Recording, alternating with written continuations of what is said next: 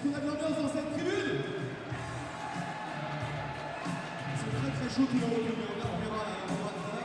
Et on va terminer par là, est-ce que c'est bien par là? L'ambiance ici? Ouais!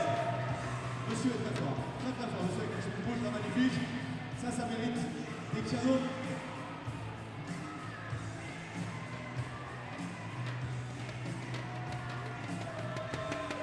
C'est bon par là? Et plus vite, c'est quoi? Voilà. Pose ta raquette 2 minutes. Tu as joué au badminton jusqu'à là. Maintenant, on va t'équiper d'un truc qui peut envoyer des pianos très très haut. Mais là, bien évidemment, c'est où il y a l'ambiance. Alors, on va vous demander où est-ce qu'elle est l'ambiance ici à Cobertin? Où est-ce que ça bouge le plus? Où est-ce que ça fait le plus de bruit? Allez! Qui veut les t-shirts? Ça peut monter jusqu'à tout le haut si vous faites l'ambiance en haut. Et pour l'instant, il n'y a pas d'ambiance. Ici, c'est moyen. Et ici, c'est pas mal. Ça va partir ici. Attention. Plus vite. Ça, il a trouvé. Attention. Yes. C'est un bon endroit. Ici. L'ambiance par là, c'est moyen. Par là, commencez là. Allez. Ouais. Plus, je crois que tu peux faire un petit t-shirt par là parce que c'est pas mal du tout. Hein. Attention. Allez, on fait du bruit.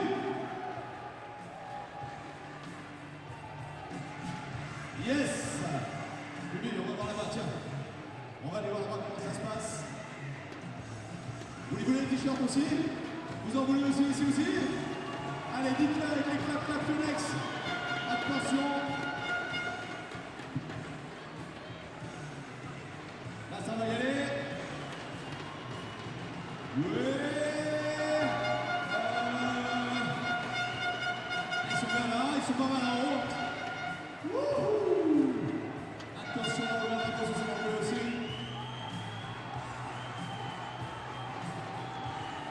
Lui, je crois qu'ils en veulent pas. Faites du bruit, bougez les mains, tout le monde, allez. Wow. On l'a dit, hein, ça peut grimper haut. Ça peut grimper très très haut. Les t-shirts. Vous en voulez là-bas les t-shirts? En haut, vous avez vu que ça peut aller là-haut? On va essayer. Ouais. Attention. Ouais. Bon, un petit pit. Ça c'est bien aussi, ça part pas avec le canon. Attention. On fait soit ici, soit là-haut. Dans la tribune du bas, faites du bruit. Ouais. Dans la tribune du haut, faites du bruit. Allez. Ouais. Allez. Il en veut partout, je vois, ça va partir. Ça va y aller. Lui a repéré l'endroit où il y a l'ambiance. Encore. Wow.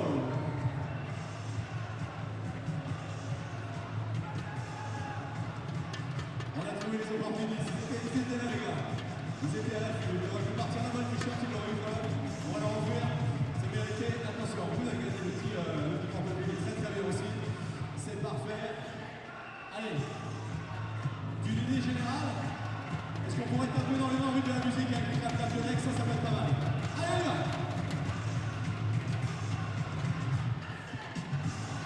Ça va vite quand on fait, attention, ça claque là-haut. Vite, reste un t-shirt pour le petit garçon là-bas, pour le jeune là. Ouais.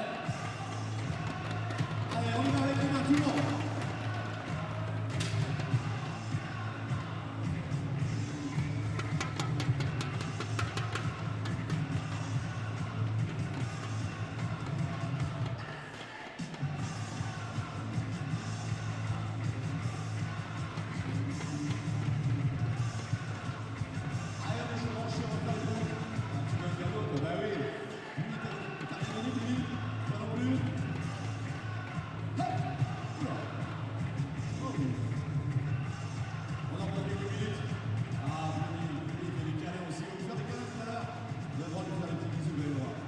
Qui veut des cadeaux? Ah ouais, ça là.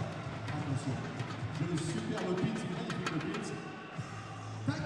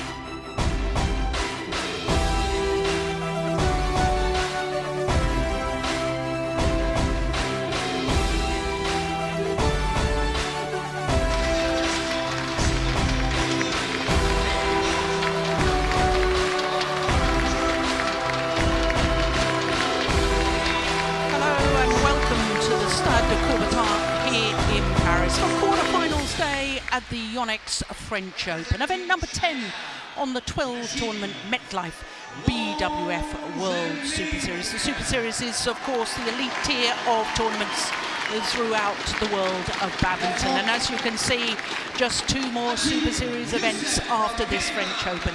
Plus, of course, the Super Series finals. And the destination, once again, is Dubai for those Super Series finals. Well, quarterfinals day, as I say, today, and we're starting with men's doubles in a first ever Super Series quarterfinal for Chen, Ling and Wang, Chi-Lin. They're up against the world champions Mohammad, Ahsan and Hendra, Setiawan. Then we've got women's singles and the beaten finalists from 3 years ago, Saina, Nehwal, up against the 2013 world champion Ratchanok, Intanon. Well, we've lost the order of play, but I'll continue to tell you about what we've got coming up. We've got men's singles after that, women's singles, and we've got Sasaki, the left-handed Japanese player, up against the 2-time former winner, Houwei of Malaysia. Then we'll have women's doubles, and Chae and Kim from Korea up against the World Championship bronze medalists, Maheswari and Polii from Indonesia. Maheswari and Polii, incidentally, recent winners of the Korean Super Series, their first ever Super Series title. Then we finish quarterfinals day with a second men's singles and the 2009 World Junior Champion, Tian Houwei, against the winner here from 2 years ago, Yang or Jorgensen. But the first of our matches, as you can see, is men's doubles. Chen Ling and Wang, Chi-Lin up against the world champions, Mohammad, Ahsan and Hendra, Setiawan. So this men's doubles, well, obviously with the Indonesians, number 2 seeds, they're the bottom half of the draw, but we can look at the destination Dubai rankings first of all.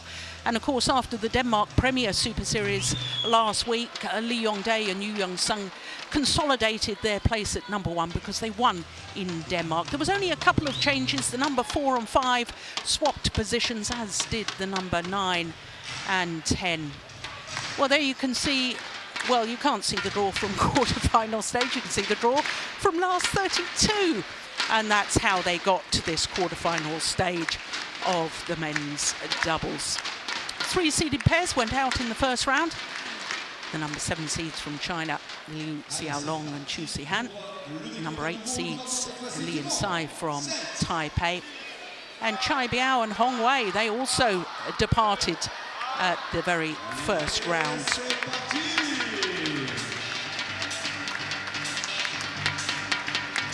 So here come our players for the first of our quarterfinals.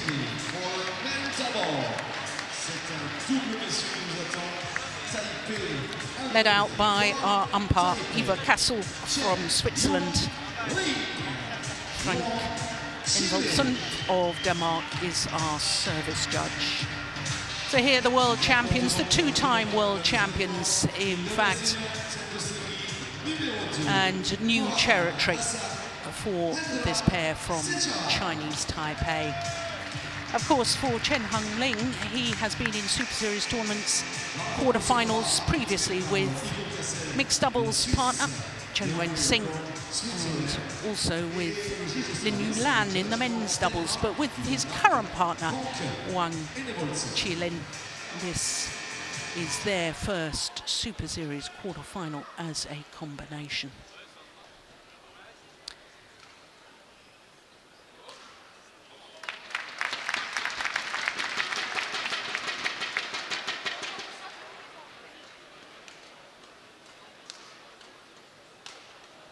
So for the Indonesians, number 2 in the world, they have been as high as 1.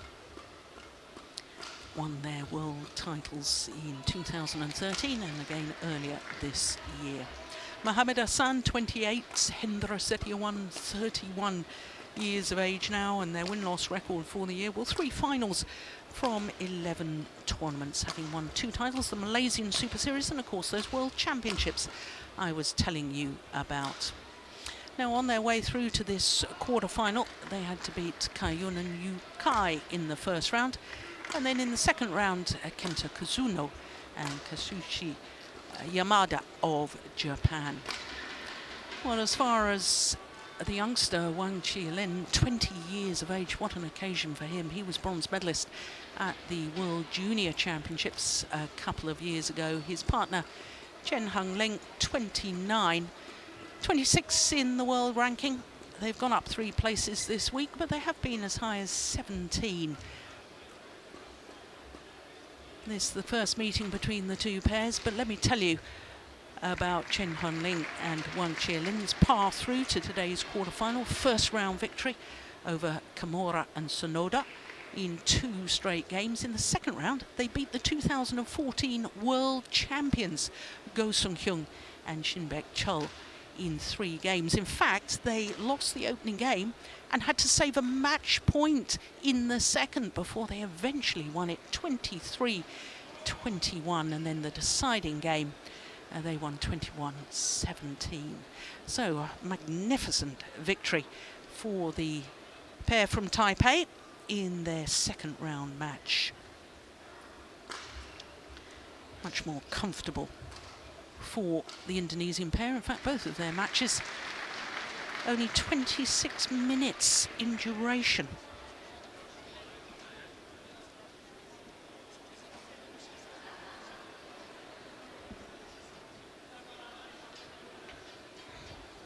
Well, he's won a couple of Super Series titles, says Chen Ling. Both mixed doubles and both with Chen Wen-sing. 2011 Japan and the 2012 Singapore. So he's very experienced.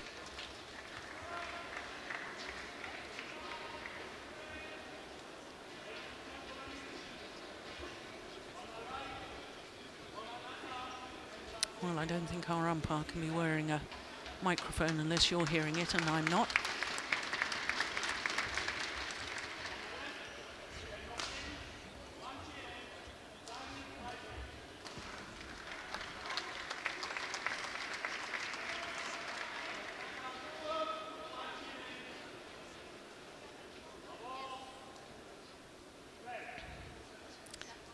So the 2-time and reigning world champions getting this quarter-final underway. Mohammad Ahsan and Hendra Setiawan. Alors avant que les parties soient réellement lancées, vous rappelez, amis spectateurs, chers amis du public, que vous pouvez faire des photos, des vidéos, mais pensez à bien déconnecter vos lampes torches et vos flashs de vos smartphones et autres caméras. Merci. Ladies and gentlemen, this is going to switch up the lights and flashes from your cameras. This is okay for the respect of the game of the players. Merci de respecter le jeu des joueurs. Pas de flash, pas de flash. Merci.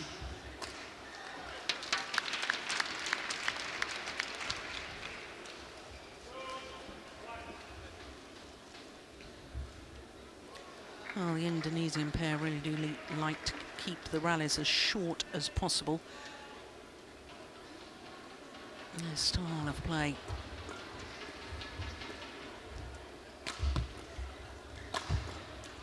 Yeah, that's good play from Wang Chi-Lin.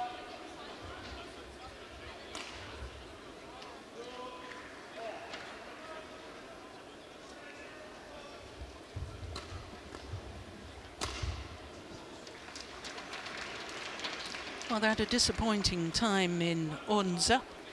Did the world champions, number 2 seeds, and they lost in the second round. Lost to the pair that got all the way through to the final, the qualifiers, Liu Chen and Liu Kai.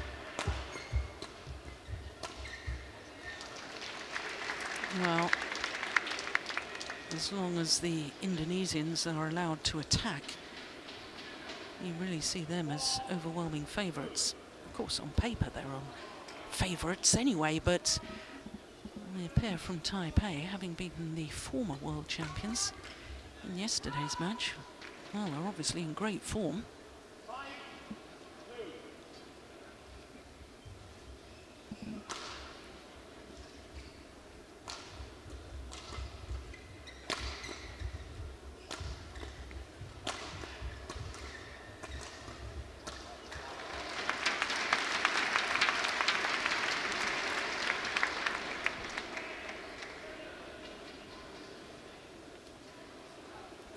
last week, I was a little bemused by the Indonesians as to why they weren't trying to attack a little more. They're such a good attacking pair.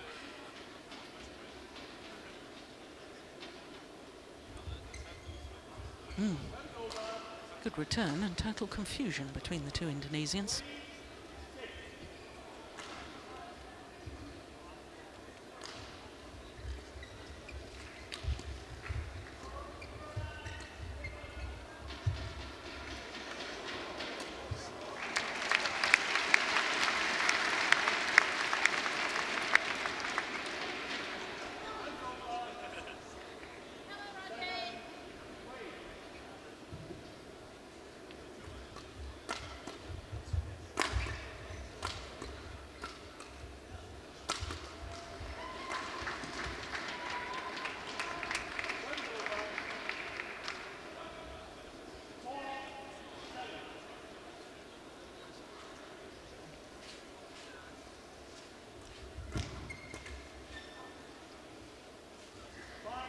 No, it really is desperately short rallies, isn't it?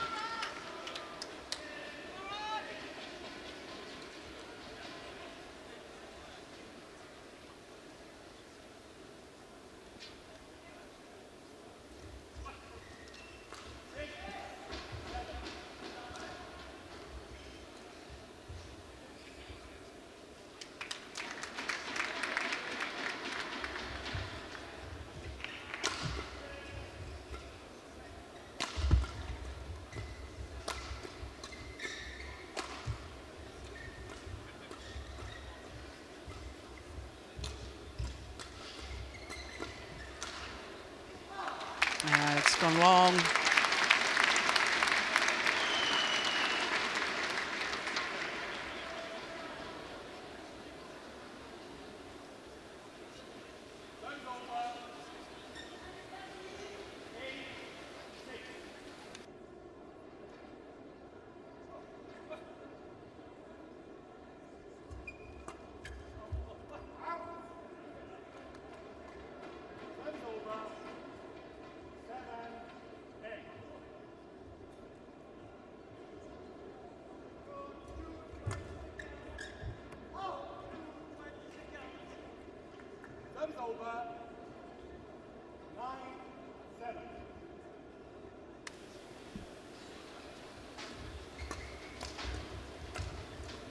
Oh yes, the luck of the net cord there for Wang Chi-Lin.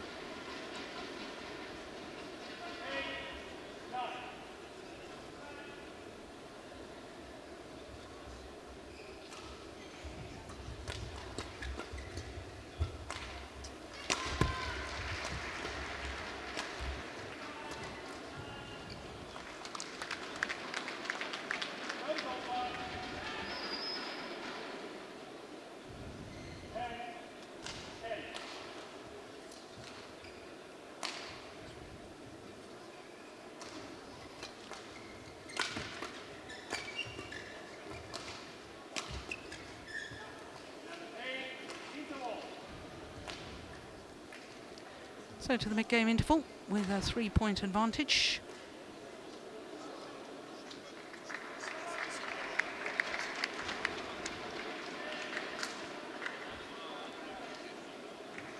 Just 6 minutes played to get to this mid-game interval.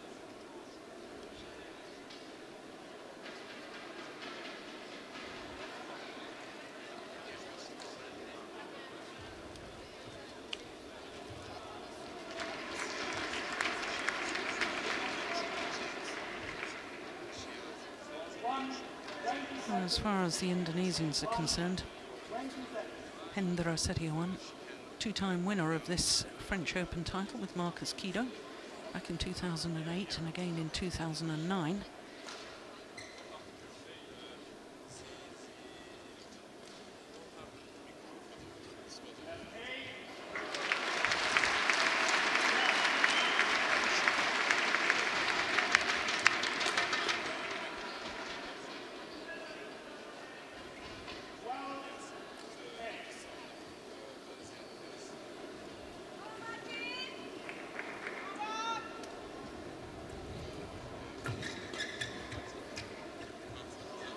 That's lovely. Well, and I keep singing the praises of Hendra Setiawan. His awareness, his reading of the game, his anticipation.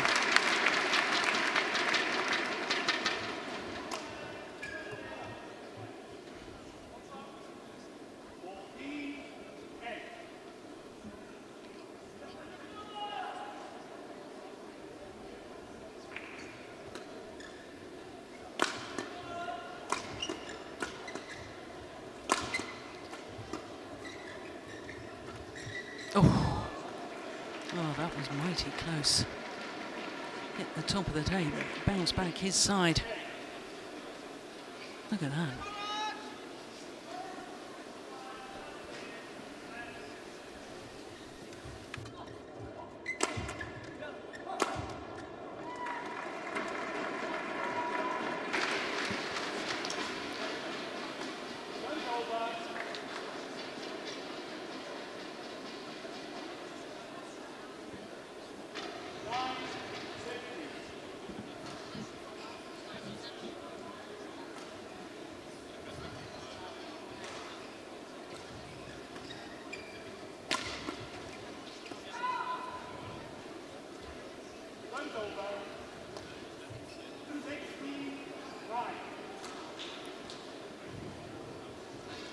Hasn't really ignited so far, has it? And that's just wide.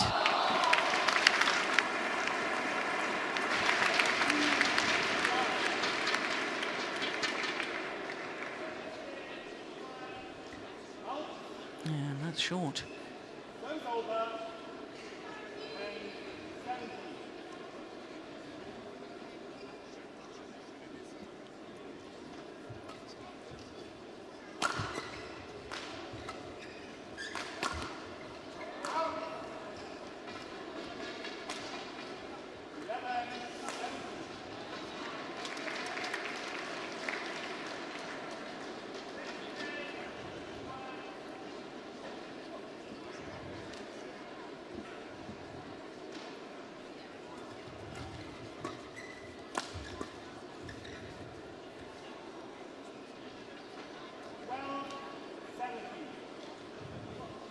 Yeah, I've been really interested to see this pair from Taipei, how they've developed since forming their partnership at the Chinese Taipei. That was July last year, where they reached the semi-final.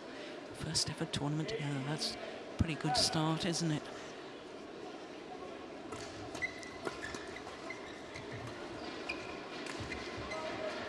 Oh my goodness, a bit of trickery from Mohammad Ahsan. Yeah, toying with their opponents at the moment.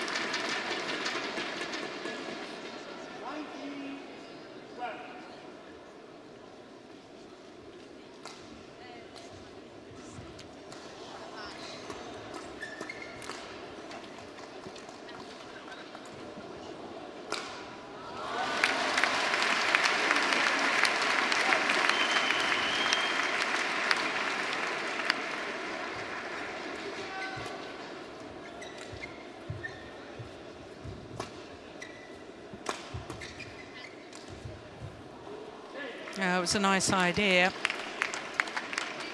Change of pace, but finding the net, and that means the opening game to the number 2 seeds and reigning world champions, Mohammad Ahsan and Hendra Setiawan. 21-12 in just 11 minutes. From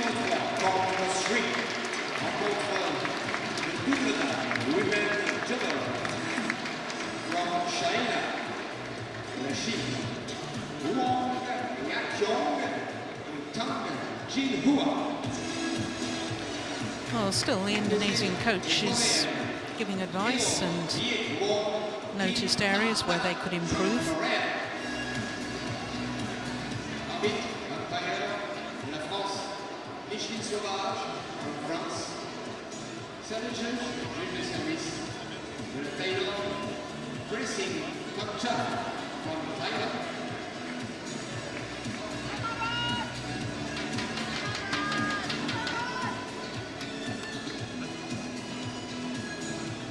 Yeah, well, that's what I expected. The the more experienced of the two players from Taipei, Chen Ling, really taking the commander's role, giving advice to his partner.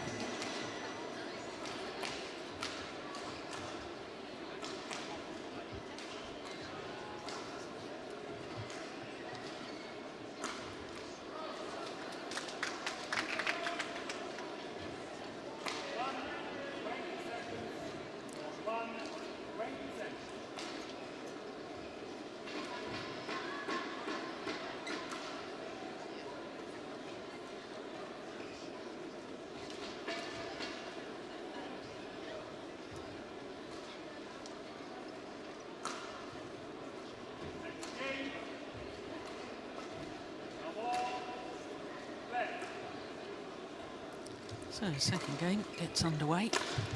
Indonesians very dominant in that first.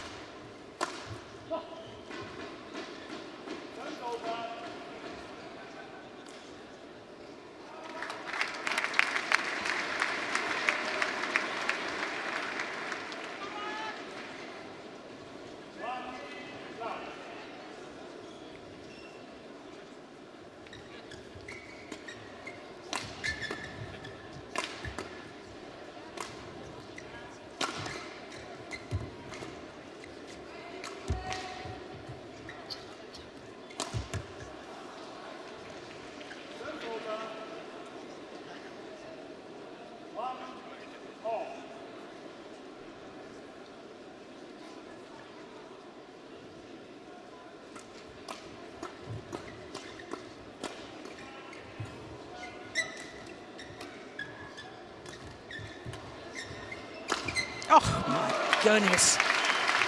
Great play from Mohammad Ahsan. Won that rally on his own. Look at that change of pace. He started in the left-hand side of the court as he plays it, and then went to the forehand side, then backhand side again. Great movement.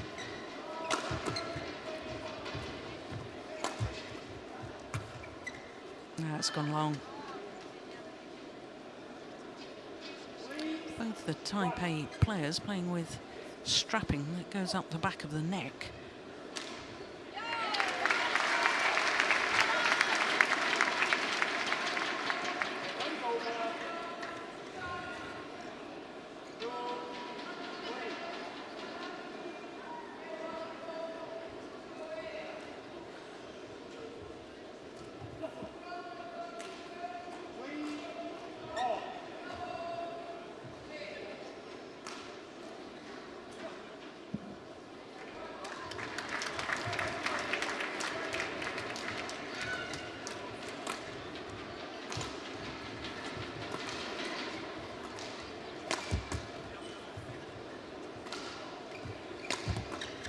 Oh, lucky net cord from Hendra Setiawan.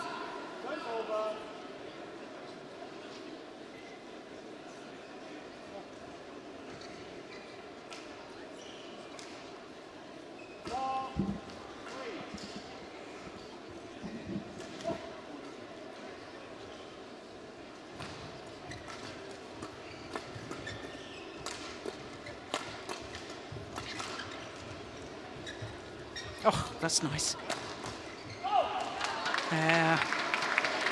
Chen Ling changing the momentum of the rally. Beautiful little disguise shot. Blocked cross court at the net.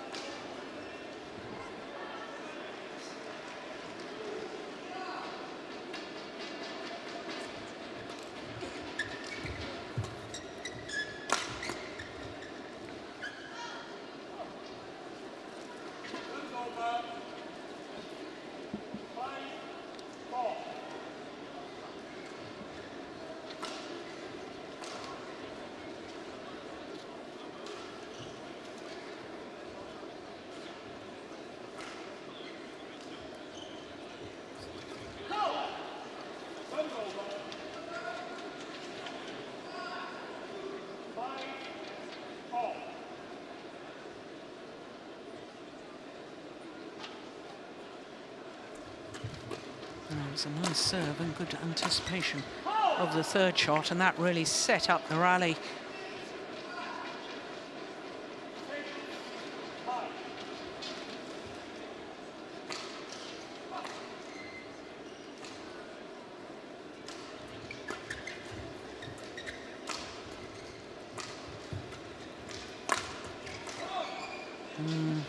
Yeah, he got caught with his defence, didn't he, Wang Chi-Lin? Now, he didn't really know whether to play that forehand or backhand, and he seemed to get caught in the middle somehow.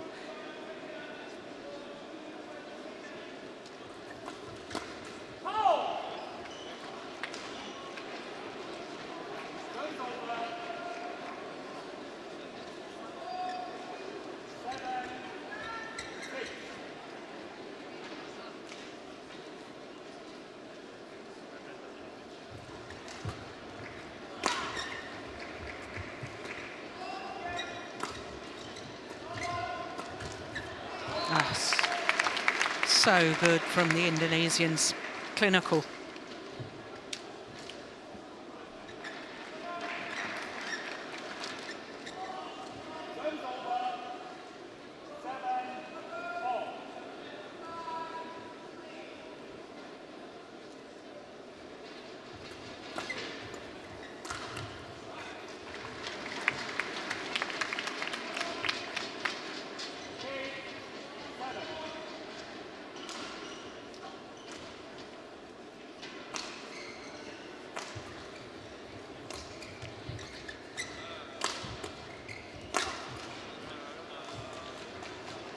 It's a good change of direction, isn't it?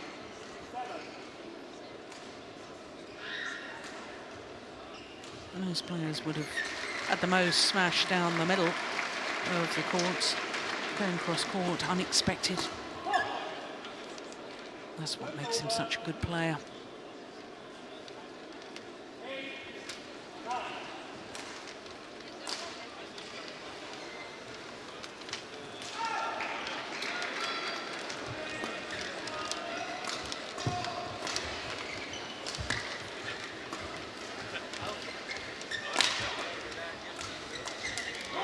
Oh, yes.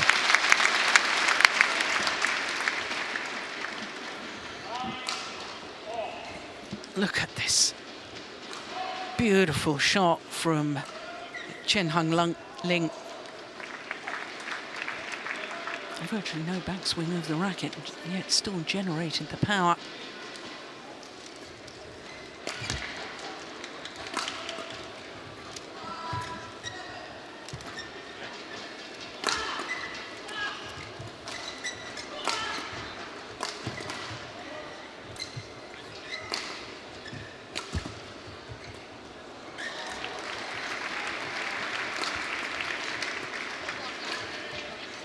Longest rally of the match so far, without any shadow of a doubt. Oh, what was that from Chen Ling? Must have changed his mind on this final shot. Just popped it up into the air, into the hitting zone. Yes, my goodness, that's a gift and a half, isn't it?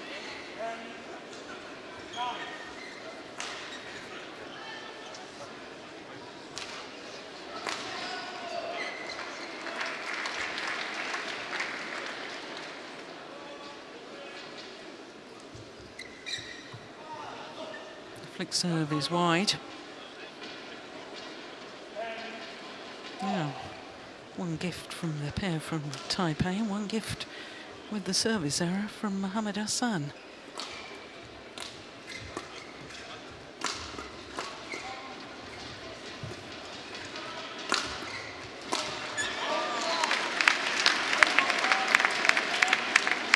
So just 1 point in it, the mid-game interval here in the second game. Number 2 seeds and 2-time world champions, having taken the first. 21 minutes. Well, they won their first 2 matches in 26 minutes. I wonder if they can do that again.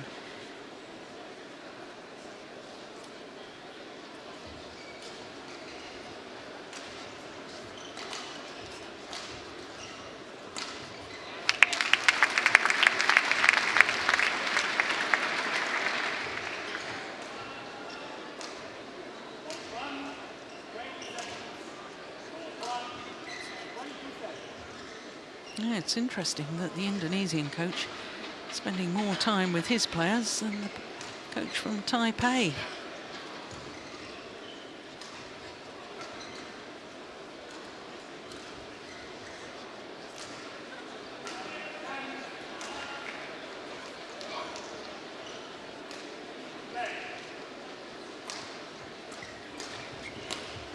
Oh yes, well played. He's a talented individual, this young man. There he is, 20-year-old.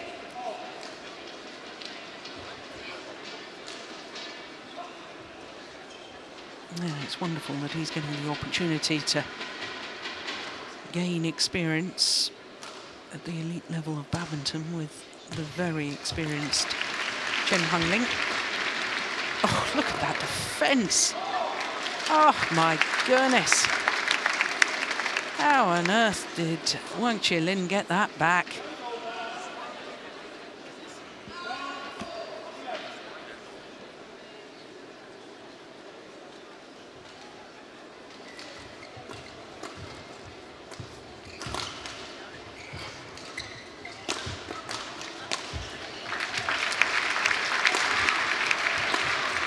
Oh. Well, he's moving very well this week, is Mohammad Ahsan. I thought last week, I didn't know whether they were still struggling with jet lag or whether one wasn't feeling terribly well. They certainly didn't play at the Denmark Open with this sort of urgency.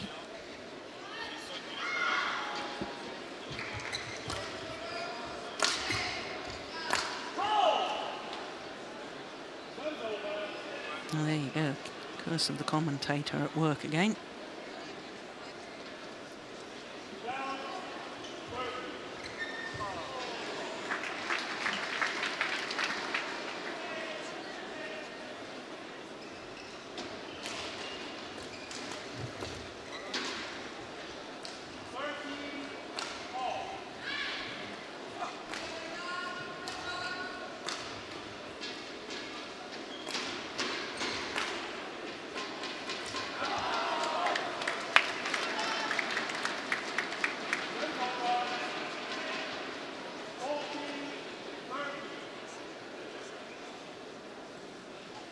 Oh, my goodness.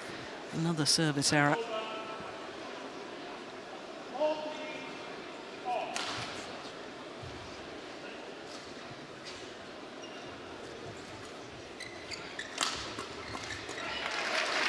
Yeah.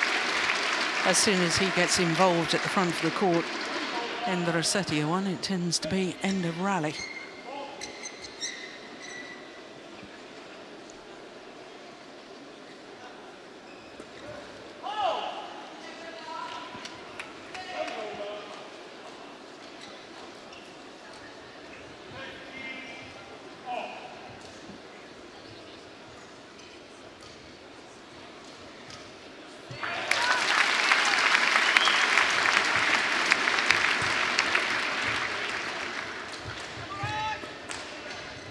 Missed it.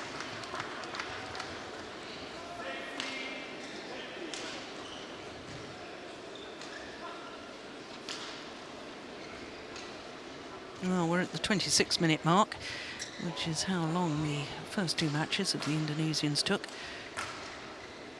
Well, it's going to be longer for sure.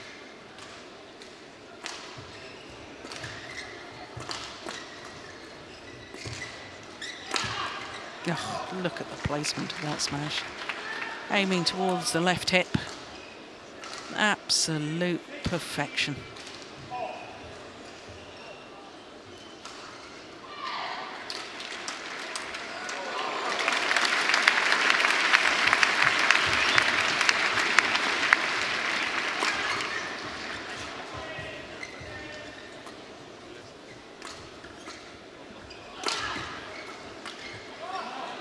Yeah, he gets caught on his defence quite often, doesn't he, Wang?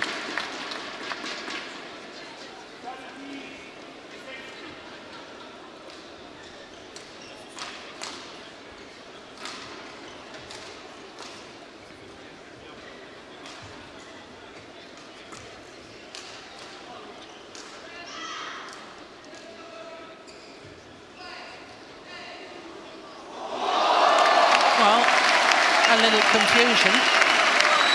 I do wish we could hear what the umpire is saying.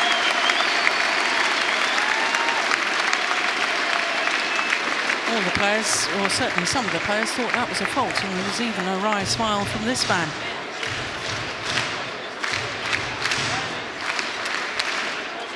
Yeah, there's caught again. Can't make up his mind whether to defend forehand or backhand.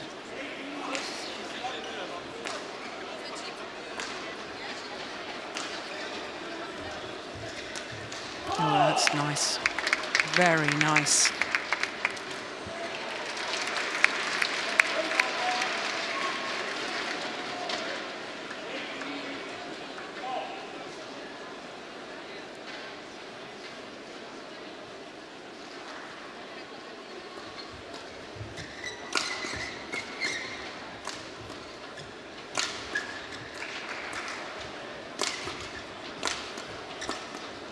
Oh, all-out attack.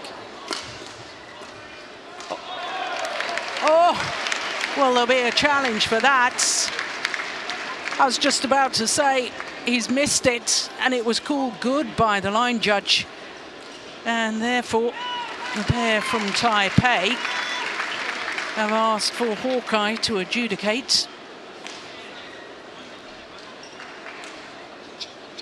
Yeah, it was certainly close, I know that. But instinctively, I thought that was out. Here we go. Oh, wow. Hawkeye's called it in.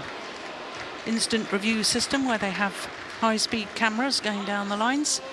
And then one of our umpires or service judges takes the duty of adjudicating and deciding whether it's in or out.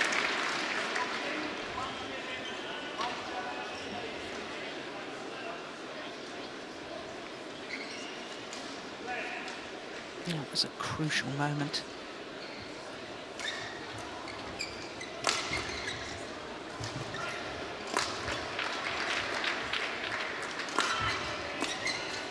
Yeah. Match points have arrived.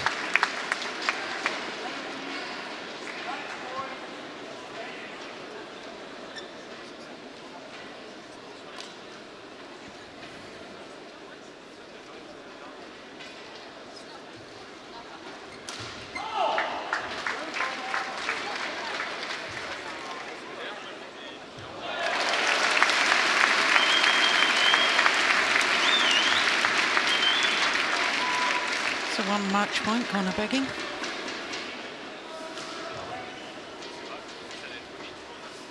Second match point.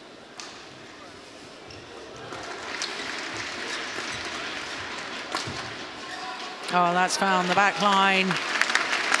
And the number 2 seeds, Mohammad Ahsan and Hendra Setiawan, safely through to the semi-final.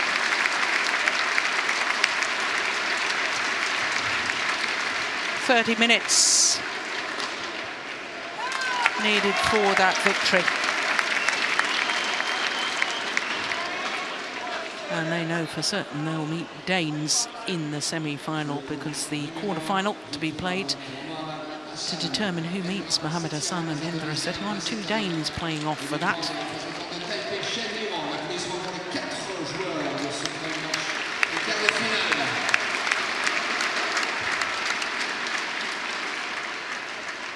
This the final point. Yeah, just inside that back line.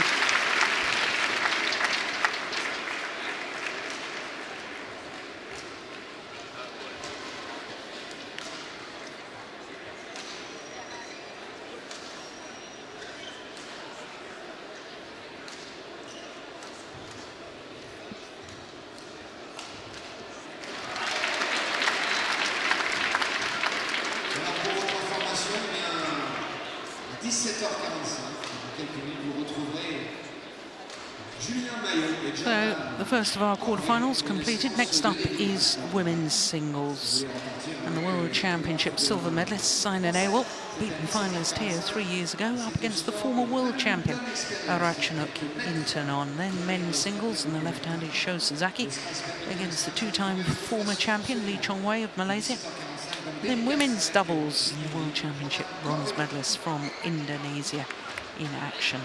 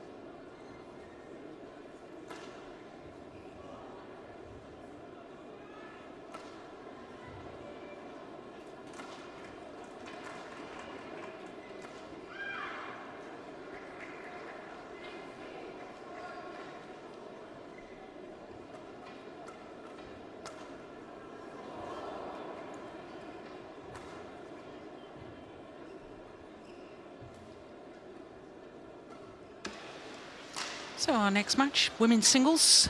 Saina Nehwal, the former world #1. It was yesterday that she dropped down to #2 up against the former world champion, Ratchanok Intanon.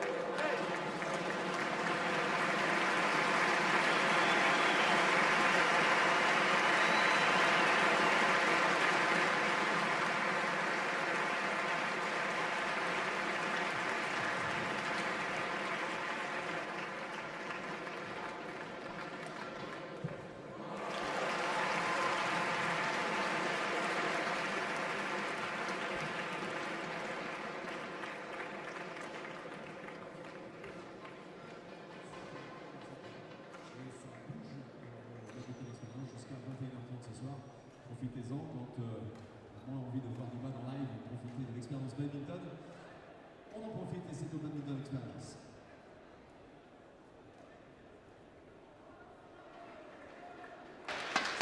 So before our women's singles quarterfinal, chance for us to look at the Destination Dubai ranking, and the big mover was the winner from the Denmark Open. Houwei shot up from #11, up 6 places to #5. As you can see, Saina Nehwal was up 1 place as well, went up to #4. And the other semi-finalist that was a big mover, Yeong of Korea, moved up 2 places to #8. Well, there is the top quarter of the draw.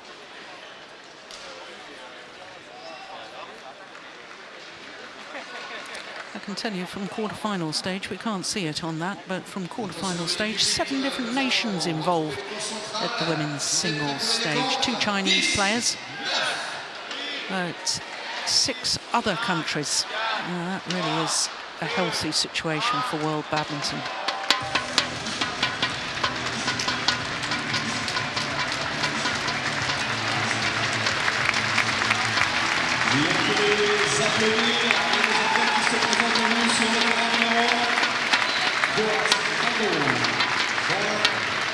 So the former world #1 Saina Nehwal, beaten finalist here 3 years ago when she lost out to Minato Mitani.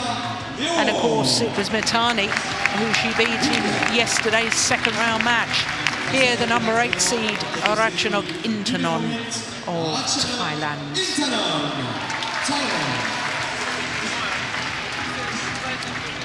Kang Sang-young from Korea is our umpire for this one. And Stephanie Vernet of France, service judge. The players, after the toss of the coin, swap ends. Of course, there's a choice as to whether you want to serve, whether you want to receive, or you can choose which end you start. So Saina Nehwal, until yesterday, was the world number 1. Now she's number 2. And her win-loss record for the year, well, 4 finals from 10 tournaments. And as we saw on the Super Series ranking, she's up 1 place to number 4, having surprisingly, by her own very high standards, lost in the second round of the Denmark Super Series event. Now she beat Commonwealth Games gold medalist Michelle Lee of Canada in the first round, and then yesterday in the repeat of that 2012 final, got revenge over Minato Mitani, the player she lost to last week. So to the number 8 seed, gone up 1 place in the world ranking yesterday to number 7. She has been as high as 2. In fact, she was only 18 when she was number 2. She's now 20 years of age, down a couple of spots as we saw on the Destination Dubai ranking. And as far as her tournament results this year, 3 finals from 12 tournaments, winning the Asian Championships and winning the Indonesia Premier Super Series. Well, this will be the 10th meeting between these 2 players. Surprisingly, only twice gone to 3 games. Saina Nehwal has won the last 2 occasions, and that last time was in the final of the India Super Series earlier this year. In fact, the last 2 occasions that Saina Nehwal has won, they've both taken place on her home soil in India, because prior to that, she beat Ratchanok in the 2014 Yuba Cup campaign, where, of course, India won a bronze medal.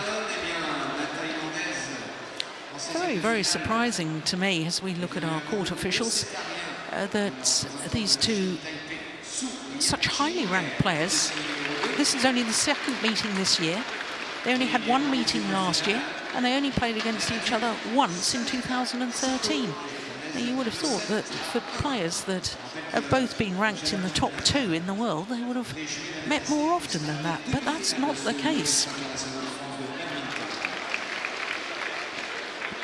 Ratchanok, well, she was semi-finalist here last year, lost out to Houwei, the eventual beaten finalist, lost out in 2 games, but they have met each other here 3 years ago. They played at this stage, quarter-final stage, and of course with Saina Nehwal going on to reach the final, she obviously won on that occasion.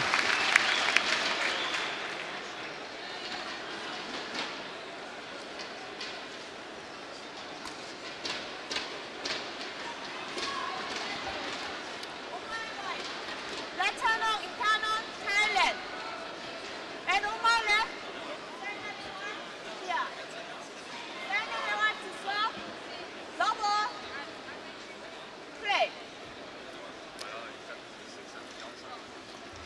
Well, just to put you right, it's actually Ratchanok Intanon that's nearest to us. It's Saina Nehwal on the far side of the court. First double. 1, love.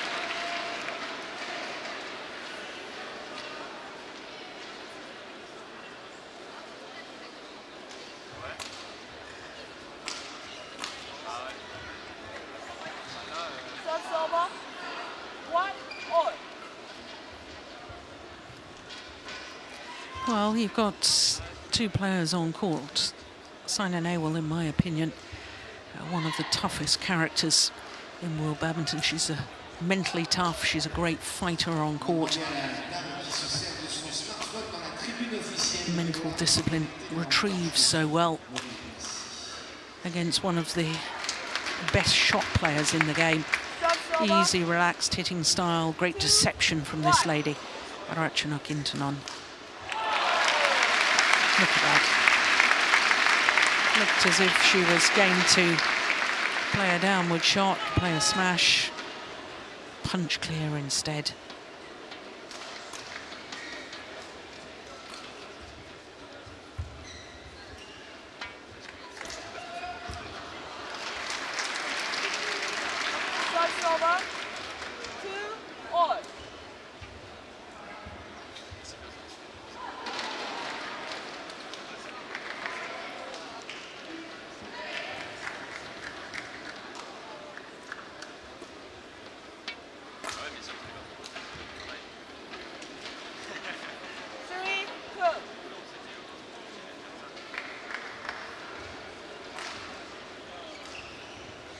Saina Nehwal's coach, Vimal Kumar.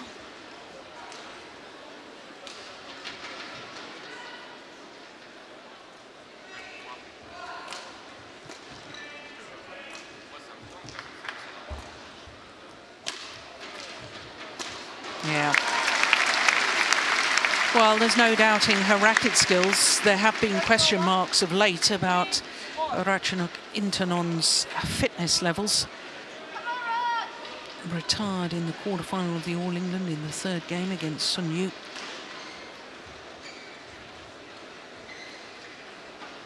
Retired in the World Championships too, in the third game against Linda Fanatri. Both occasions it was cramp. Now it's interesting that she's wearing the long stockings to keep the calf muscles warm. Keep the blood flowing a little bit more. Try and prevent that cramp.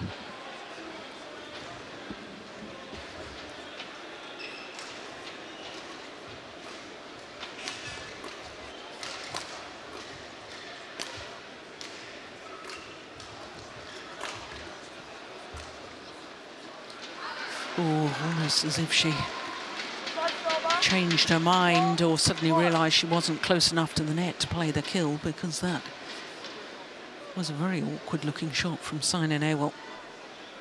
Pushed long.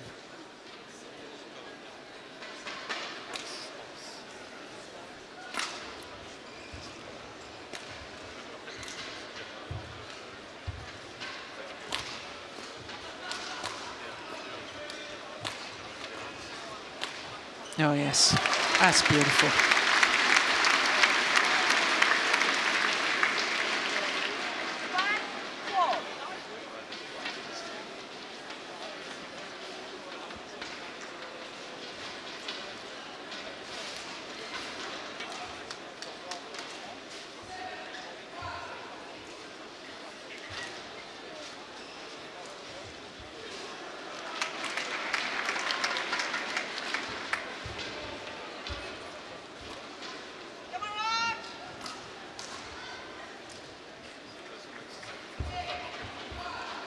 That's her favourite shot.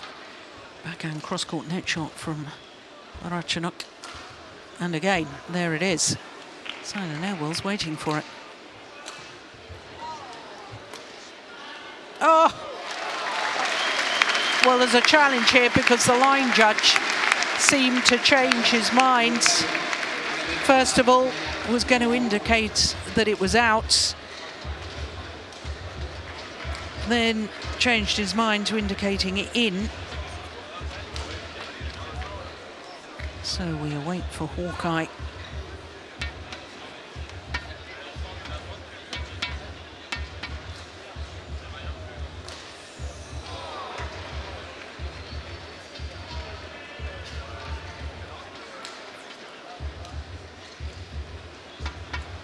Here we go.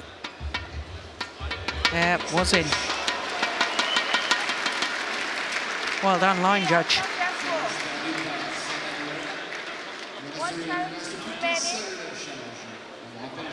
I think it was his change of mind that really prompted Saina Nehwal into making the challenge.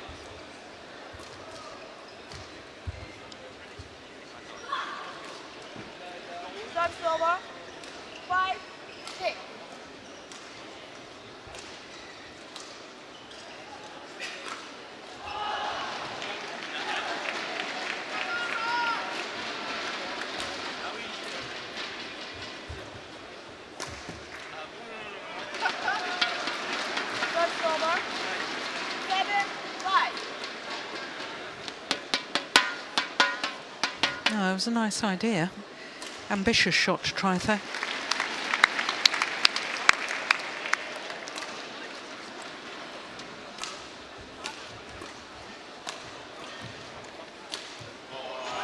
Oh yes, that is terrific.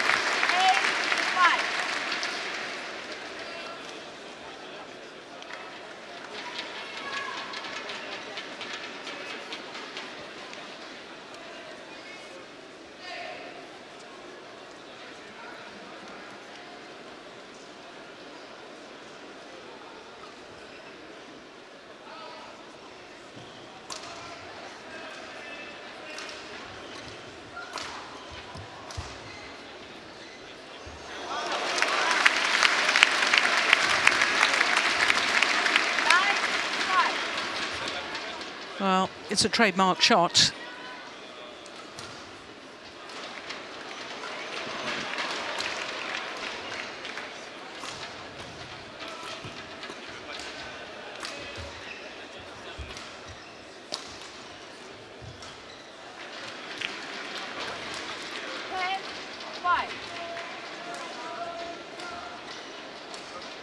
Oh, 5-point advantage on a run of 4 straight points.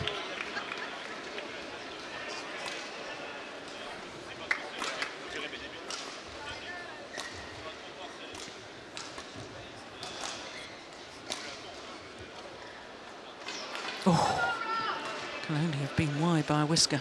There's another challenge here, this time from Ratchanok.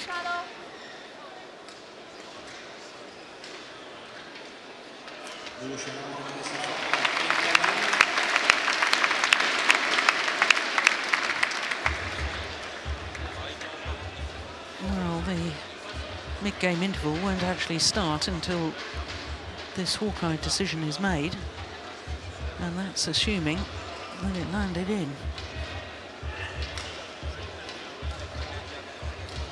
Here we go. Oh, out by a whisker. No, both players lost the challenge.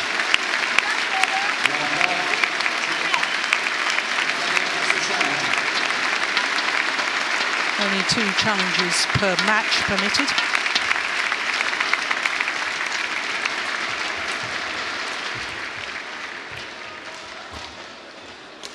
Oh, look at that.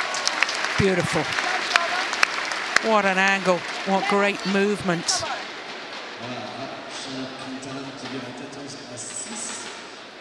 Yeah, beautiful shot making.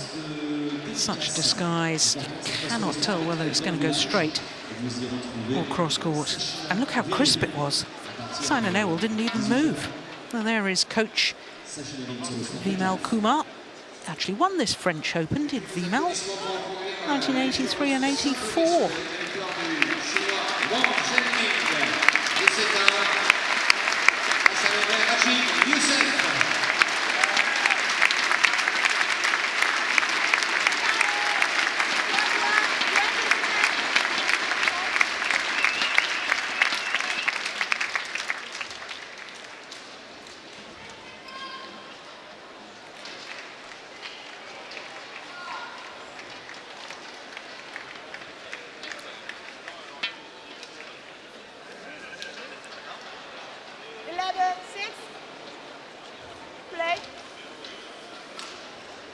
So the 5-point advantage for Ratchanok Intanon. Oh, look at that defence. It was a good smash from Saina Nehwal. There was nothing wrong with the smash. It was just terrific reactions. Smash one out wide, then uses the body smash, but what a wonderful shot from Intanon.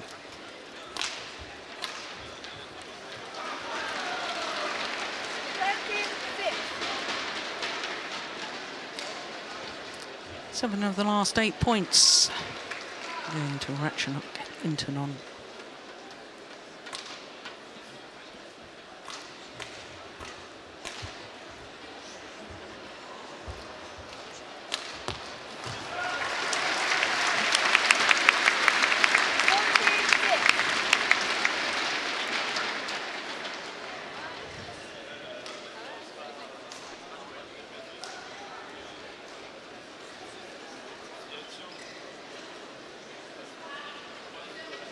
Yeah, it's good movement from Saina Nehwal.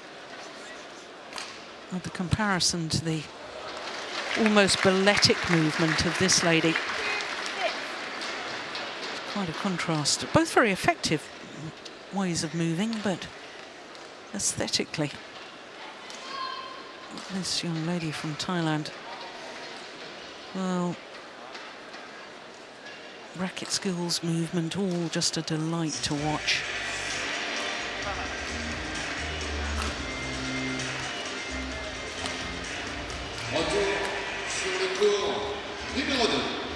Look at that. 10 of the last 11 points.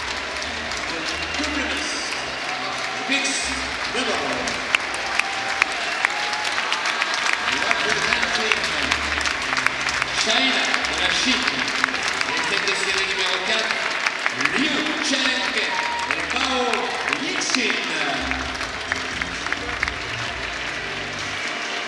Representing England, de l'Angleterre, tête de série numéro 6, Chris and Gabriel Hancock. Chris Hancock, Gabriel Hancock.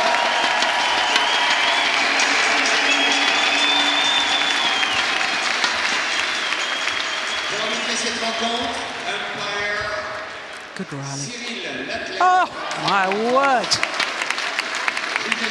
What a fabulous shot. She'd been at full stretch. It was a desperation forehand cross-court net shot. And she follows it up with a winner like that. Quite magnificent.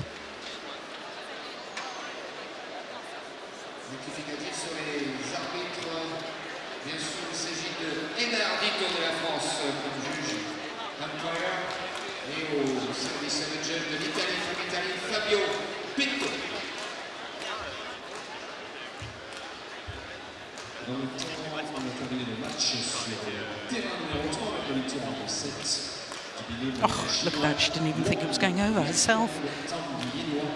Oh, well, this is just getting better and better as far as Ratchanok Intanon is concerned. Hitting winners from all corners of the court, but that bothers me. The way she moved forward to her backhand net there. 12 of 13 points now, Ratchanok.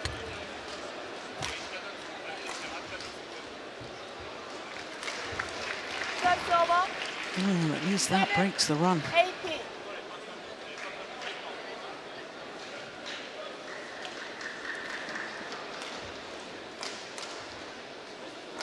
8 straight points.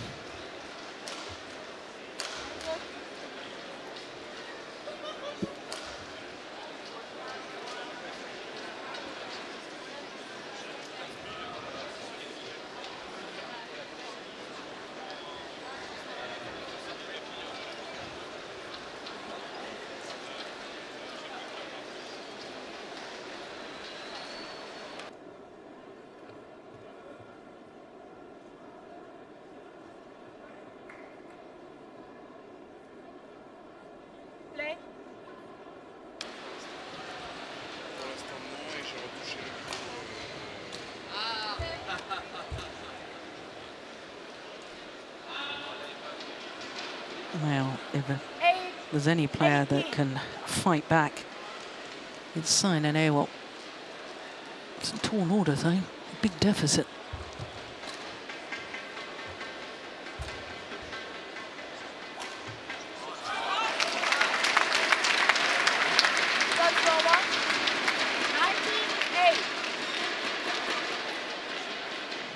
Two points from this opening game.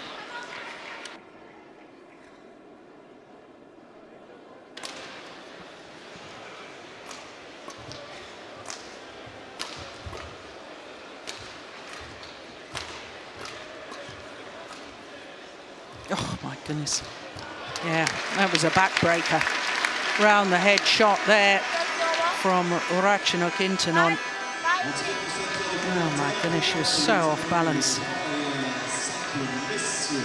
Resulted in a very loose drop shot indeed. Yeah, she knows it.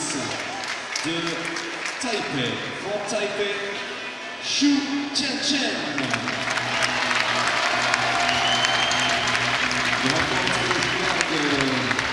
It's gone wide. 20 game point, 9.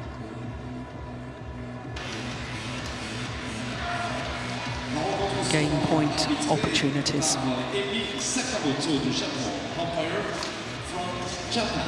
It's long. And the opening game in very, very convincing style to the former world champion, Ratchanok Intanon. 21-9 in 18 minutes of play.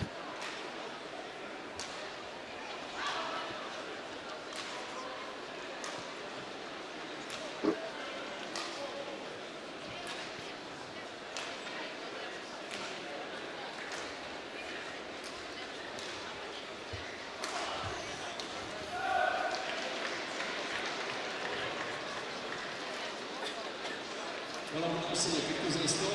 On va écouter les échauffements sur terrain numéro 3 pour vous rappeler la présence de Saina qui se retrouve donc Well, certainly, as far as Ratchanok Intanon is concerned, everything she's been doing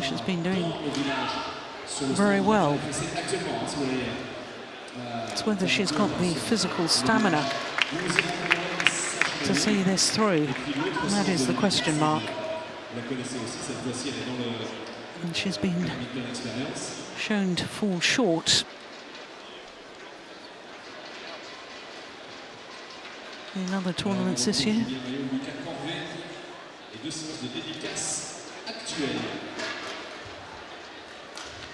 Peter Gader, former champion here, the French Open, now coaching in France. Last won the title in 2008, Peter Gader.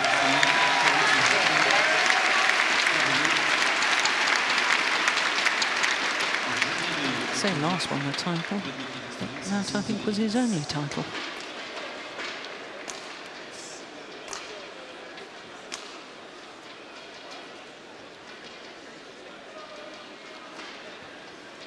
Second game, no more. Play.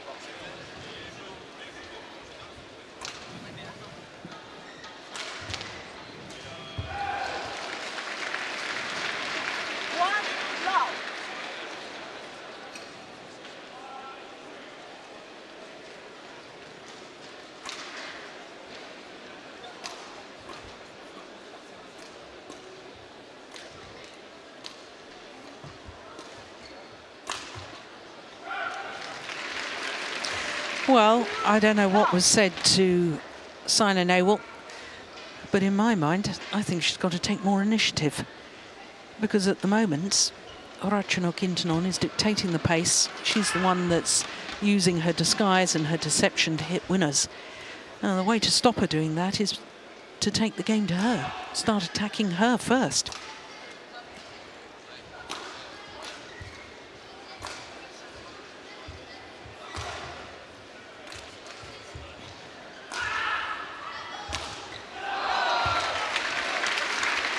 Oh, that's brilliant. Absolutely wonderful. Well, quite frankly, I don't know what you do against that. Look at that.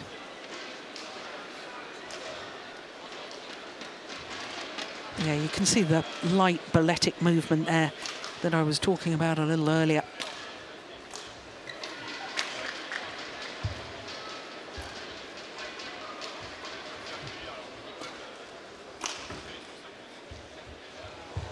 Oh, yes.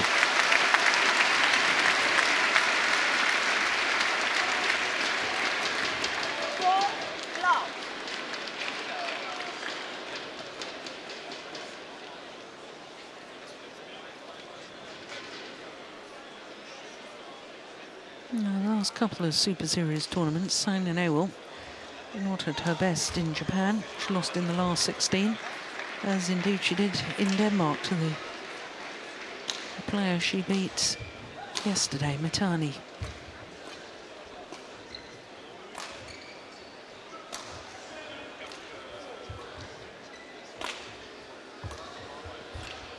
Oh, miss it. I think she had her eye on Saina Nehwal, and this might just be the chance and the opening and that Saina Nehwal needs.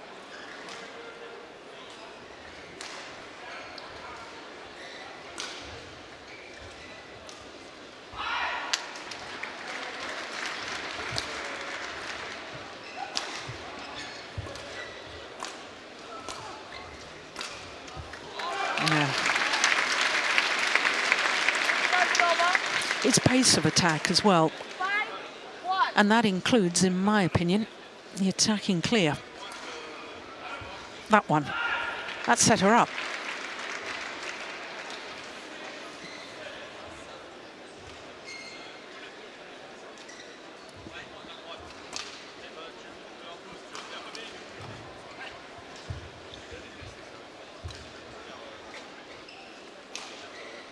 No, it's landed in. Good length from Saina Nehwal.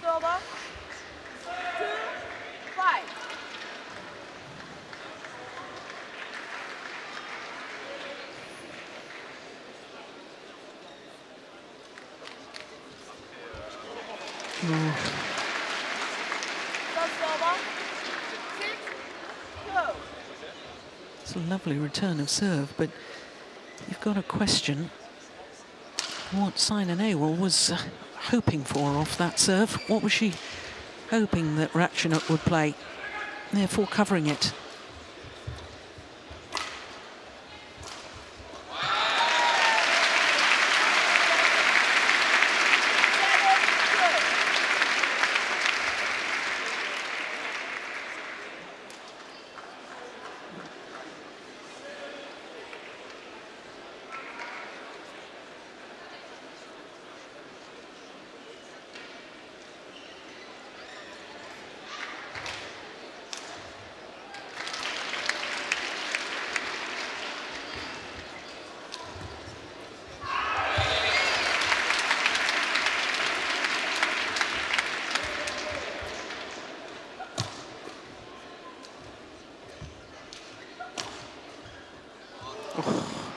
My goodness, if that had worked, that would have been the shot of the tournament.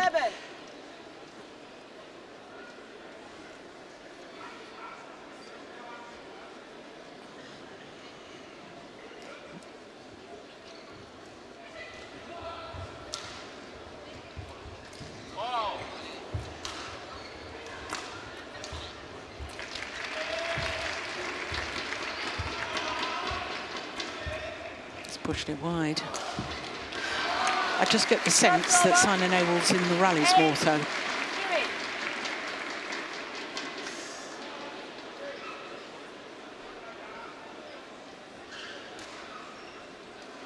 The next few rallies, huge importance.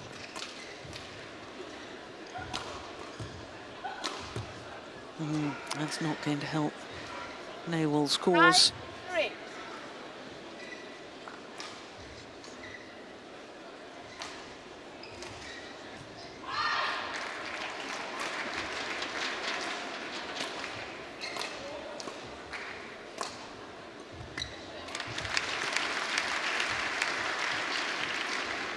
Oh, that's lovely. You see, the more she can extend the rallies, Saina Nehwal, the more you've got to rate her chances. If the pace of Ratchanok drops just fractionally, it does make a huge difference to her game.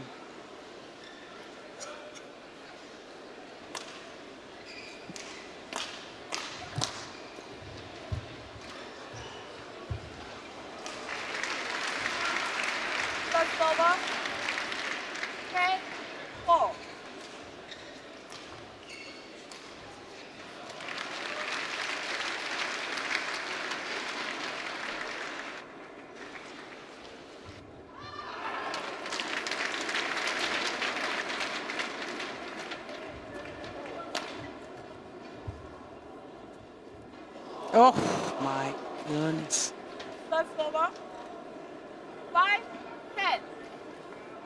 Well, if that had come off, that's another one that would have been an outright winner.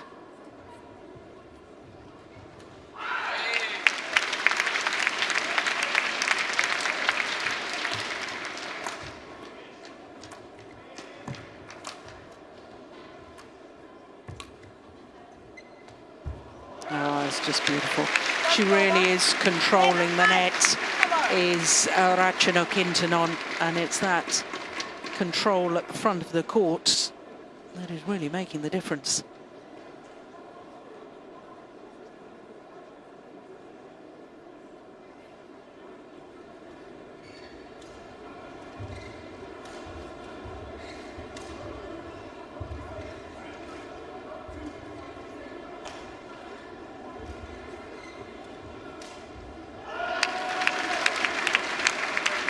Yeah, a little pat on the back from Vimal Kumar. Court 1, 20 seconds. Court 1, 20 seconds.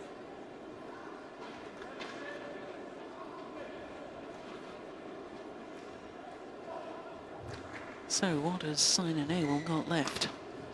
11-5. It was 11-6 in the opening game at the mid-game interval. So even a bigger advantage here in the second to Ratchanok Intanon. 11-5. Play.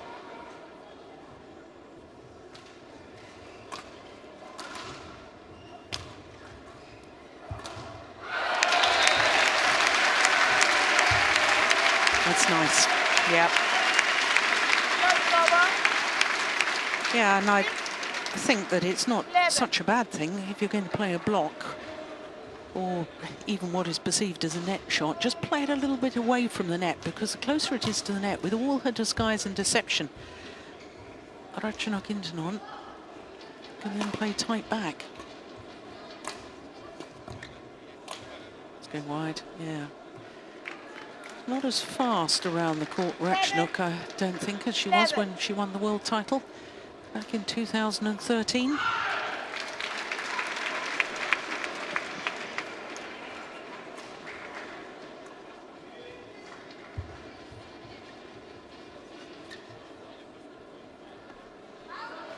Mm.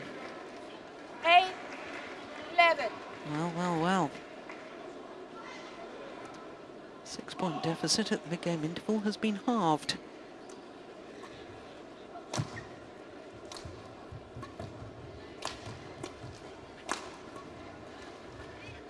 Yeah, that's the one.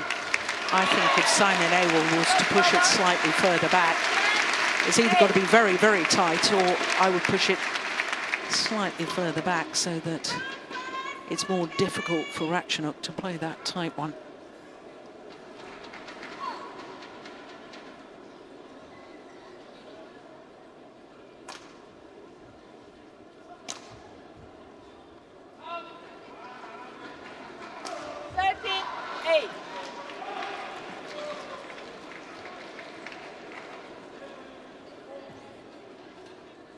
Just asking for the court to be mopped.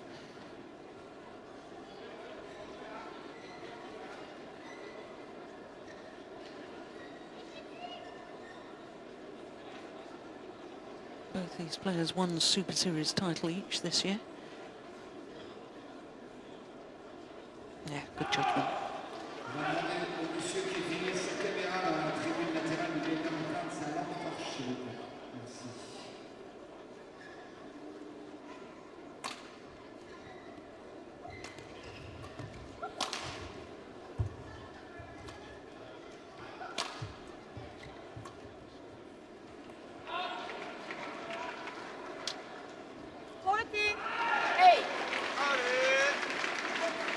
Well, this is very dangerous times for Saina Nehwal. 6-point advantage opened up once again by Ratchanok. That's over. 9-14.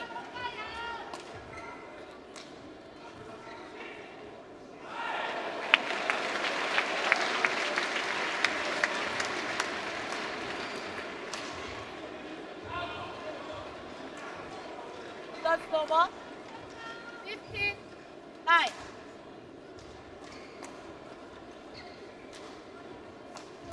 S'il vous plaît, merci de déconnecter les flashs de vos mobiles. Pour la photo, merci.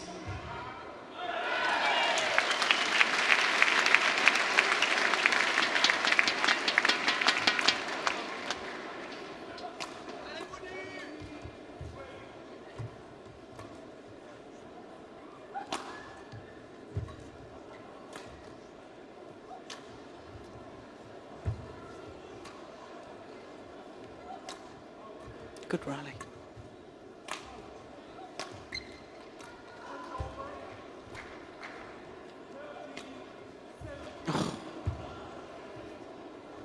Oh, it's unbelievable. Oh!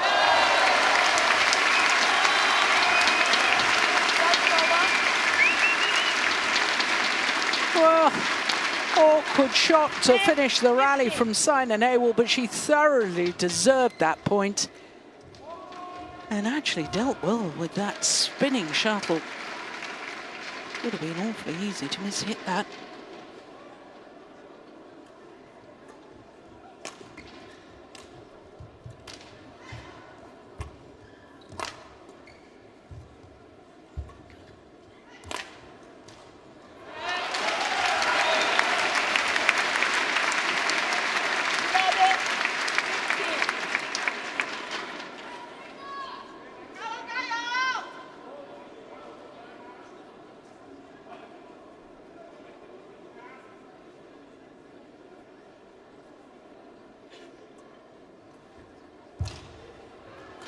Oh, it's called out. It's challenge. Challenge here from Ratchanok Intanon. And if she's wrong on this, she's got no more challenges left. It was desperately close.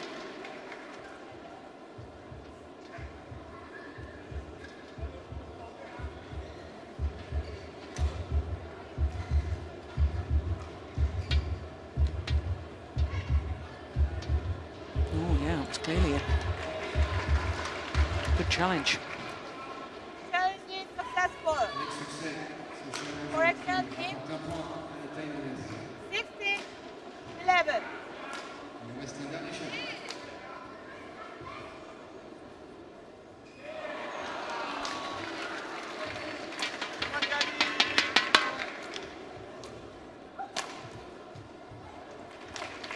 That's over.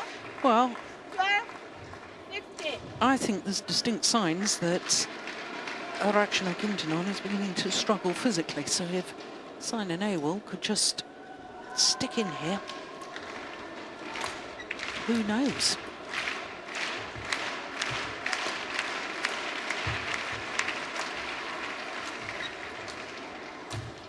Yeah, it's well taken.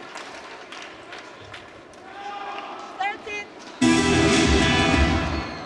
Good gracious. Yeah.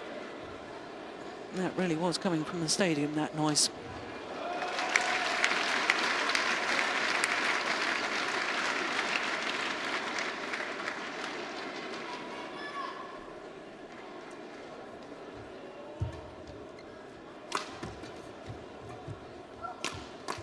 Oh, my goodness. Saina Nehwal smashing went off balance and smashing straight down the line. I thought that lift from Ratchanok may have been going wide, that one. Not that we can tell when we're just looking at her, but... Oh, that's nice. Oh, challenge here from Saina. Cette fois demandée par Saina Nehwal.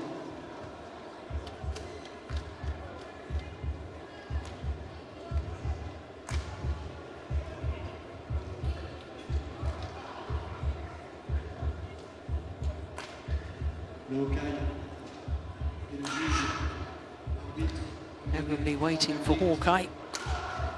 Decision shown on the giant screen. Yeah, it was out. So Saina Nehwal, no more challenges. And Ratchanok Intanon just 3 points away from booking her place in a second consecutive semi-final here at the French Open.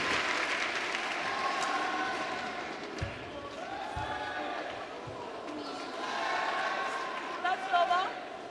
14-18.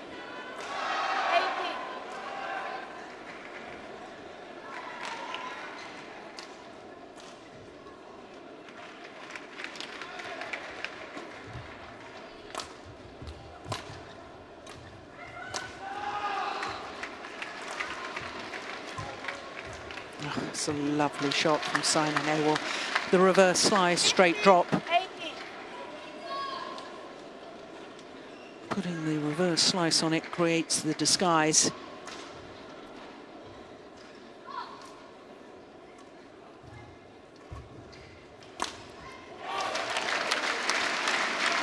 Lift, too short, too flat.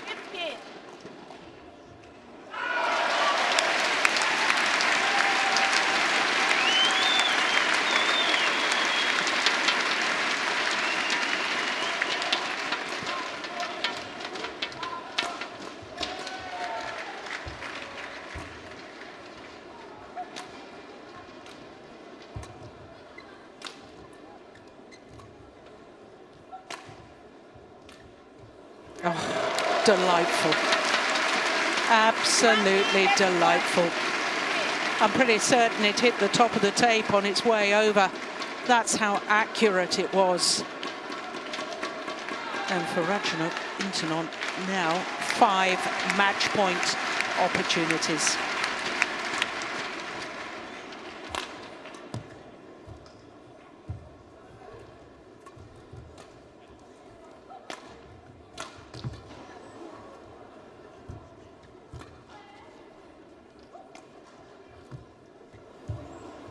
Good rally.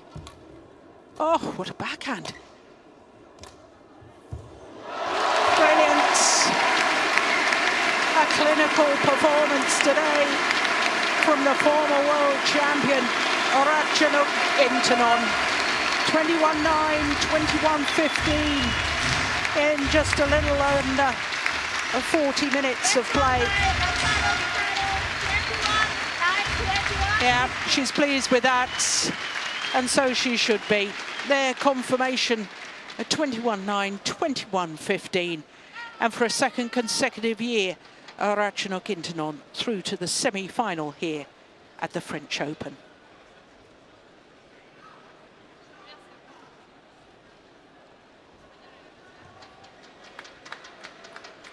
Voilà les applaudissements, effectivement, pour accompagner les joueuses.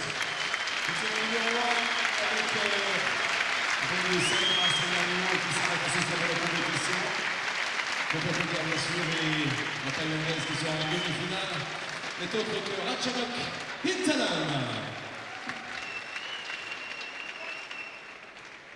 Et Saina, Nehwal, la tête de série numéro 1, donc qui quitte ce tournoi, édition 2015.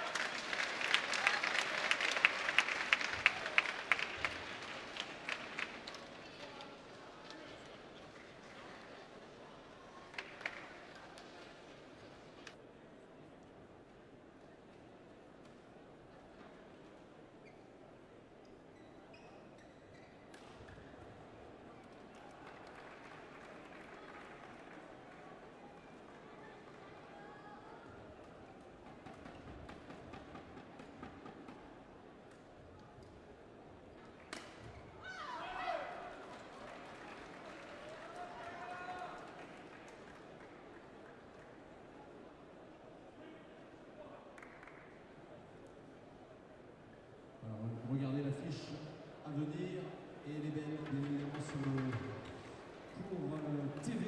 Retrouvez tout à l'heure le japonais Sasaki qui va tenter l'impossible devant celui qui semble bien difficile à battre depuis le début de cette semaine. Ling c'est la prochaine affiche. Sur le cours numéro 1.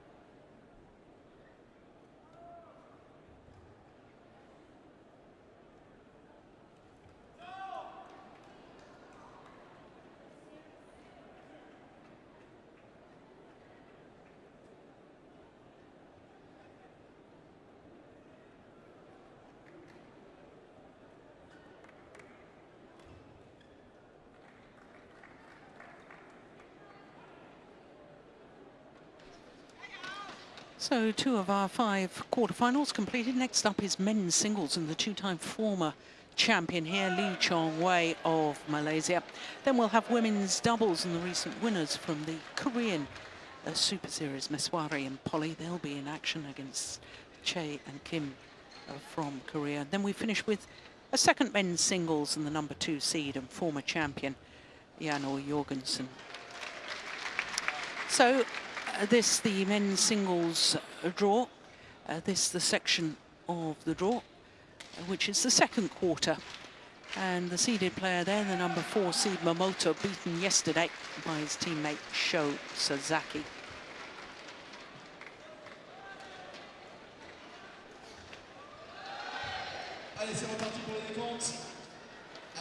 Well, as far as the destination Dubai standings are concerned, all 4 semi-finalists from last week in the top 10. But of course, the winner from last week, Chen pulling out of the event here in Paris.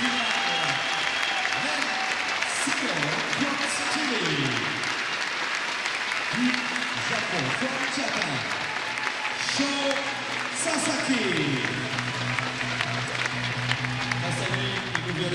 From Malaysia,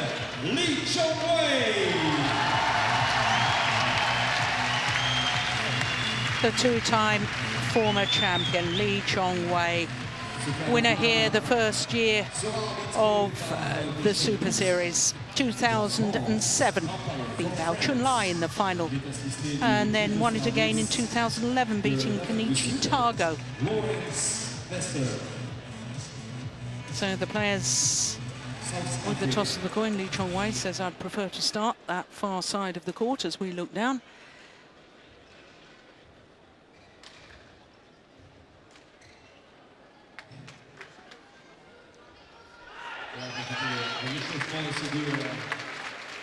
Ces deux athlètes, il faut rappeler qu'il faut débrancher vos flashs, ça crépite de partout, c'est en face de nous bien évidemment, mais de l'autre côté aussi derrière nous. So Houwei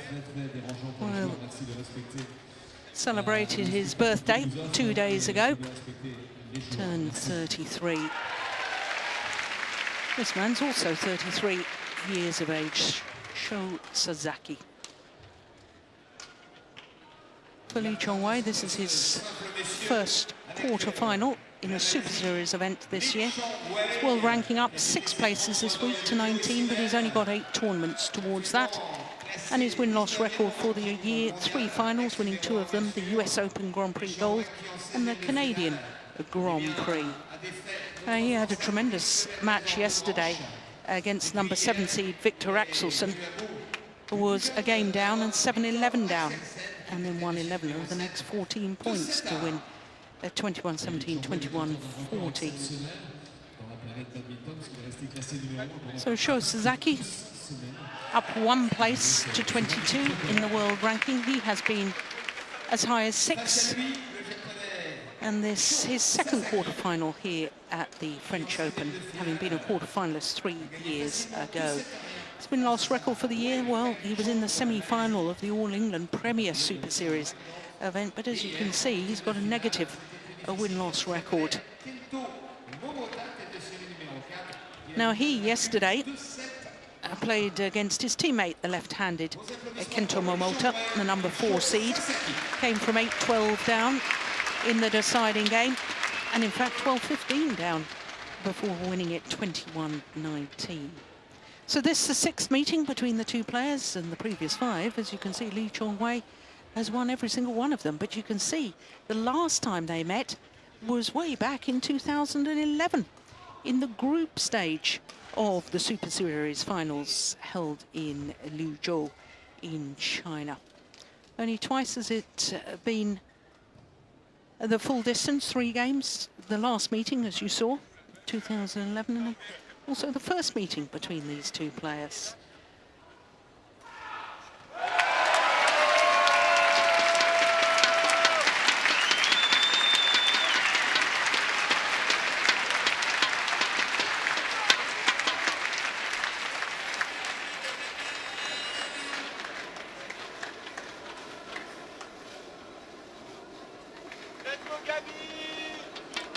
Well, Ladies and gentlemen, on my right to Sasaki, Japan.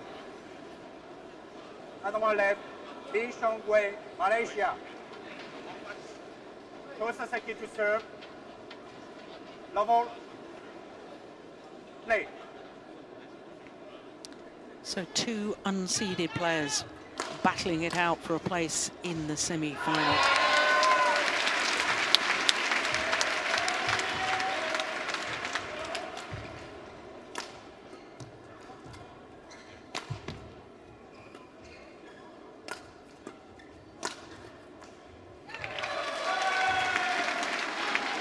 Well, for Sho Sasaki, Lee Chong-wei is his first right-handed opponent in this tournament.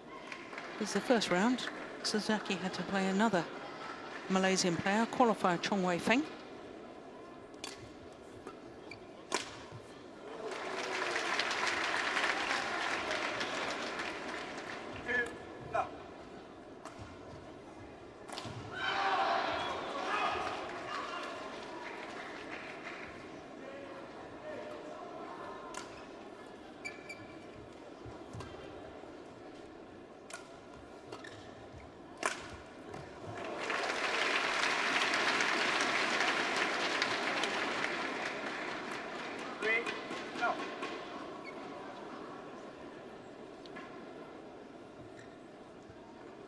Well, I thought in this second and especially the third game yesterday with Lee Chong-wei against Victor Axelsen, I thought he was beginning to look more like his old self. More attacking play,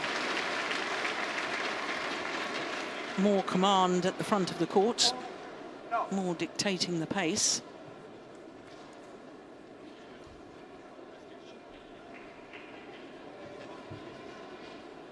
The question is whether he can keep that going when it becomes really tight in a match.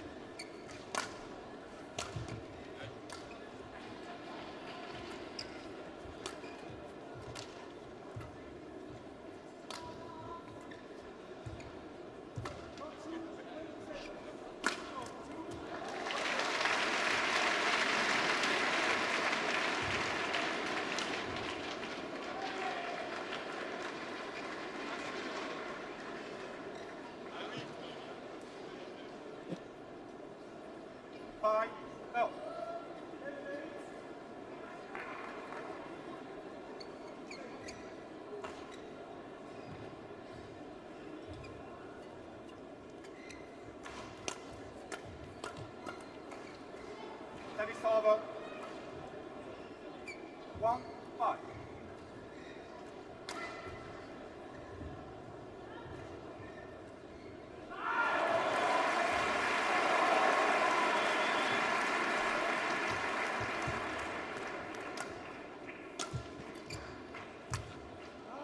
Oh, that's nice. Goodness me, I thought initially he may have missed it.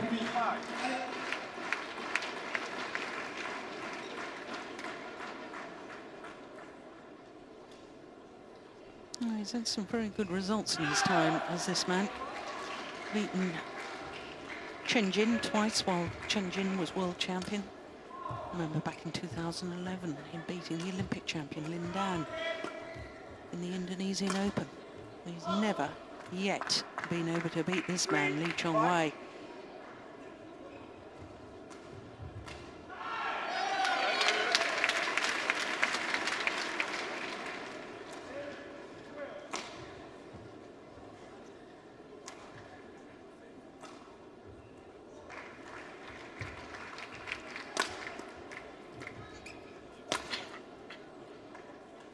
Service over. 6-3. Hendra, Lee Chong-wei's coach.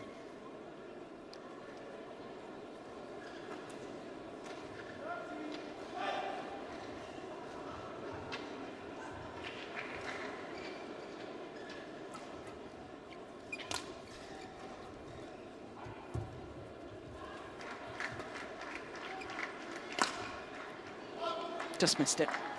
Yep. Service over. 4-6. Yeah, good call, line judge.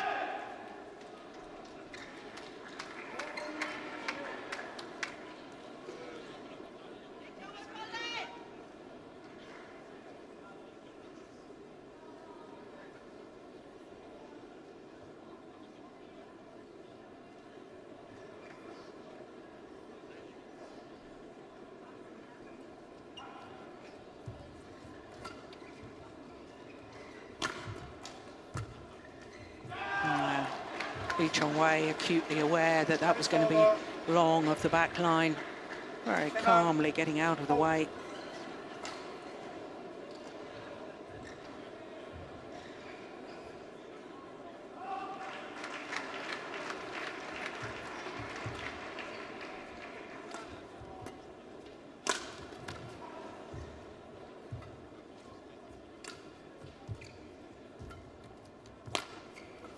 Oh, over-committing, waiting at the net. Lee Chong-wei, my goodness me, what was he doing? Oh, but that's brilliant! What great defence from Lee Chong-wei. He pushes his opponent to the back. Look how out of position Lee Chong-wei was. And then he comes up with a defensive shot like that.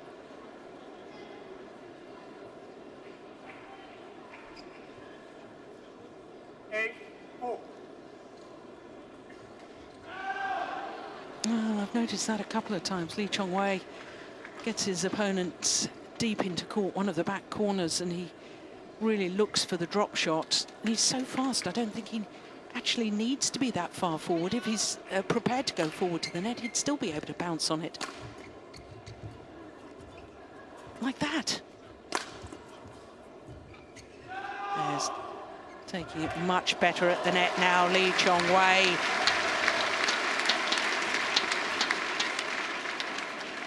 Nice control.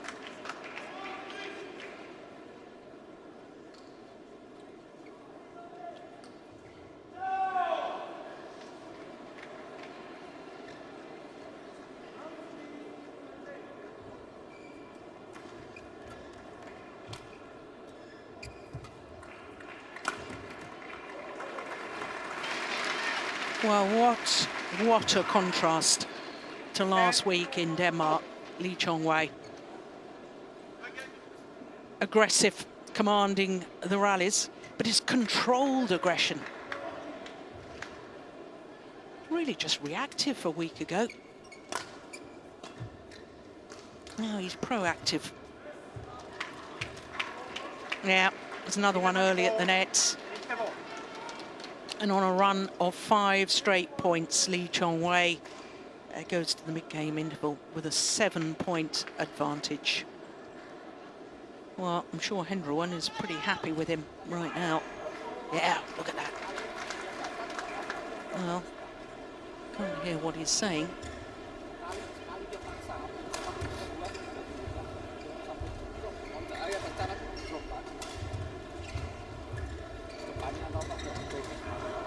Well, certainly from his gestures, looked as if he was saying something about the attacking play. Clock 1, 20 seconds.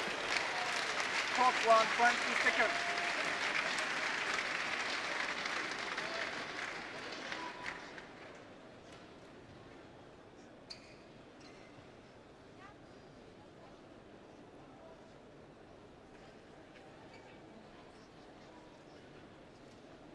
Eleven, 4. Hey.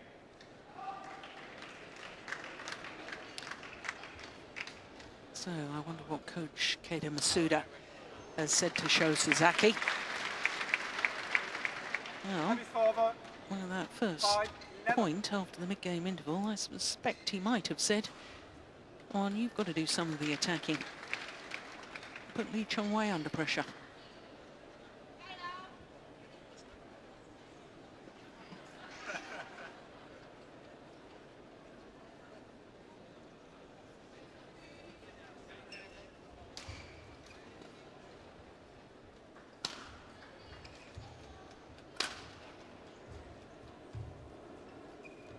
Oops, my goodness. No. I would have thought it better just to play a simple, tight net shot when your opponent is standing at the net rather than try and do something fancy.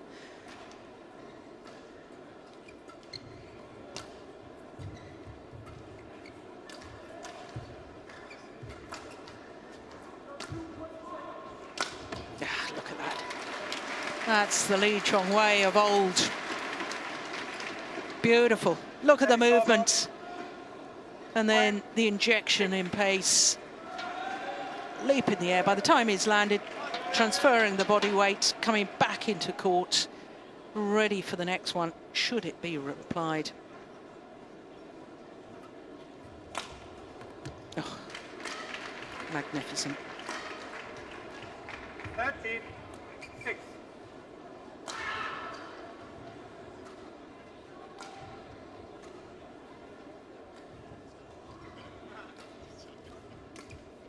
Oh. Well, what can you say about that? Wonderful.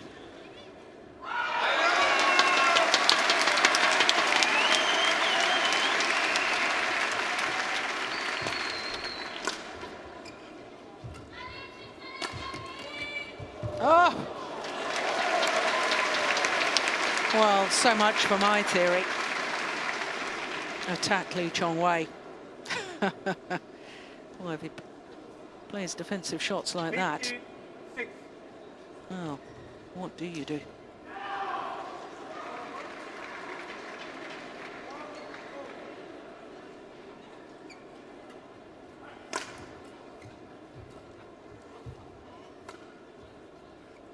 Oh, it's not very deep. Oh, good defense again.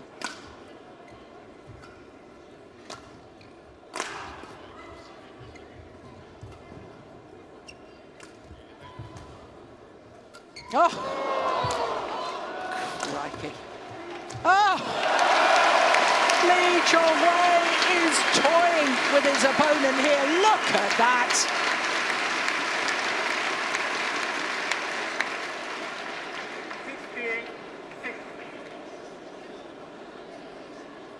Lee Chong-wei back to his brilliant best.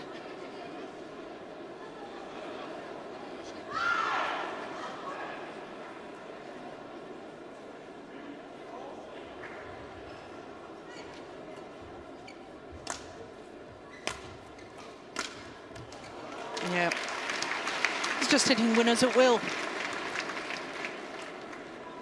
17-6.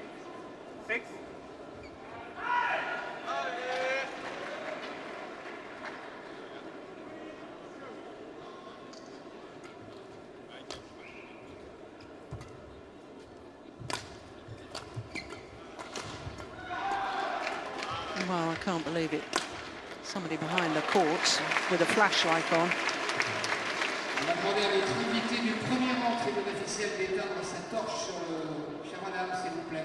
Merci de déconnecter votre torche, votre flash. Pensez à bien déconnecter It's les one of our flashs. VIPs with a flashlight. Service over. Oh, that was a run of 7 straight points.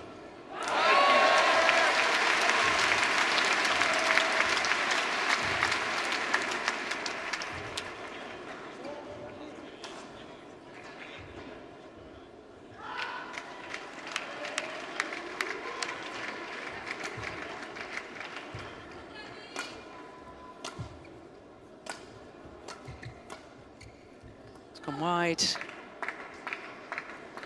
8.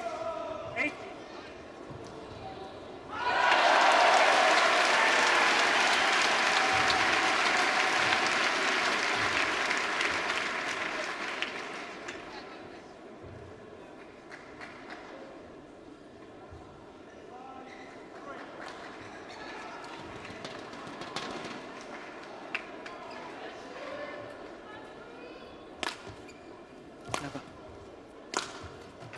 Yeah, well, this time shows Sasaki guilty of committing too far forward. Service over. 98.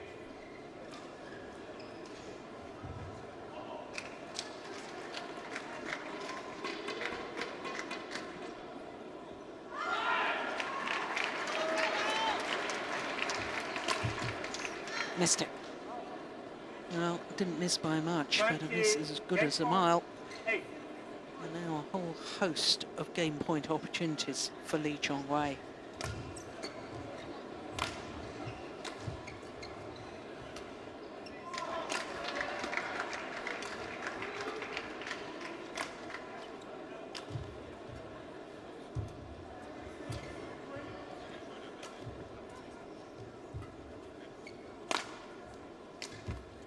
Oh, that's delightful.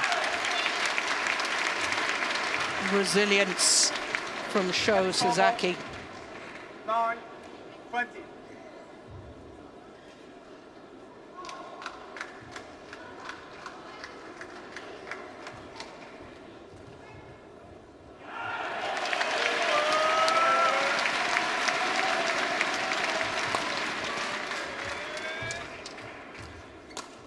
Oh, he's missed it. Game. So the opening game to lead Houwei, the two-time former champion here, at 21-9 Last game won in by just 15 Houwei, minutes. 21-9.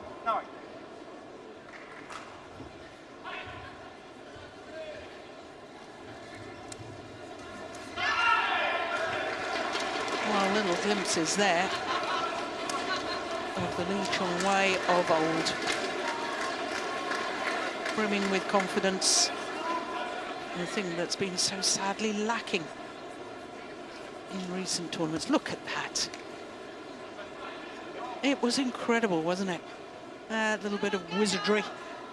Oh, take that.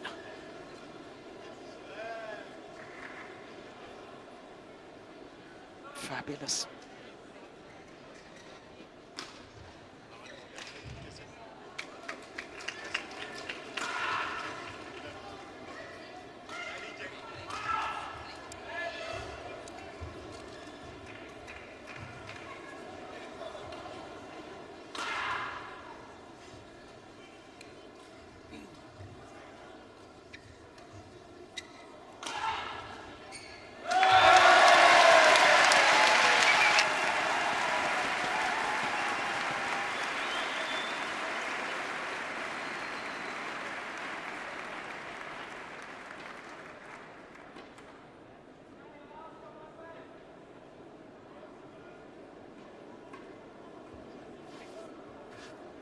Court 1, 20 seconds.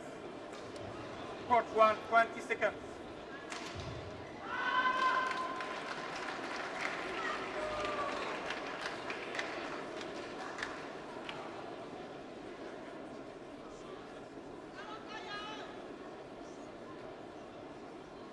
Second game. Novel. Hey. So having taken the opening game in very, very convincing style, Houwei 21-9.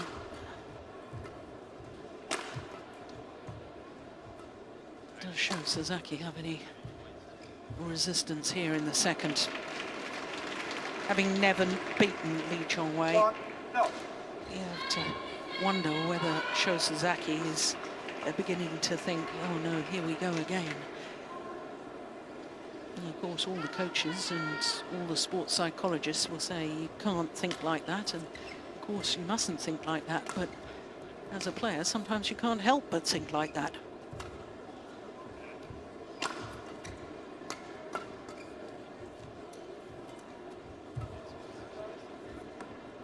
Great judgment. No.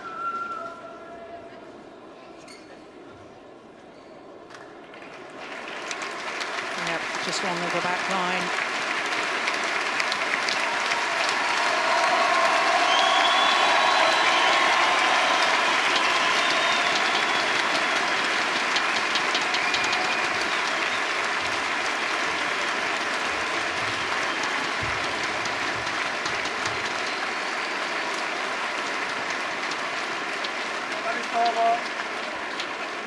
Victoire en qualification sur le cours numéro 2 pour les demi-finales du couple Krishinda Gabriel Ratchanok. Et les applaudissements Just overdoing it. Liu Chen et Ling qui abandonnent dans le troisième set, le gagné sa frappe aux états. Applaudissements pour les 4 protagonistes de ce double mixte.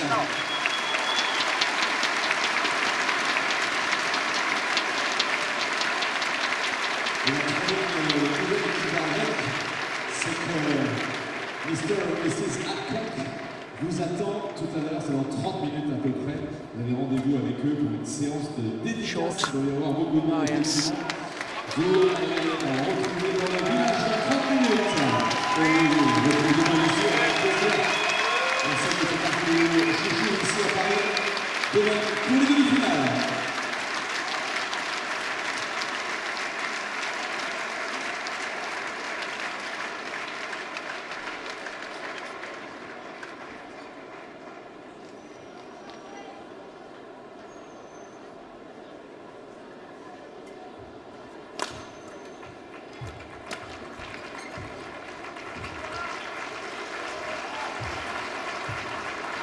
Oh.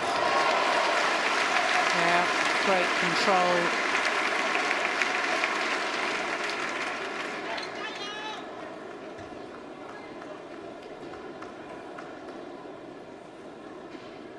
Just guiding it across court there.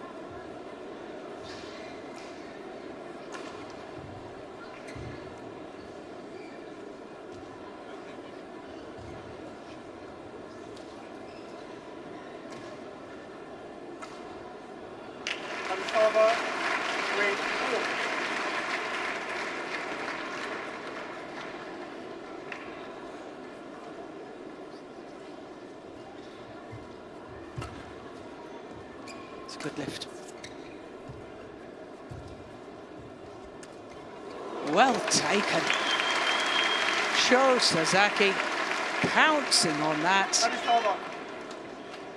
Well, that's why you've got to take it a little earlier. Look where Lee Chong-wei is taking this second net shot. Now I think he could have taken that a bit earlier.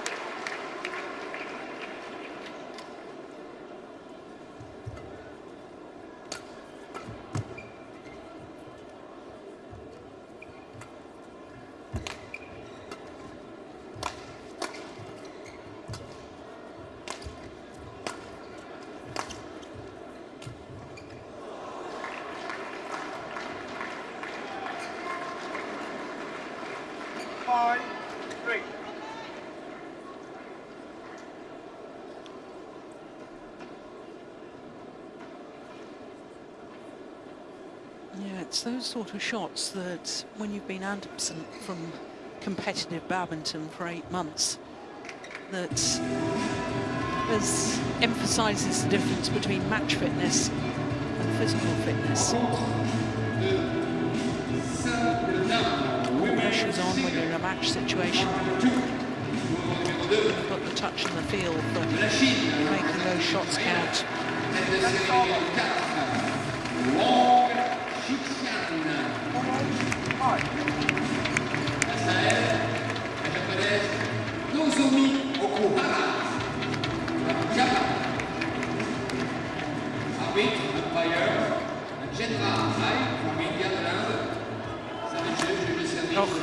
Oh my goodness, very nearly made that. It was just wide.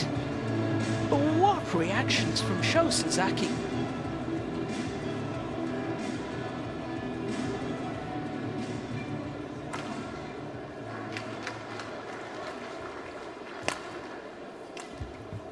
Oh my goodness, he was down on his knees. Oh! Oh, I'd challenge that. I'd challenge that. Or maybe it touched him. Let's have a look at this. I thought that went long. Oh no, we couldn't see it from there. No, it was remarkable defence initially. Chinoise Wang, vainqueur des éditions 2013 et 2014 de ces Yonex internationaux de France de badminton qui vient chercher un troisième succès consécutif ici même à Coubertin.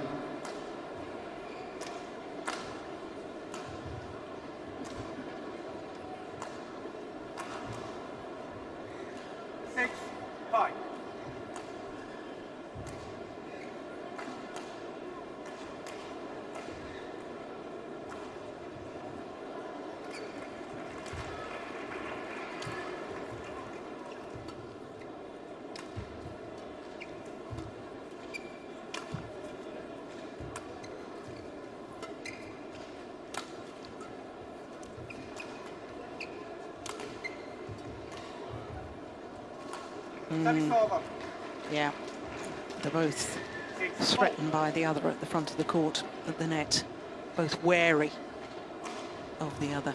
Yeah, he was so desperate to make that a tight spinning net shot, forced himself into error. As my friend and colleague Steen Peterson would say, a provoked error.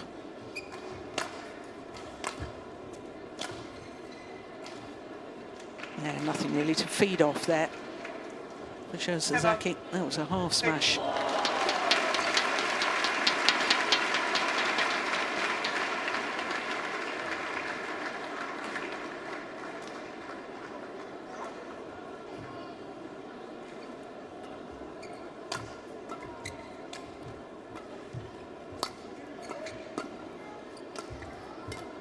Oh, my goodness.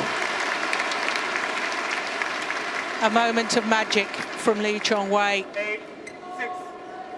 Well, not only the technique to be able to play that, but the vision to see that's where the gap was, because he was playing towards the left-hander's forehand side. That was brilliant.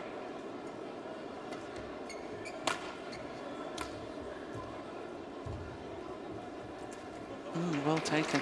Yeah. 7-8.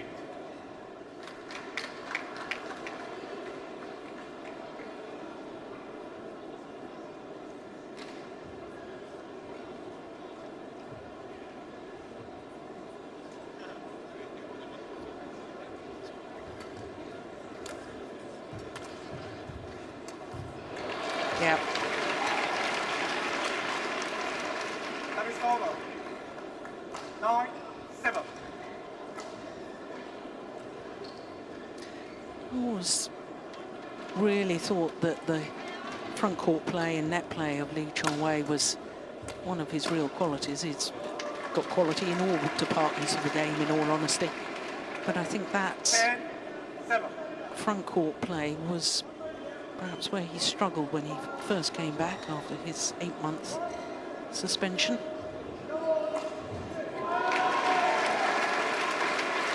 That's nice.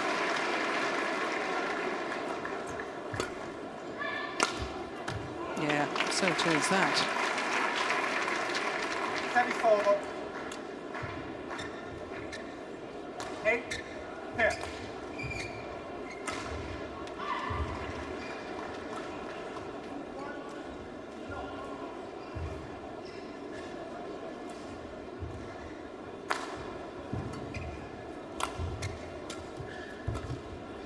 Oh, great movement. Yeah, look at that. Look at that. That is Lee Chong-wei as we know and love him. Look at that, reaching out, taking the shuttle early, forcing his opponent to take it late. And he has a 3-point advantage at the mid-game interval here in the second game, having already won the first.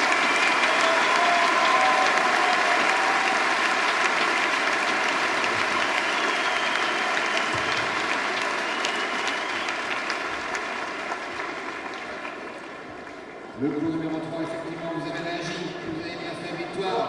20 seconds. Victoire du team, c'est la séquence de badminton. Le représentant de la Chine, Taipei, Chong. Yeah, he's looking much more relaxed now, is Hendra.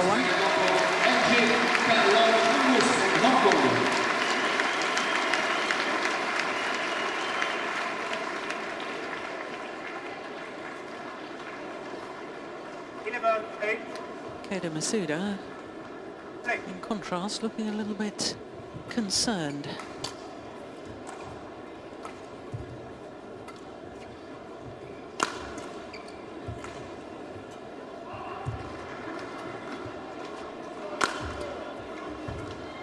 It's going wide, yeah. Sheer threats of that little movement from Lee Chong-wei, looking as if he was ready to pounce at the net, but not overcommitting. Forcing his opponent to change his mind, possibly. Certainly forcing him into error.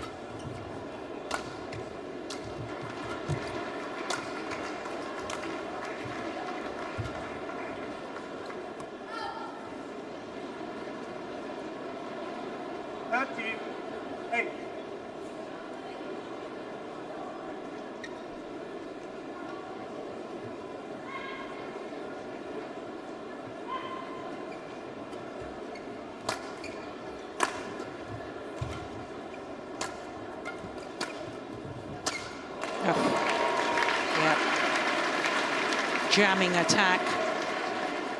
He didn't show Sasaki no angles to play with. Look at that. 1-2 at the body. Put away with venom.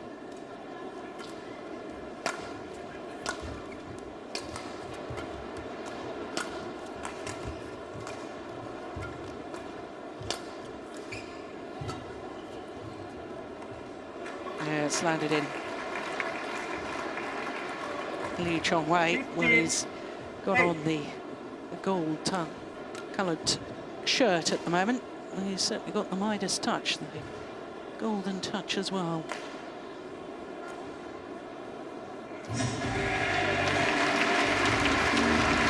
Five straight points. 6 straight points. Welcome back. Lee Chong-wei.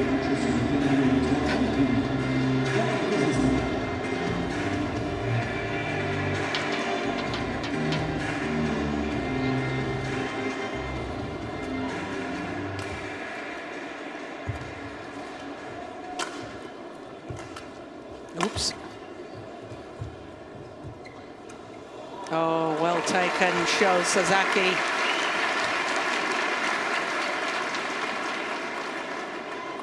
Service over, 9-16.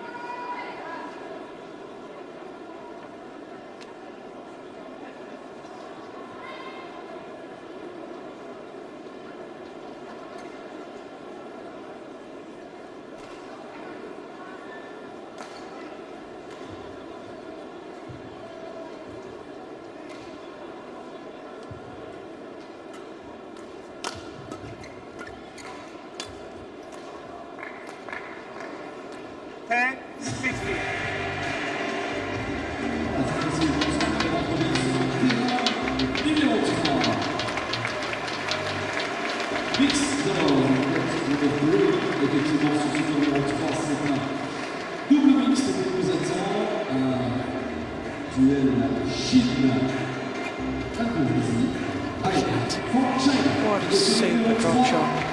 It's just remarkable how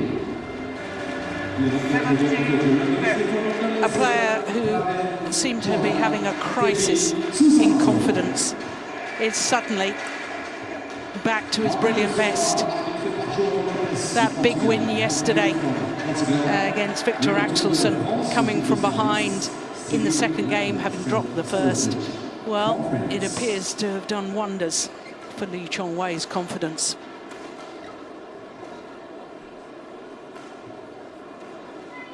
Tian.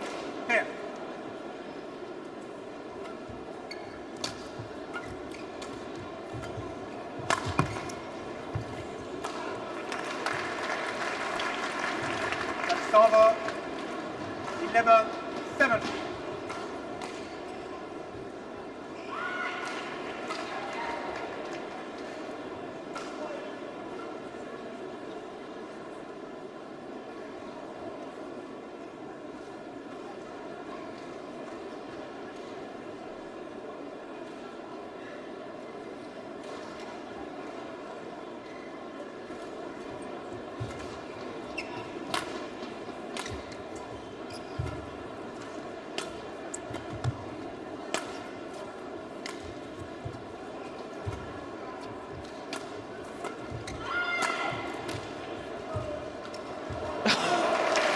Super.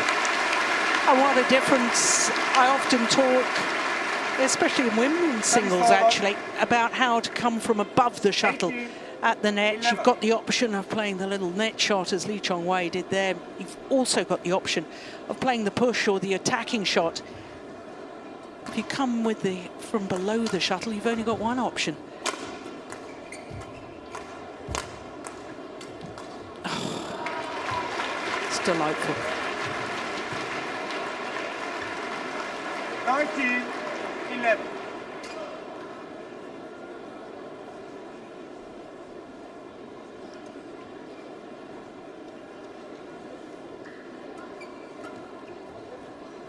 Oh, that's landed in. Service over. 12-19.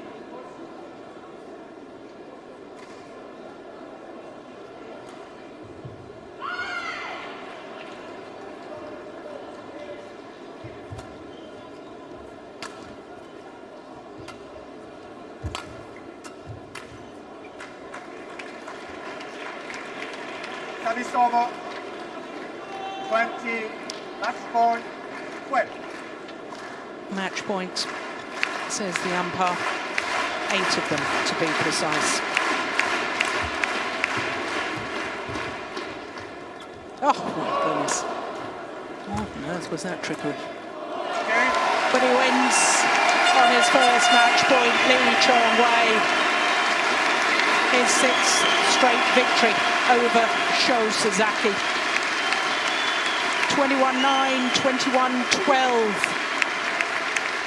And for Houwei, today was his first Super Series quarter-final of the year. Tomorrow will obviously be his first semi-final in a Super Series event this year.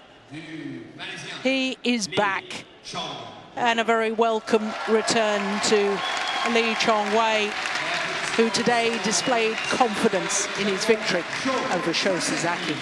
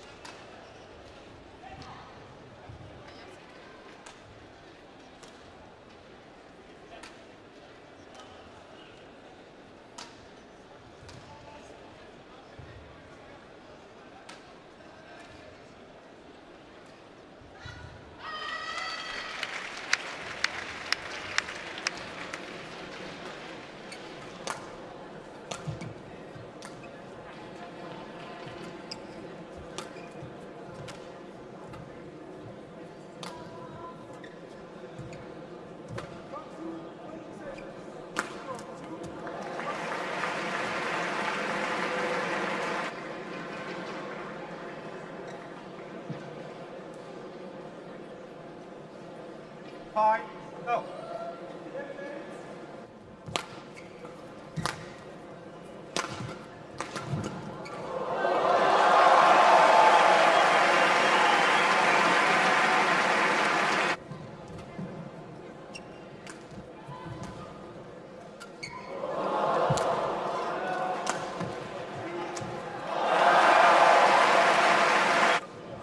Court 120.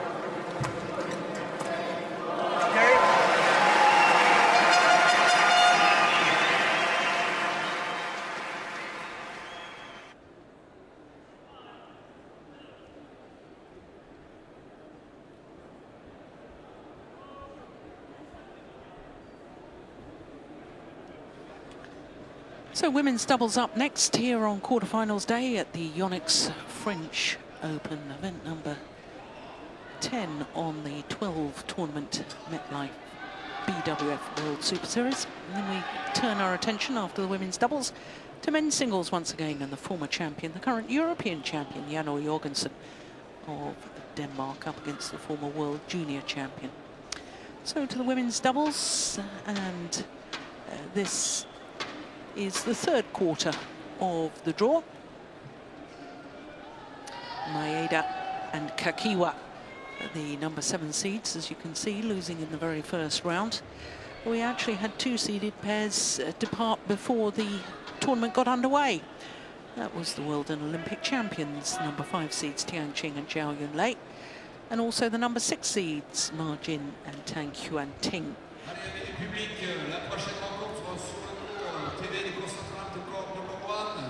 Well, we can't see it from this graphic, but I can tell you at quarterfinal stage, we only had 3 seeds left in.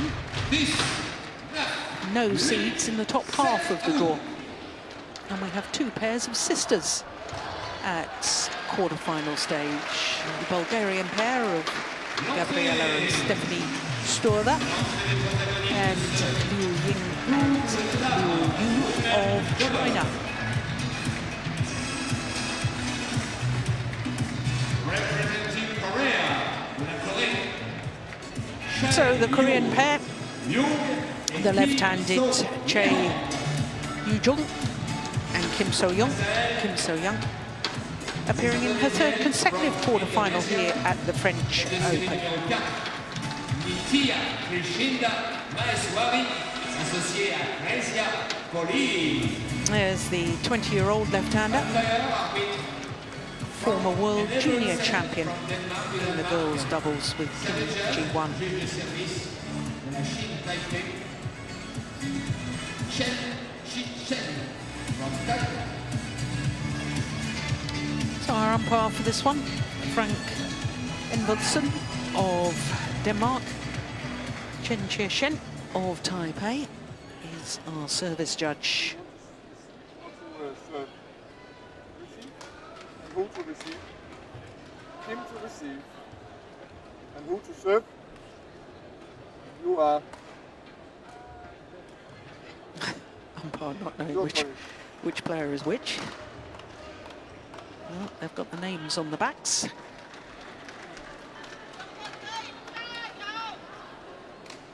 So as far as the Indonesians are concerned, up to a career high in the world ranking this week, despite losing the first round of the Denmark Super Series last week. So Greysia Polii on the right as we look at them, the 28-year-old, born in Jakarta but brought up in Manado, and her partner, the 26-year-old Nitya Krishinda Maheswari from Blitar in East Java. Career high of 4, down 1 place on the Super Series standings to number 3. And they have twice been semi-finalists at this French Open, 2009, 2013 as well. Now, as far as their path through to today's quarterfinal, both of their previous matches in 3 games, well, I better tell you about that in a minute, because we're looking at the Koreans. 20-year-old Chae Jung and Kim So-young, 23, from Daegu. And their win-loss record for the year and for their careers the same, which we can deduce means that they formed their partnership earlier this year, and it was at the All England Championships, to be precise. So this, their second Super Series tournament quarterfinal. They were semi-finalists in Japan. And what a tournament they had there. But here in Paris, the Koreans beat the Malaysian pair of Ansale and Song in the first round, 2 straight games. This, as you can see, is the second meeting between the two pairs. The first time they met was in the All England earlier this year, when it was the Koreans' first ever tournament together. The Korean pair then had to play teammates in the second round, Go Ah-ra and Yu Won. And that was 2 very, very tight games. 22-20, where they had to save a game point, and then 25-23. They won the match on their 5th match point opportunity. For the Indonesians, well, I was about to tell you that they had 2 very, very tough matches. In the first round against Shizuka Matsuo and Mami Nato, 2-time semi-finalists here, including last year, that Japanese pair. And then in the second round against the qualifiers, who of course were beaten finalists in the Korea Super Series, Jang Ye-na and Lee So-hee. And that once again was 3 games. Kim So-young, Chae Young, Korea.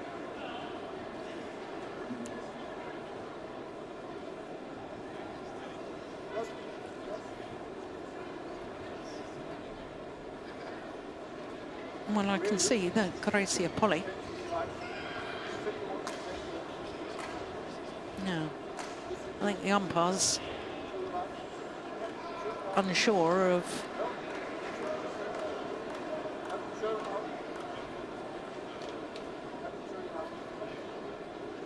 no, what on earth's going on?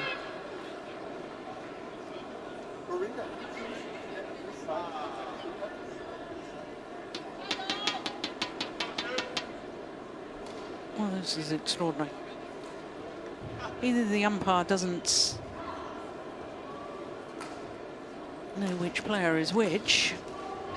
Surely didn't think the practice serve was at the beginning of the match, because the Indonesians are about to serve. We could clearly hear the umpire say to Greysia Polii when she said that she was going to serve, and he asked which one she was. Alright, ladies and gentlemen, on my right, Greysia Polii and Nitya Krishinda, Maheswari and Nitya. On my left, Chae, Yeong, Young, Korea. Greysia Polii to serve, Kim Young, love all, play. So the Indonesians, the Asian Games gold medalists and the World Championship bronze medalists from earlier this year.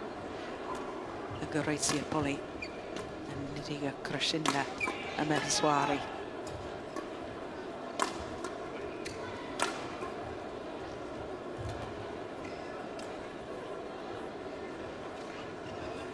One love. Well, I said a little earlier that for Kim So-young, it's her third consecutive quarterfinal here. I should have explained that a little bit more on the third time she's played here, because it was 2012 and 2013 where she reached at least the quarterfinal.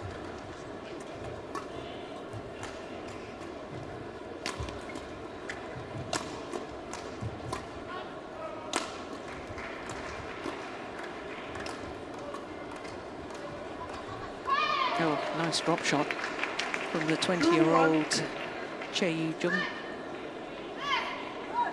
She's a very, very talented individual. She's playing some very good mixed doubles with Shinbek Chol. It's her first year, really, as a regular on the tour. 3-1.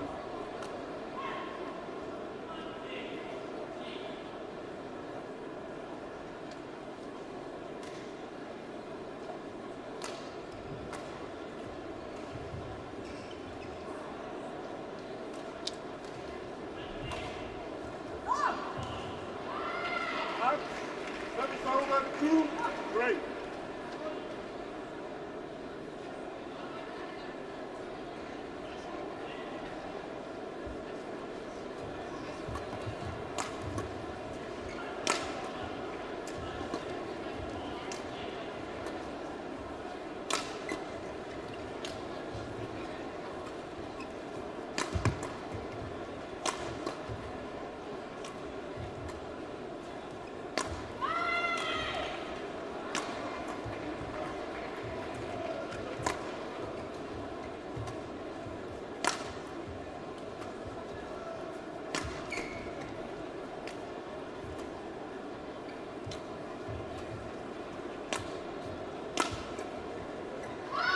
Yeah, good smash down the forehand side of Maheswari.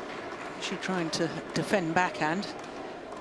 She's got her regular knee support on, but she also got her left calf muscle heavily strapped.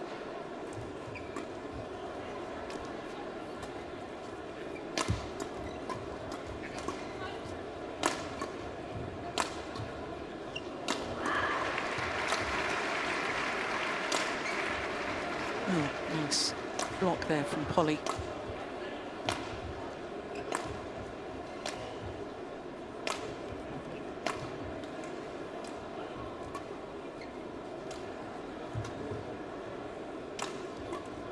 Oh, the luck of the net court. Service over, 3-4.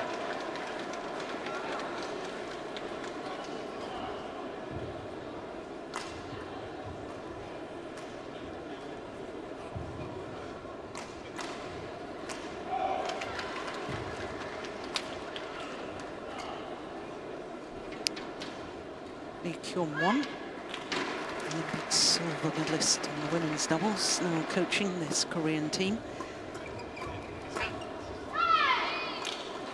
Service over, 5-3.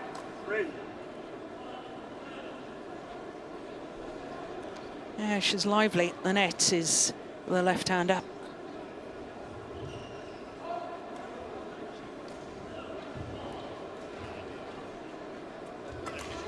Yeah. Told you. 6-3. Very good.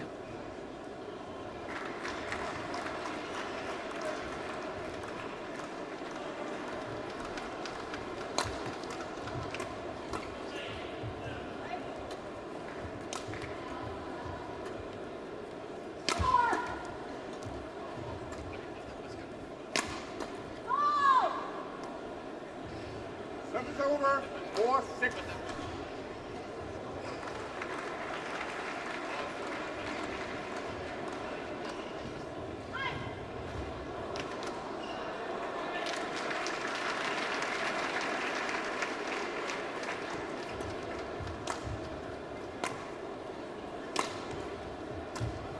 Oh, yes, that's super.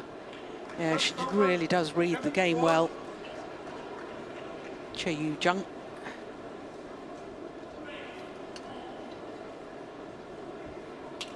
Look at that. Nice.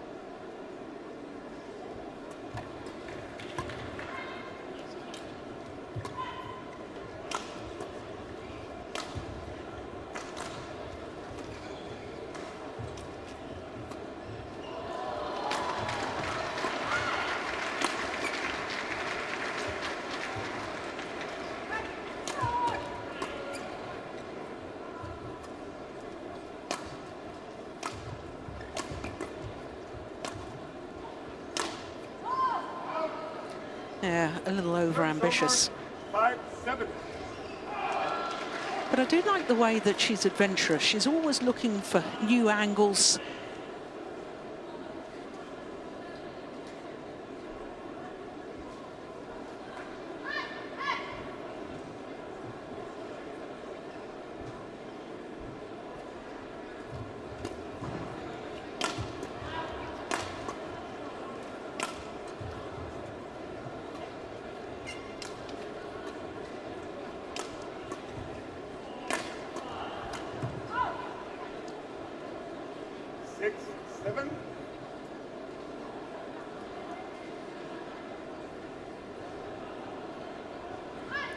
Little hand signal behind the back, letting her partner know where she's going to serve to. That obviously means flick.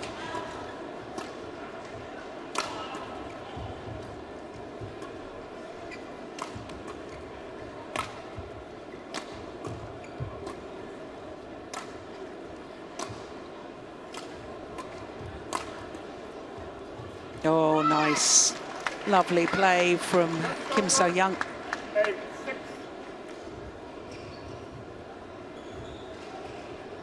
Beautiful. Semi-finalist here 2 years ago with Jung Na.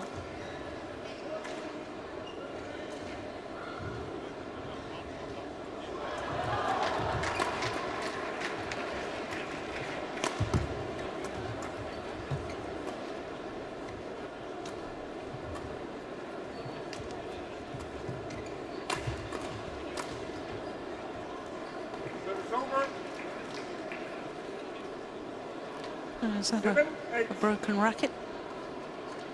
Oh, just didn't like that one. I think it must be broken.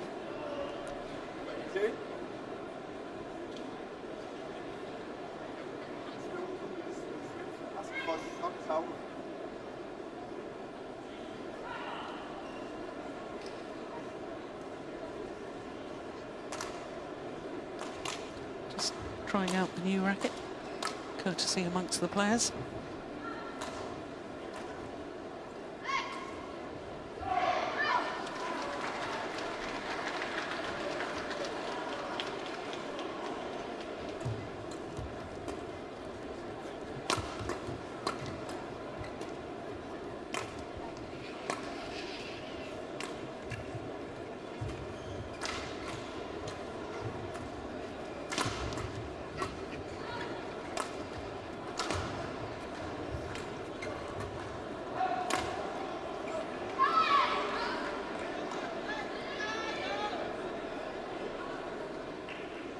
Well, do excuse me, ladies and gentlemen, I just got kicked in the back again. Somebody walking behind me. sitting in the middle of the crowd, so.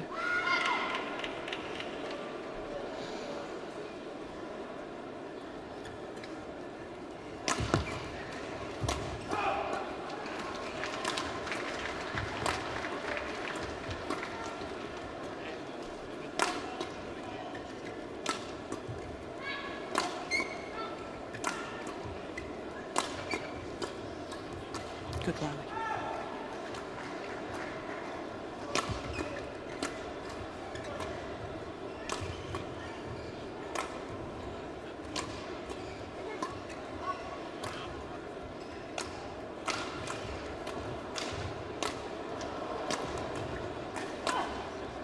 It's too flat, it's gone long. 10-7.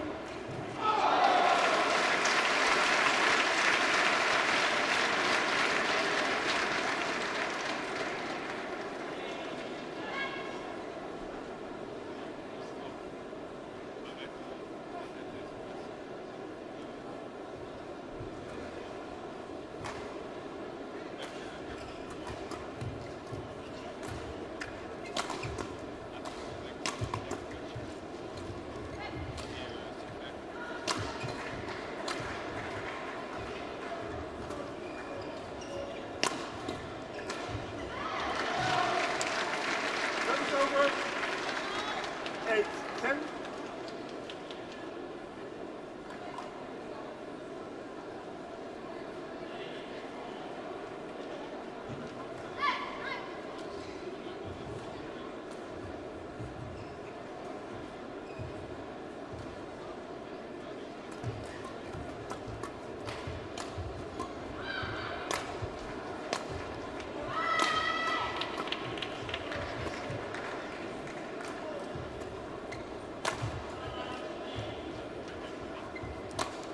Oh, clash of rackets. Oh. 9-10. There in the centre, the president of the French Badminton Association.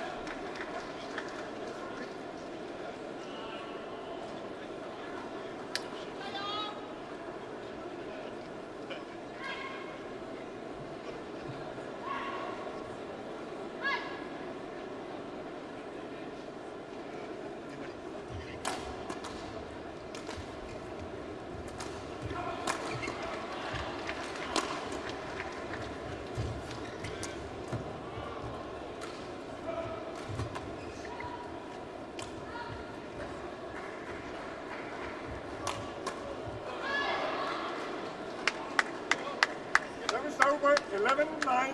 The wall. So the advantage at the mid-game interval with the Korean pair. And some lovely awareness of where the gap was.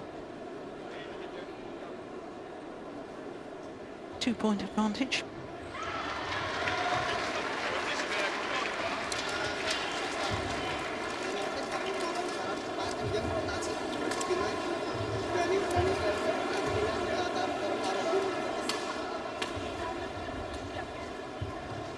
For 120 seconds. For 120 seconds.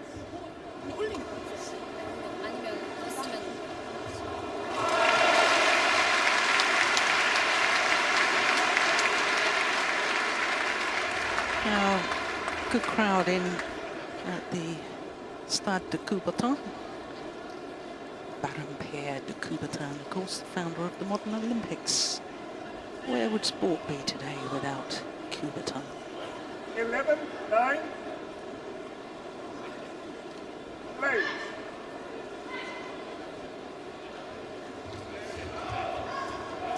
Oh, great defence, my goodness me. Well, the Indonesians have been told to attack a little more. Oh, good rally.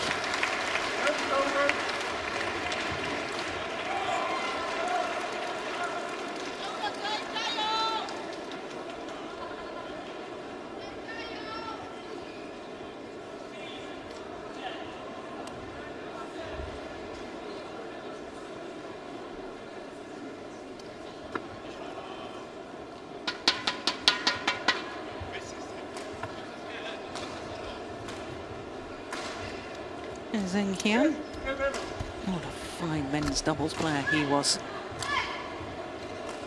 2004 Olympic bronze medalist with Lande Lempele.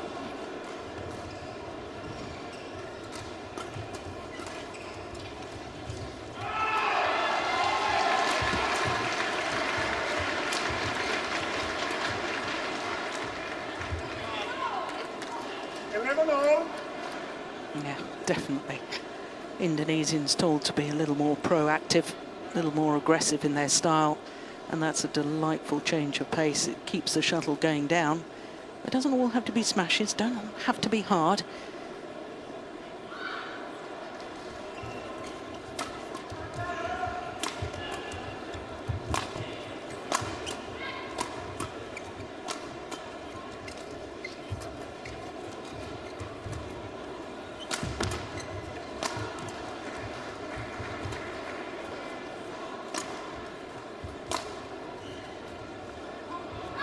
That's brilliant.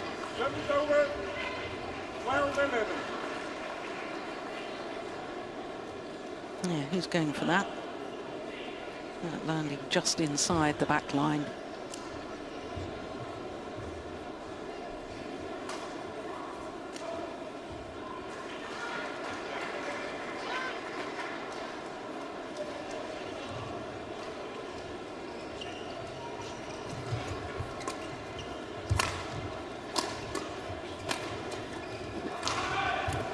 Yeah, super.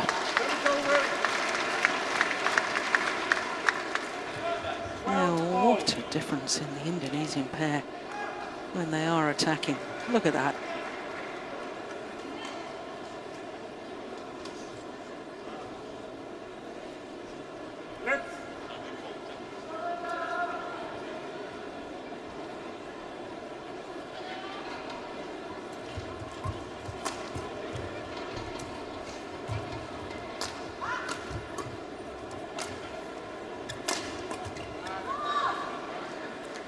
Lucky net cord.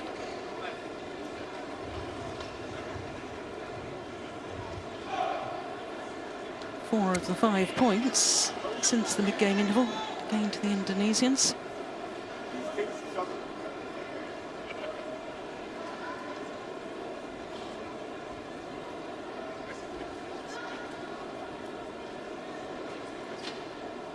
There's Lee Kyung-won.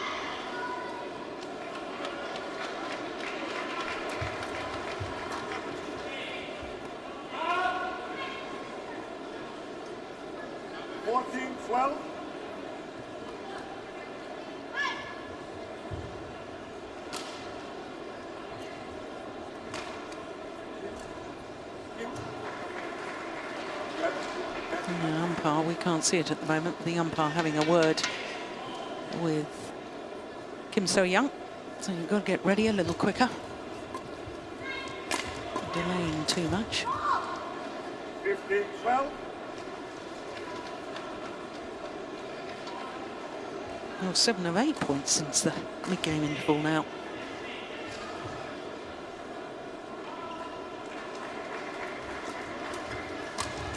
It's 6 of 7 points. Oh, that score's sadly wrong there.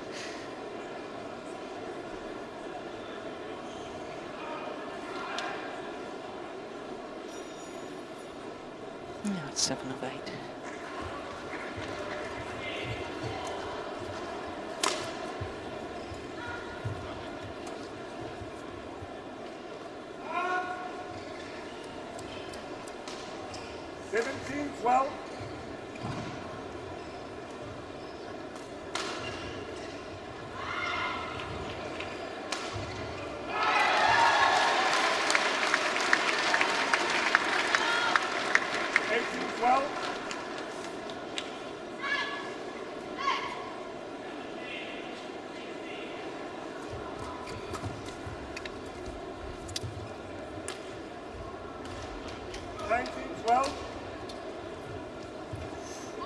Well, this is absolutely extraordinary. 10 of the last 11 points.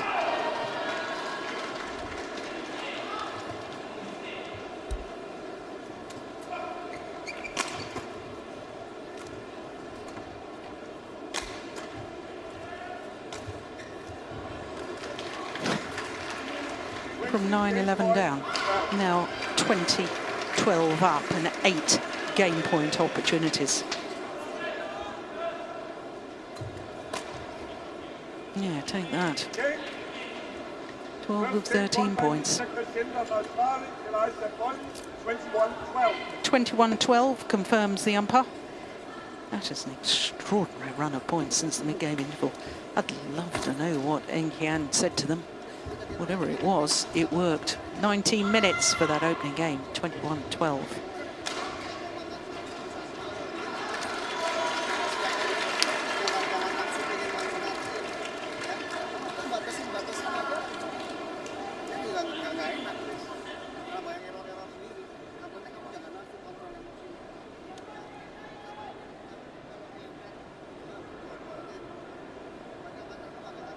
Alors, une information importante qui s'affiche sur l'écran géant du spectateur réglementaire, c'est la séance de dédicace où vous allez pouvoir retrouver Ling, Chong, Wang, ça sera 20h15 au stand Yonex dans le ménage, dans le haut d'entrée du spectateur de Chong. 20h15, séance photographe avec Ling, Chong, Wang.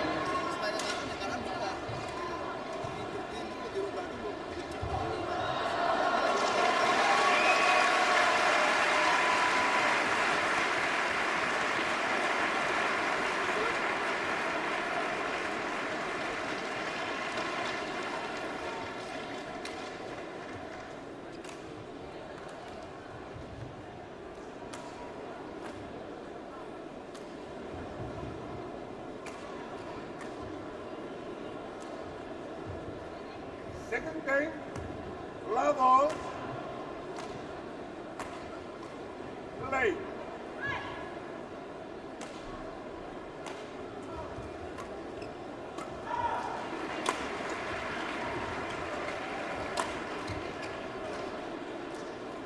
One love.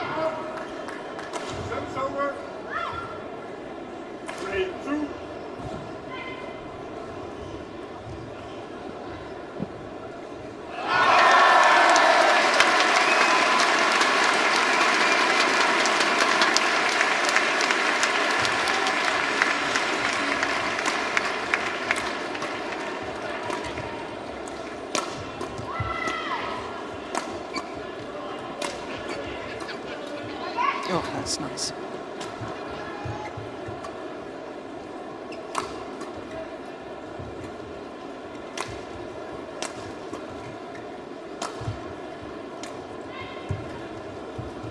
Good rally.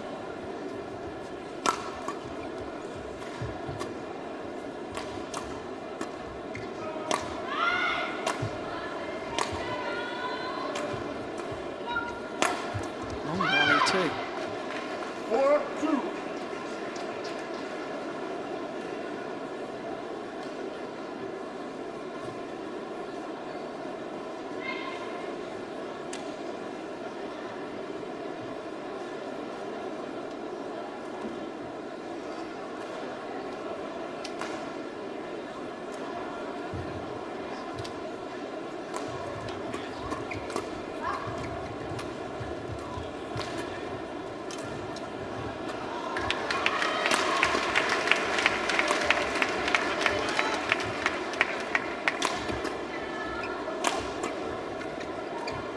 that's a nice change of pace.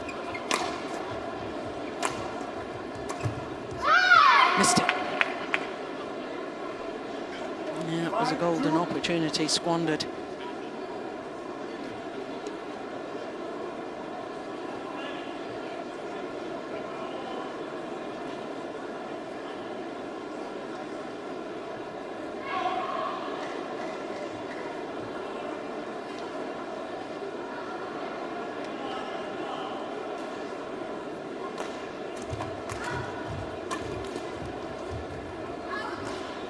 Yeah, it was just wide.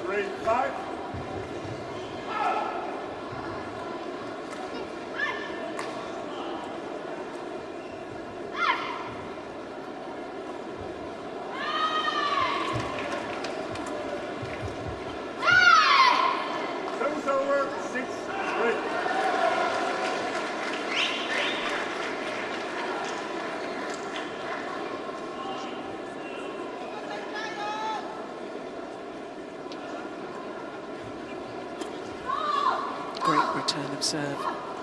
Hit the top of the tape and trickled over.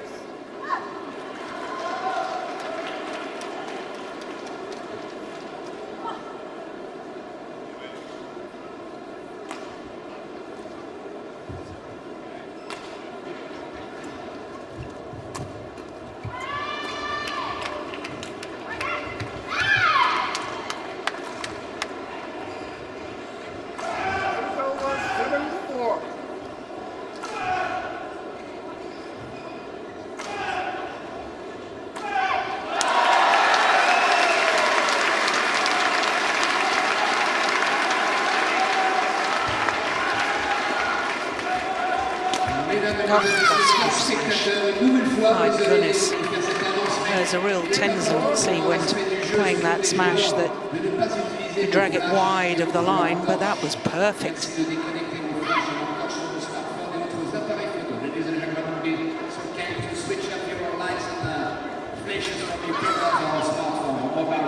Thank you so much. Service over 5-8.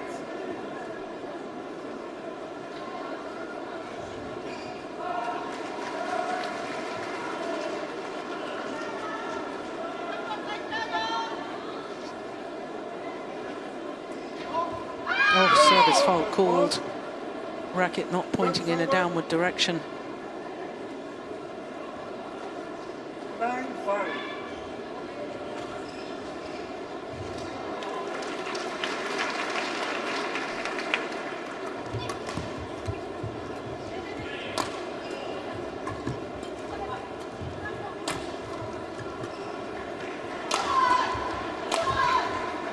Well, that service fault called on Greysia Polii in that last rally seemed to take her aggression and her frustration out on the shuttle and thumping it down.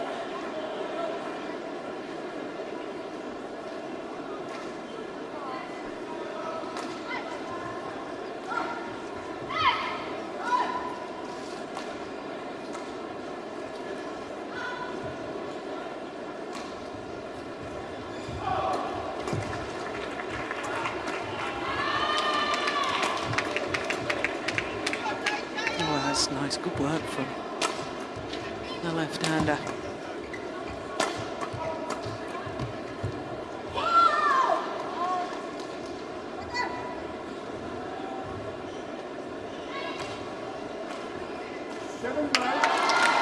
Yeah, it was a nice idea from Kim So-young.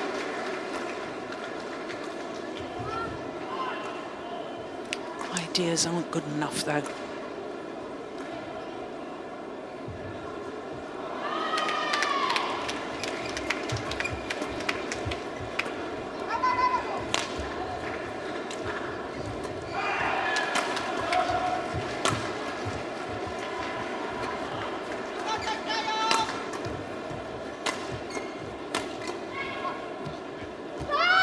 Just wide. Well, there's a challenge here from Greysia Polii. It was called just out, and I have to say, I concurred with the line judge, but we'll let Houwei make the decision.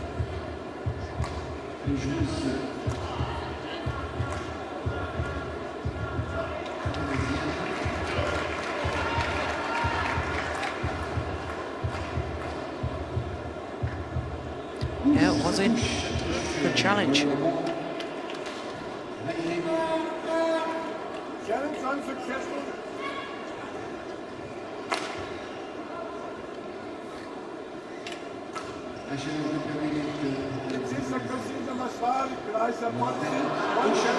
No, no, no, no. The umpire saying one challenge remaining. Their challenge was correct.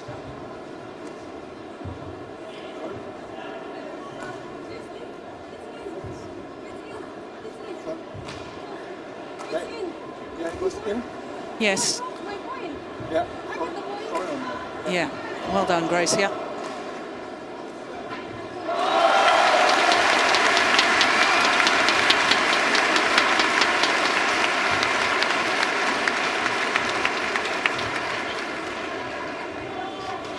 Challenge successful. 11-7. No, no, no. It's not 11-7. Sorry? It's the Indonesians' point. Sorry? 8-9, yeah.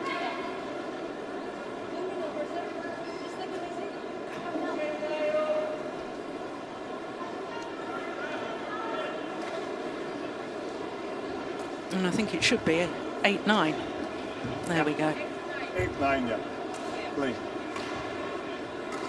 Yeah, change the shuttle. Change the shuttle.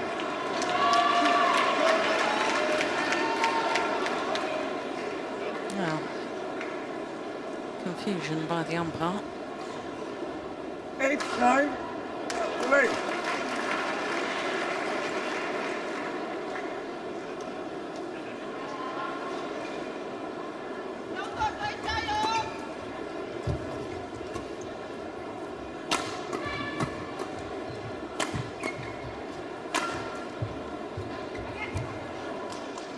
Nine all. Yeah, that was critical.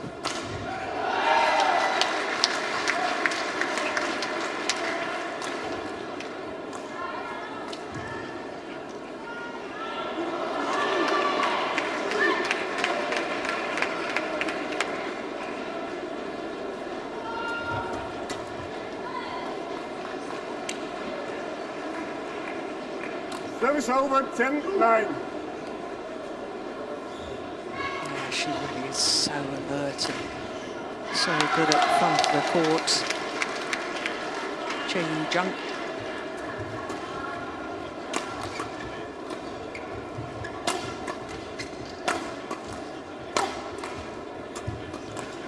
Yeah, nice.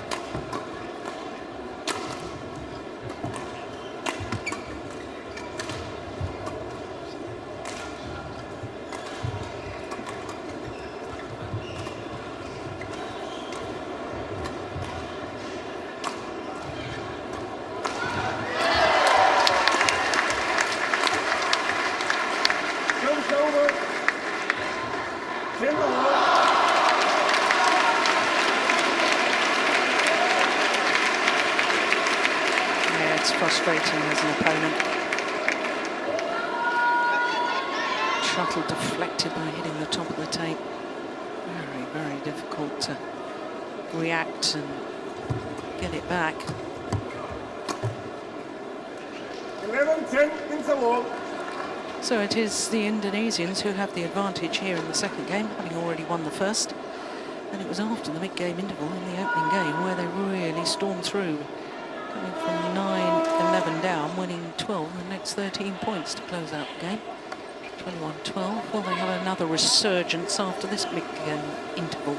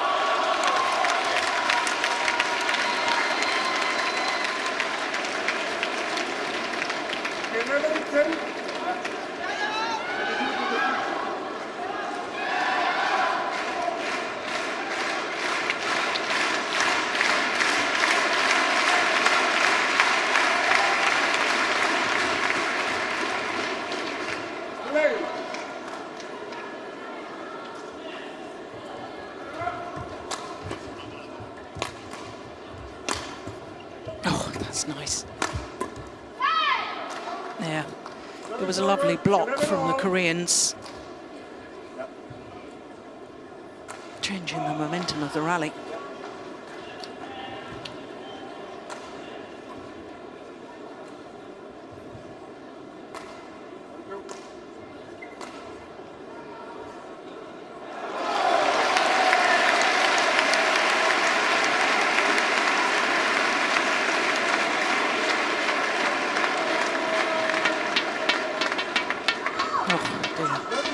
Error on serve.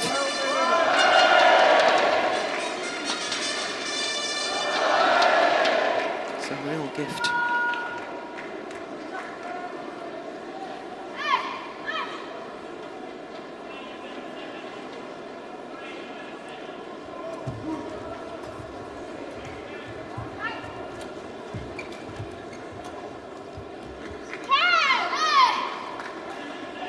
Over 12 all.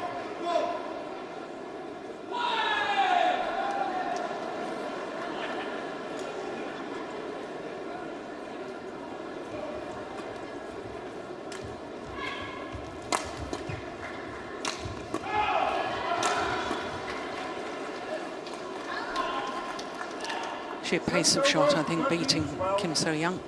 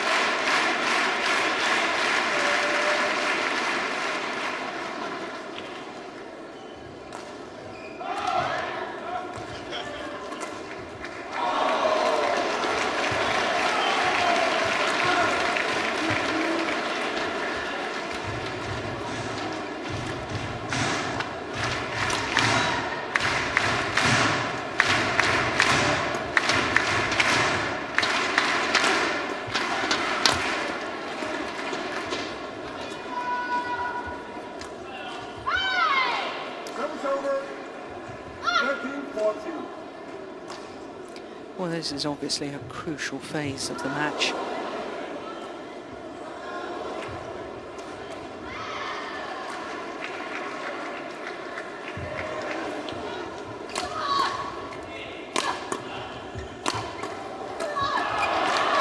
Oh, yes. Good by the Indonesians. Good interception by Greysia Polii.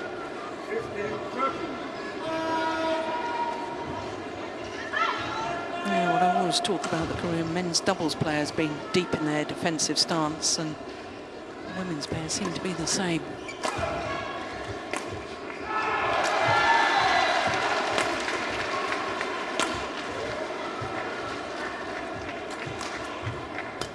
Oh, well, it was very, very well read at the front of the court.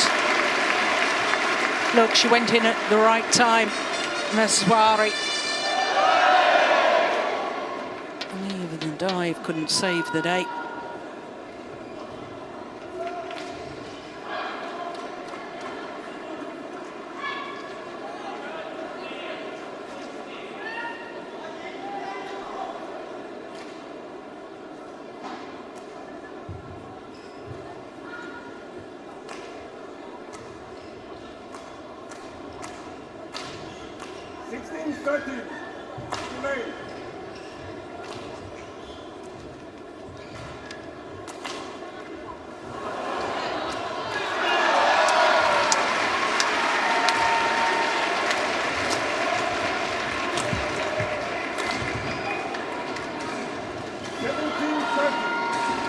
The experience of the Indonesians showing at the moment.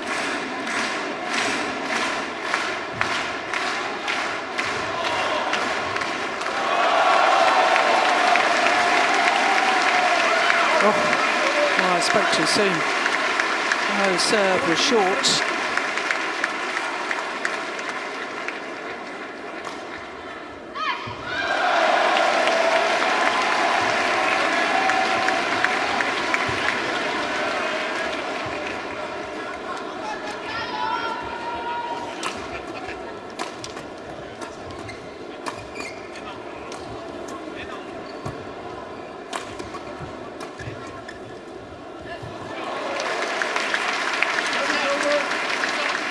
That's a brilliant change of pace from Greysia Polii. Look at that. Just guiding it in a downward direction. Fabulous awareness.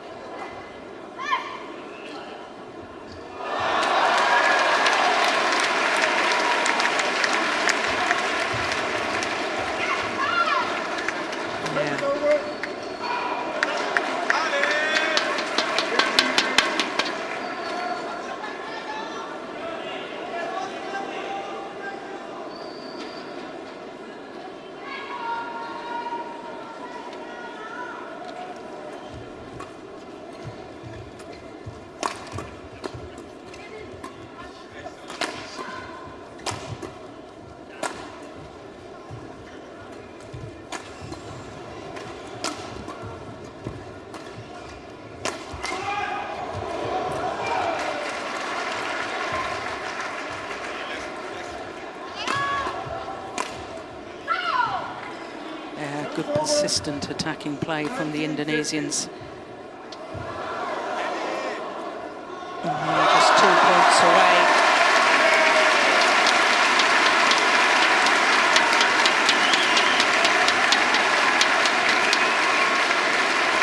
Away from a third semi-final here at the French Open.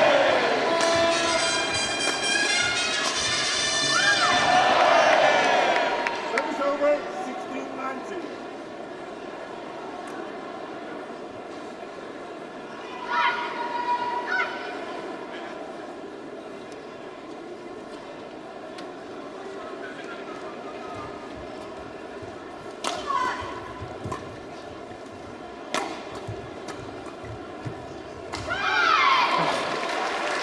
Nice. Well, this young Korean pair have a huge amount of potential.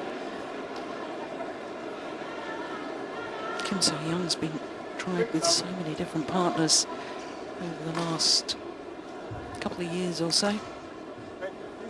In with Chang Ye-na. Reached number 4 in the world. 17-19.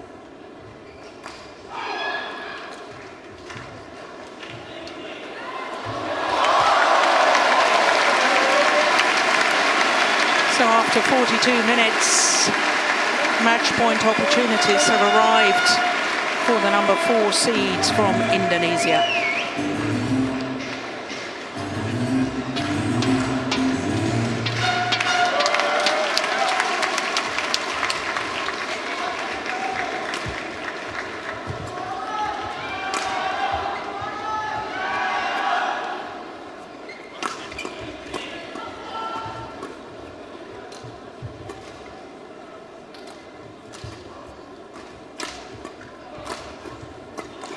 Yeah, good pressure from Greysia Polii, and the Indonesians from that 9-11 deficit in the opening game were just astonishing. And they backed it up with a good performance in the second game, 21-17. So they're safely through to a third semi-final here at the Yonex French Open. 21-12, 21-17 in 43 minutes.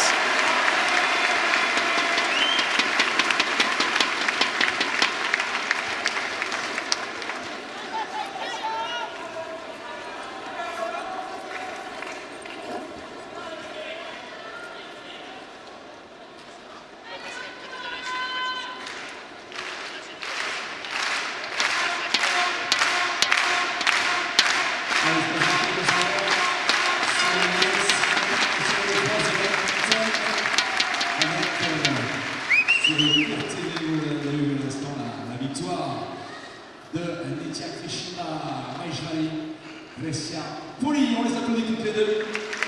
Elles seront en demi-finale.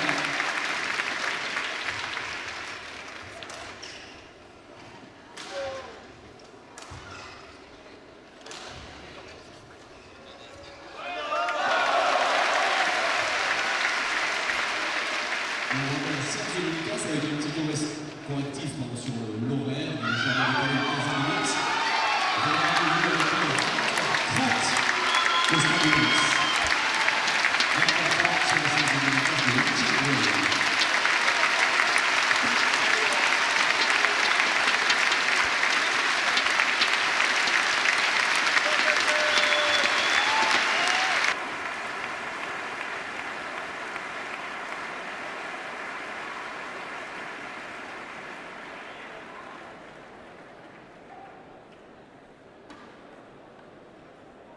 Et aux applaudissements donc pour Nozomi Okuhara du Japon qui a tenu tête longtemps à Wang Cette dernière qui l'emporte finalement 21-17, 27-25. Applaudissements pour les deux joueuses.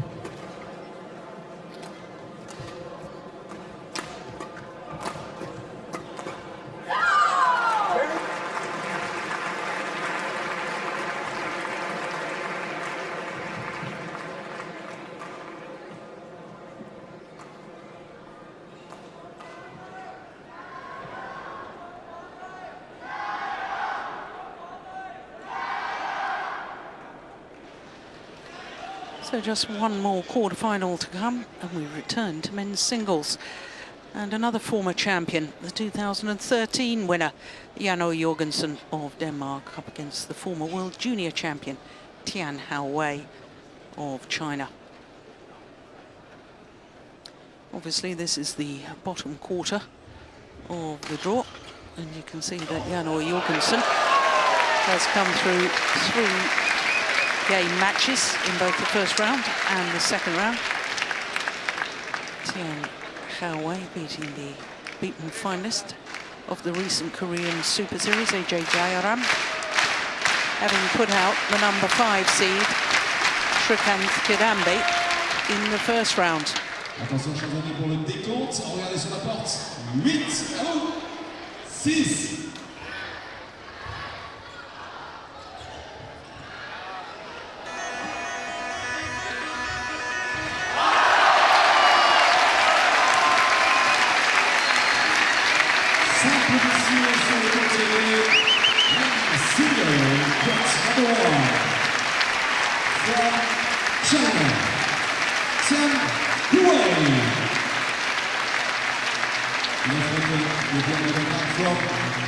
So they're the former champion, but the reigning European champion, the number 2 seed, Jorgensen, the 27-year-old from Aalborg in North Jutland. Tian Houwei, the 2009 World Junior Champion.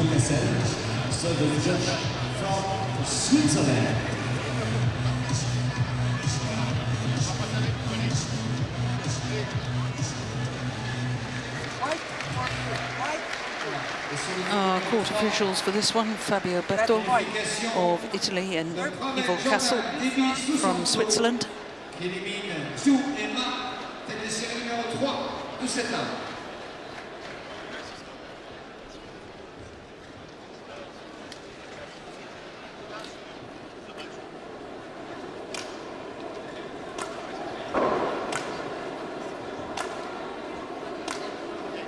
So there, Jorgensen, current world #2 bronze medalist at this year's World Championships, but won the European gold medal last year in Ahsan. Reached the final of the All England this year. In fact, he's been in 3 finals from 10 tournaments this year. Won the German Grand Prix gold and lost in the final of the All England in the Indonesia. Well, once again, apologies, I've just been kicked in the back again, but there we go. Tian Houwei, the number 11 in the world, down 1 place. This week he has been as high as 9. 4th ranked Chinese player. 1 final for him this year, that was the Asian Badminton Championships. And this is the 3rd meeting between the 2 players. 1 win apiece on the previous 2, both back in 2013. And that was in the last 16 of the London Grand Prix Gold event. Won only a year of the London Grand Prix Gold. That was a pity. Thought it was a very good event.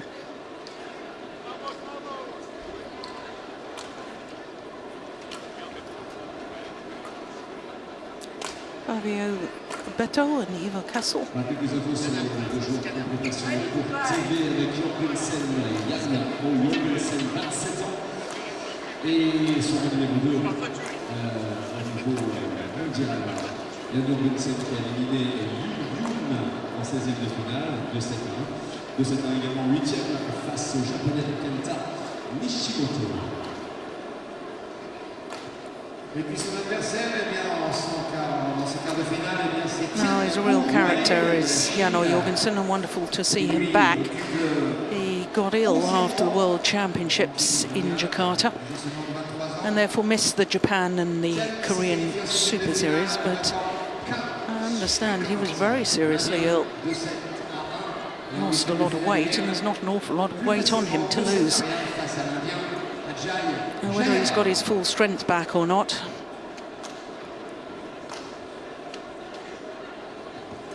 Ladies and gentlemen, on my right, Houwei, China. On my left, Jorgensen, Denmark. Le tour numéro 3 dans le street Bye. match. Le double messieurs, double. De la Corée, from Korea. Tête de série numéro 1. Ling, Yeong, et Yeong. Face à eux, les Japonais, Yuki, Endo, Kenichi, Yakawa, from Japan. Tête de série numéro 5. L'umpire arbitre de l'Indonésie from Indonesia, Tommy Oscariano. Servant judge, juge de service de la Belgique, from Belgium, Alain Antoine.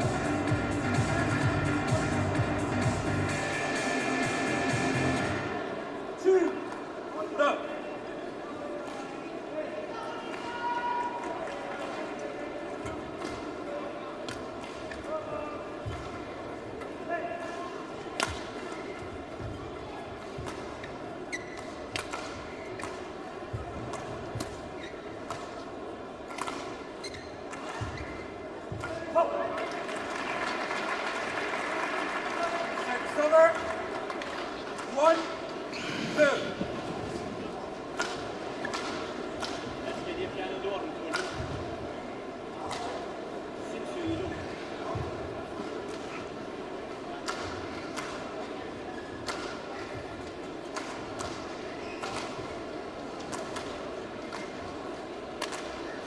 Yes, he's into his body art, is Jorgensen. 1, 2.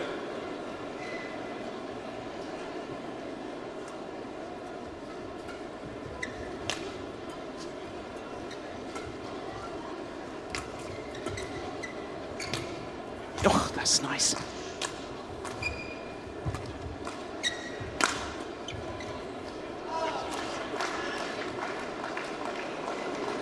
2-all.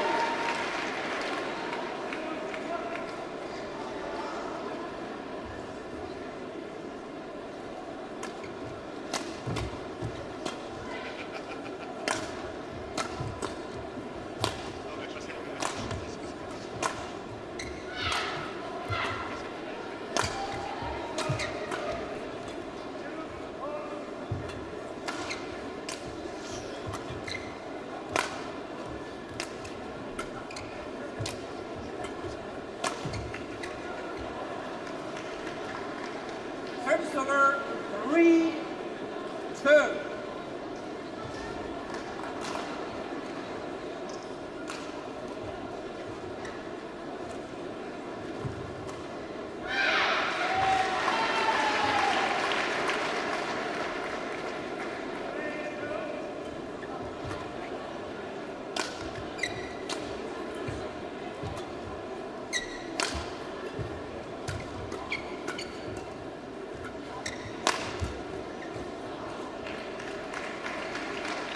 Oh, it's a good start by the left-hander. 23-year-old from Fuzhou in Fujian province.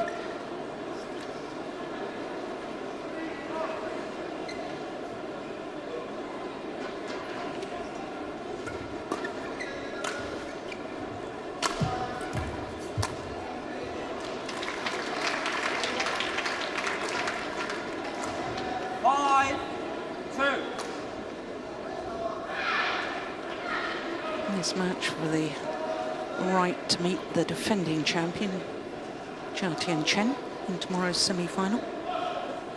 He came through his quarterfinal against Intanon of Hong Kong. Hong Kong player appearing in his first ever Super Series quarterfinal. 5-2.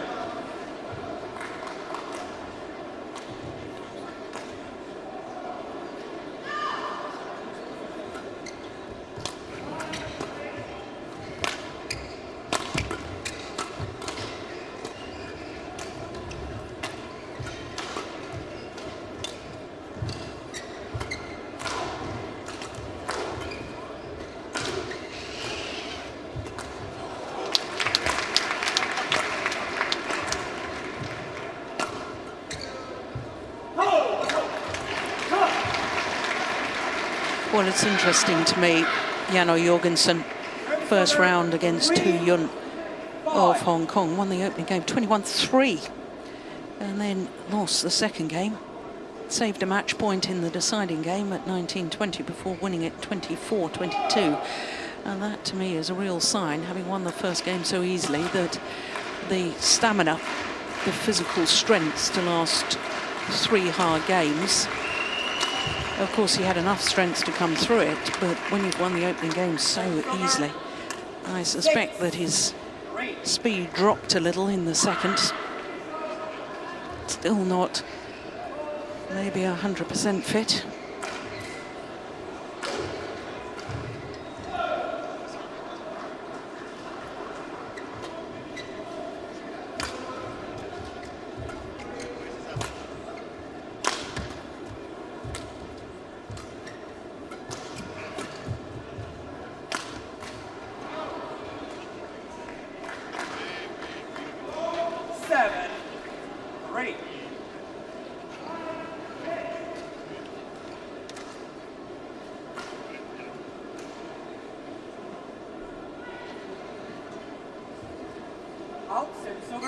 Oof. 4-7.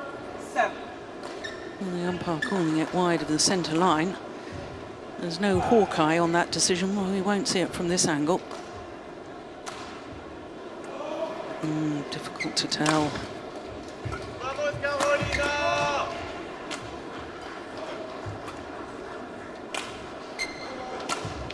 Oh, that's lovely. Really, really good play.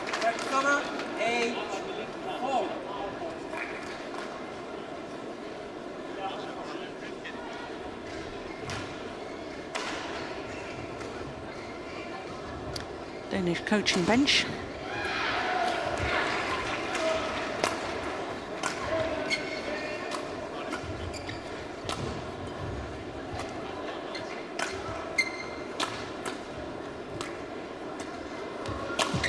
Oh, it's fast. Getting behind the shuttle. Tian Houwei. 9-4.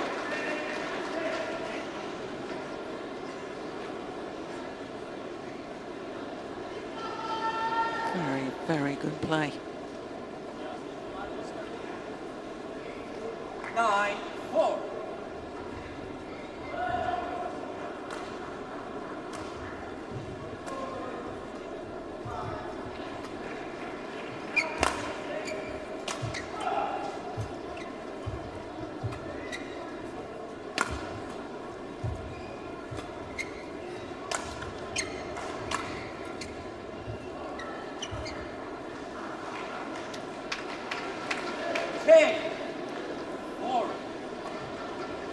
Oh, he has played super fast so far in this match, Tian Houwei.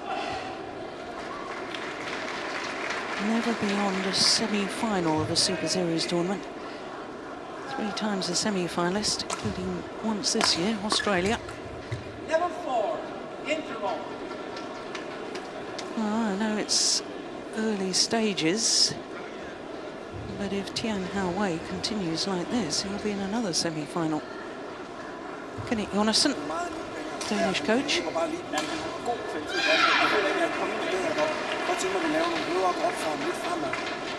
Så max 1 til 2 gange til baglinjen, og så skal vi have den kort. Du laver slet ikke noget mellemspil, så han får bare 4 hjørner og støtter rundt i. Her til sidst er du kommet frem, og han slår, altså lader ham slå det ind. Du skal frem og møde hans krop, og det der er lidt hurtigt, og så du er. Jorgensen, former world champion.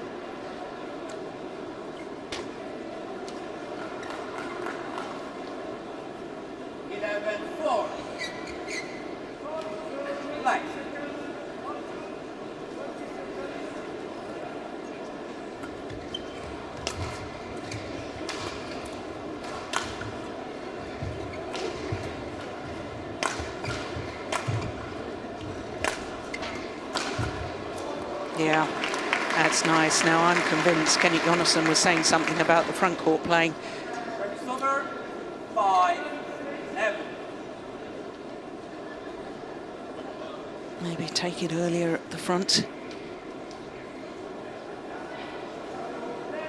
Maybe start dictating the pace a little bit more.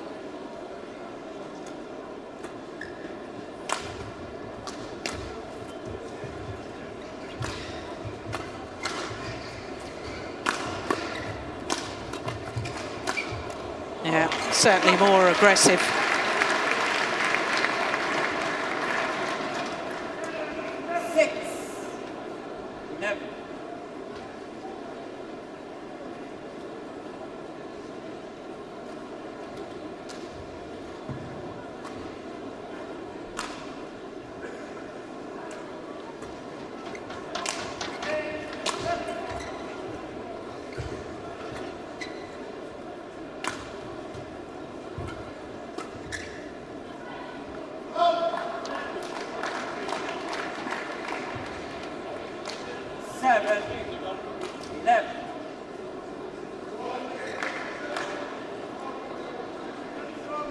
It's a good judgment.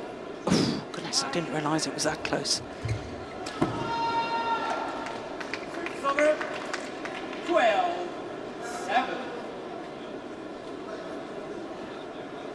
Yeah, it was a little bit loose from Jorgensen. Got what it deserved.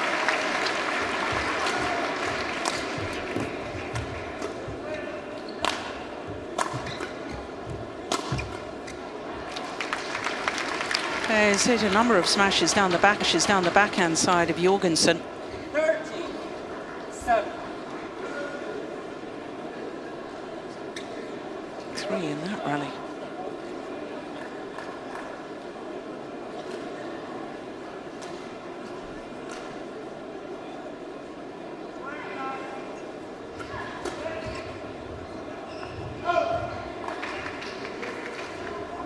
Silver,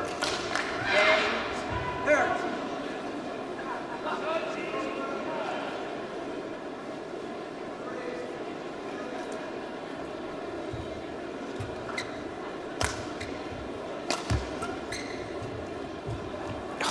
that's good. It came to the nets really early. Look at this. That's so many options. Deciding on the little block in the end.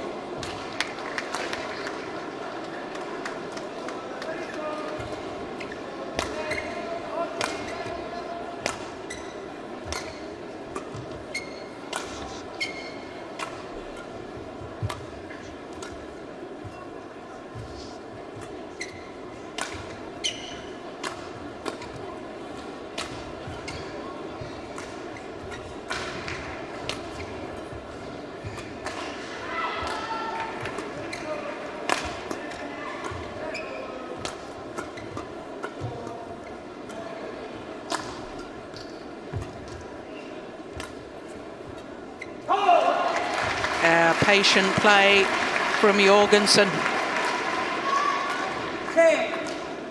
30.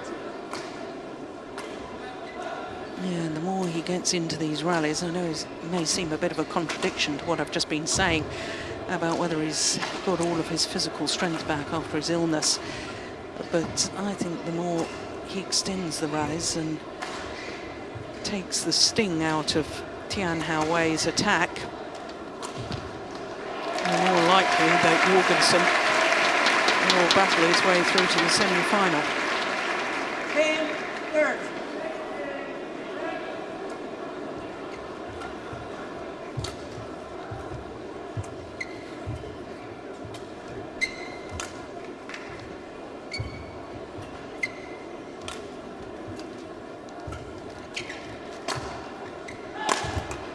Yeah.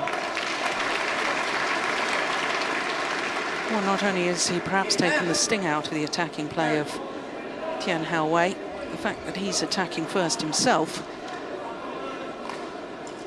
it's not really allowing the left-hander to play his attacking smashes.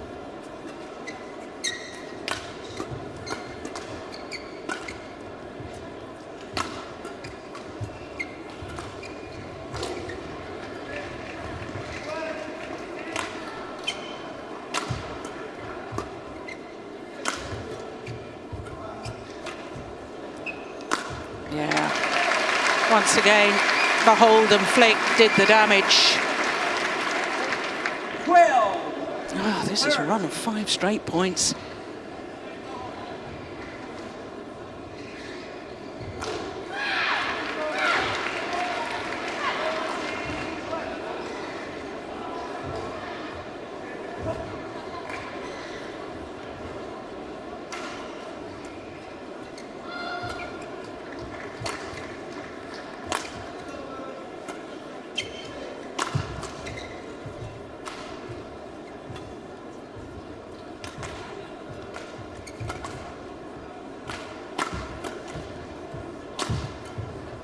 Oh, no, it's going... Oh, he's taken it. I was going well wide.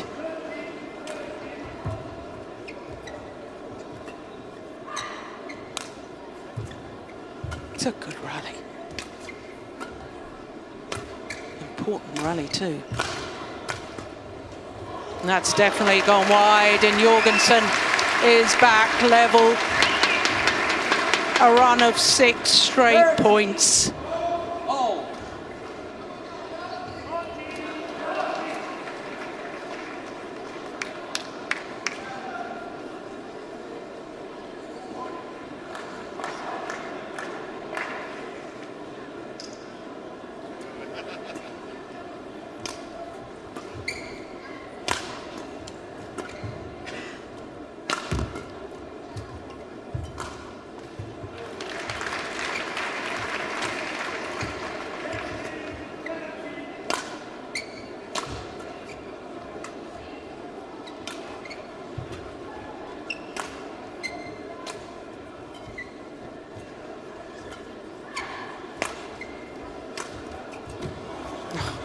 Good retrieving.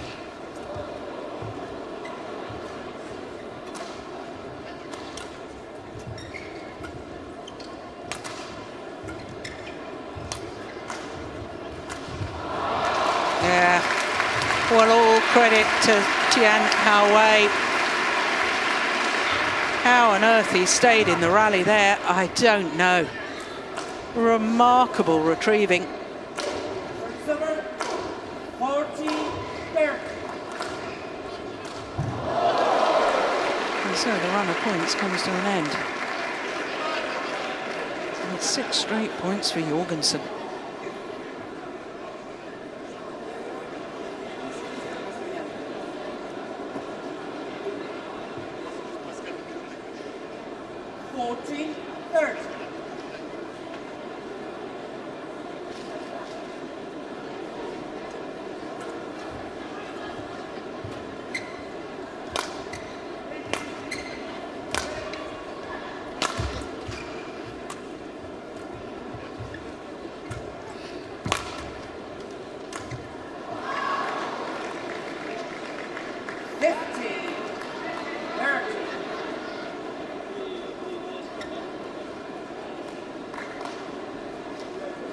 Well, this is perhaps the only problem with my theory with Jan Jorgensen, just extending the rallies a little. Because he did look tired with his movement in that previous rally. And the court will need to be mopped of the perspiration.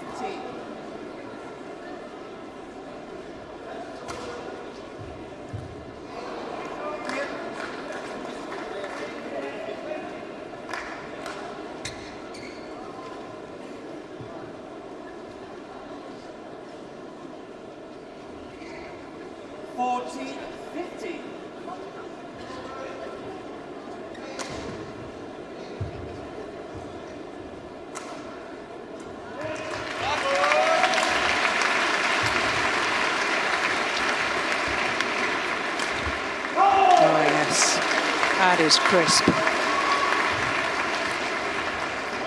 15-0.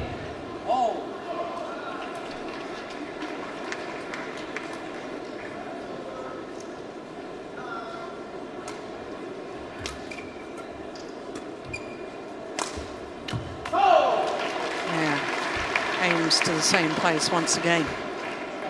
16-15. And this is the first time in the opening game that Jorgensen has been in the lead.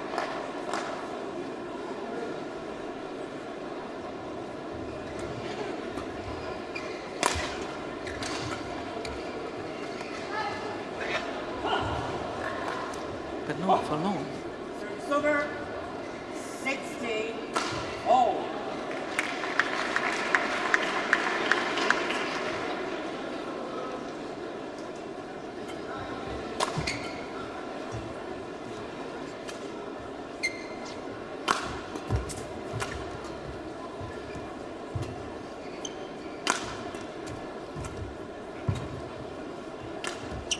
Forehand. Oh! Then he was going to go for the backhand again. He's determined to make the left-hander twist and turn from side to side. Look at this, forehand. Well, we're only seeing the final shot, which was a complete mishit.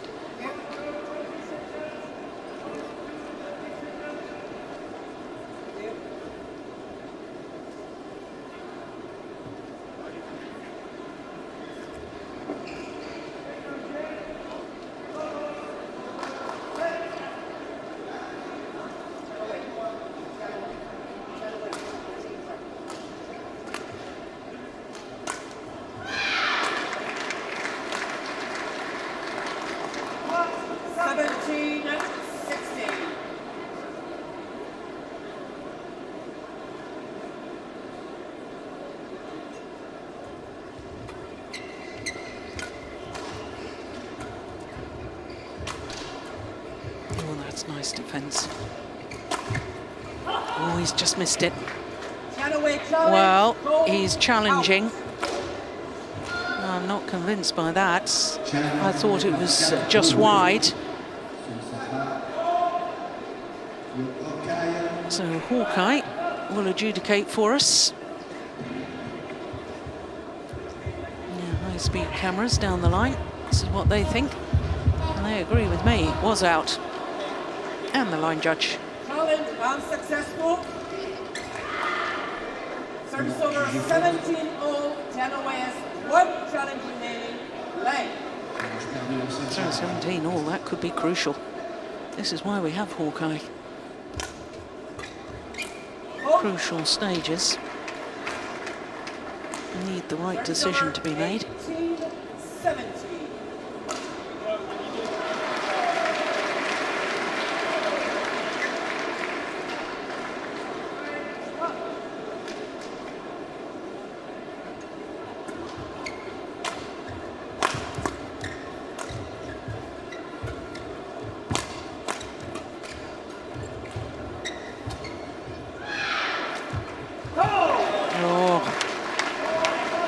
He's smashed so many down the Jorgensen's backhand side.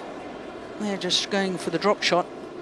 It was a nice idea, going for the change of pace.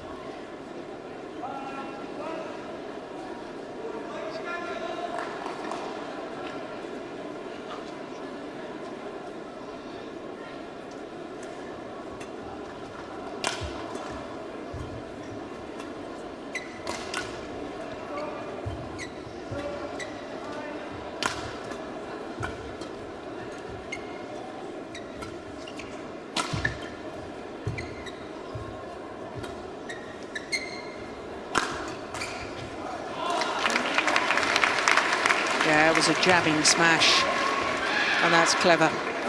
Don't go for the lines at these crucial stages. Just make sure of it, and in playing the jamming smash, force the error.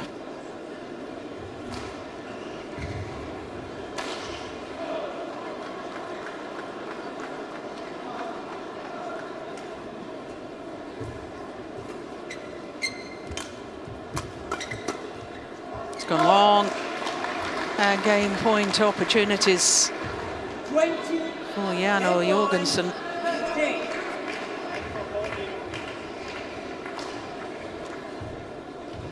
Coming from behind in this opening game.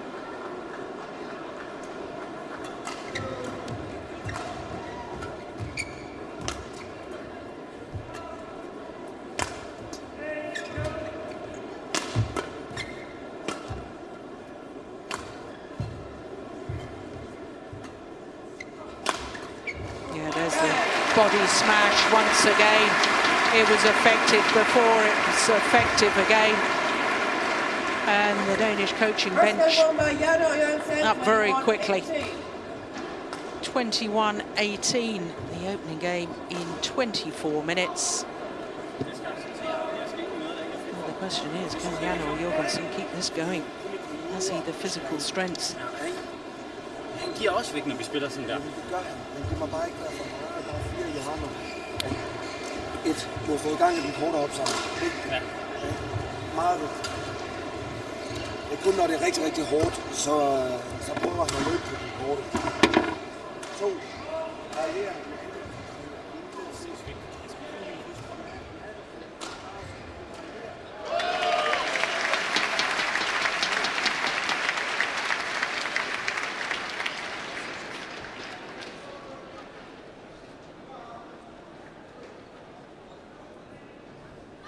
Et vos tweets qui apparaissent sur l'écran géant du stade Pierre de Coubertin, réagissez vous aussi avec ce live tweet hashtag Yonex IFB.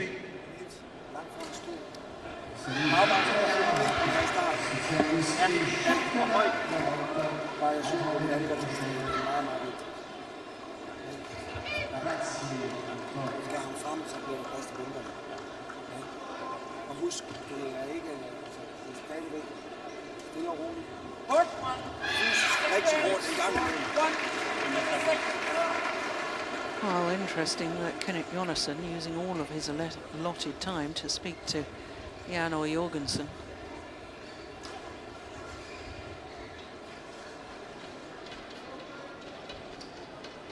Second game. A ball. Hey.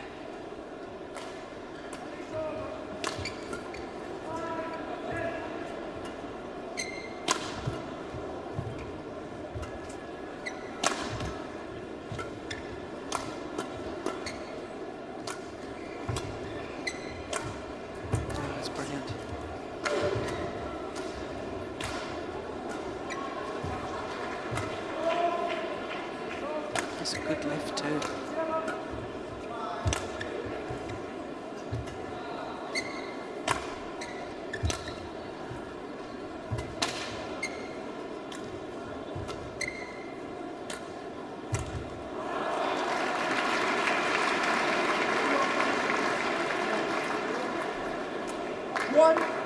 No.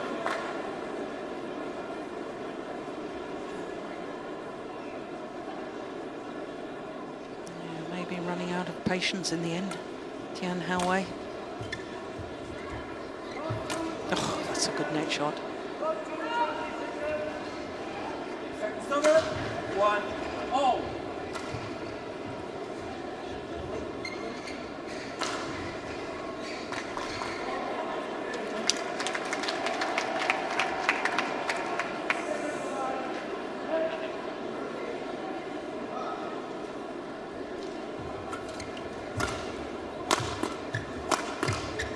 good defense.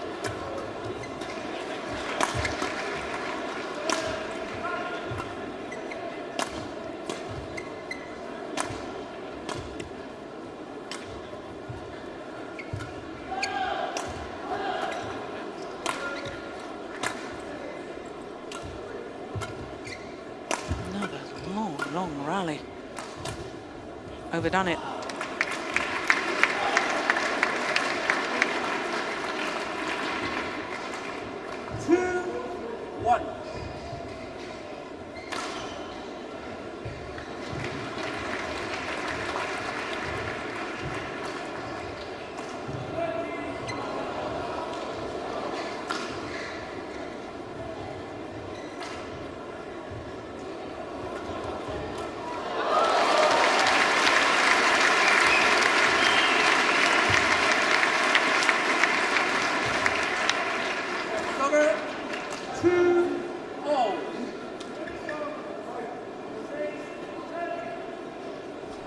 Had a little think about it, didn't it?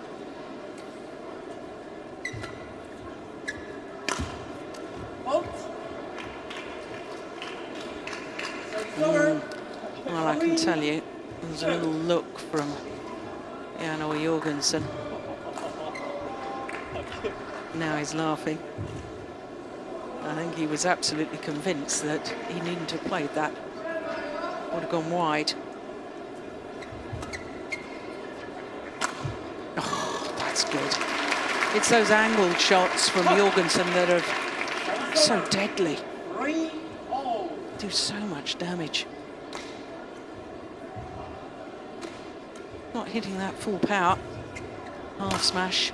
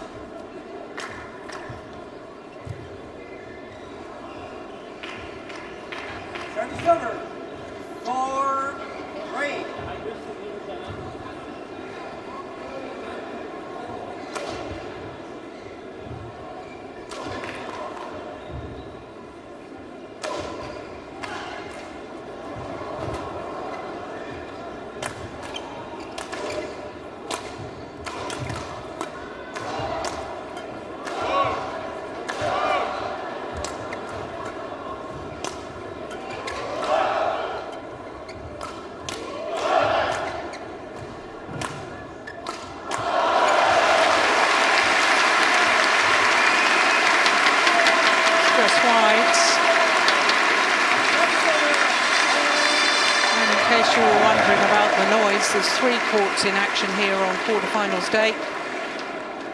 Some of the fans watching the adjoining court.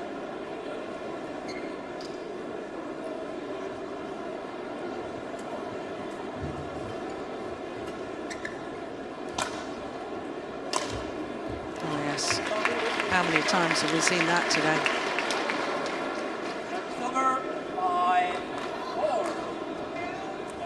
Sport smash towards the Jorgensen backhand side.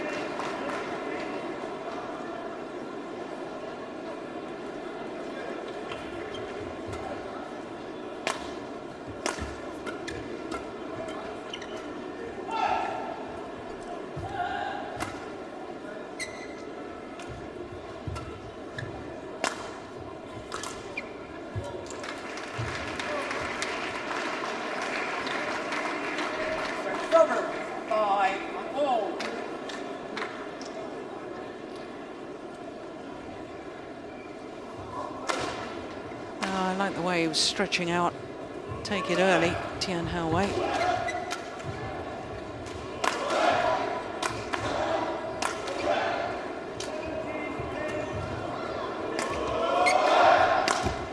Yes, have to say,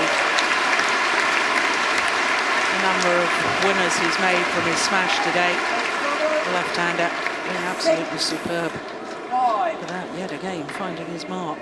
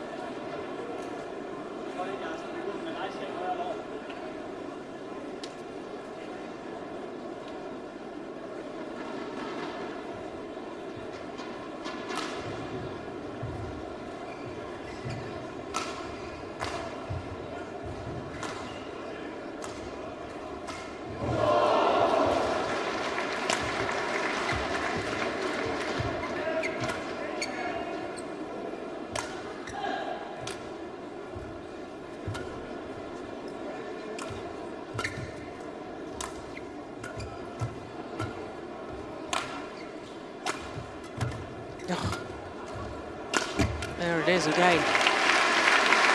Deep in the forehand corner, the cross-court smash from Tian Houwei. Played down to the backhand side of Jorgensen. And once again, a winner.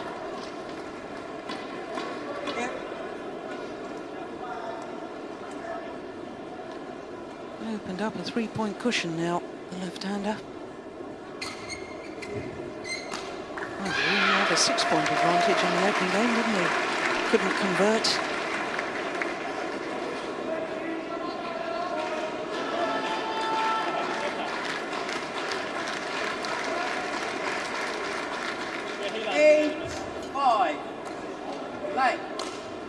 Goodness me. Yonex in the background there, urging his man on.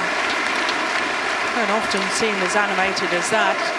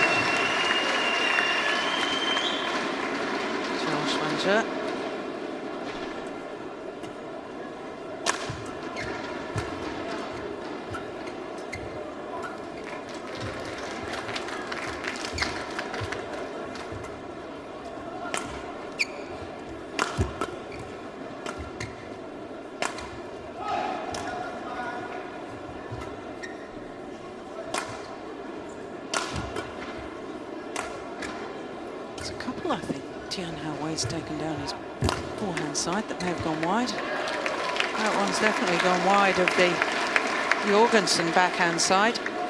There he is again. Very animated. Yonex himself was world #2, as Jorgensen is now.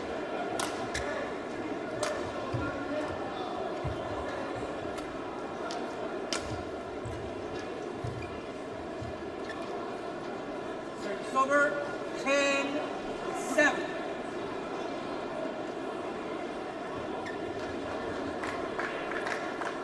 Yeah, that to me was a tired-looking shot.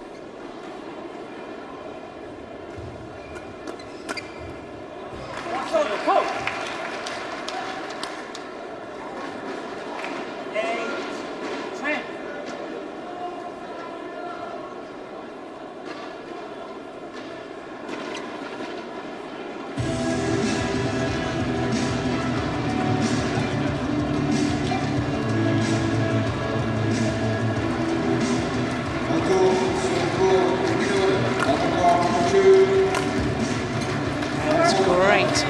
Great attacking play from Tian Houwei.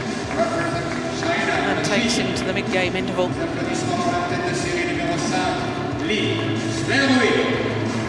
the advantage.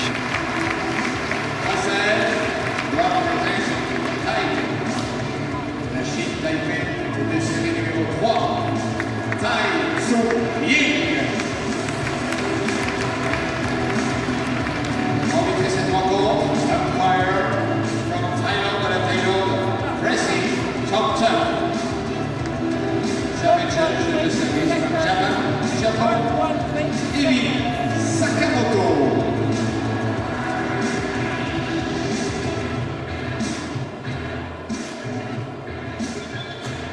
Well, it was after the mid-game interval in the opening game where Jorgensen really piled on the pressure.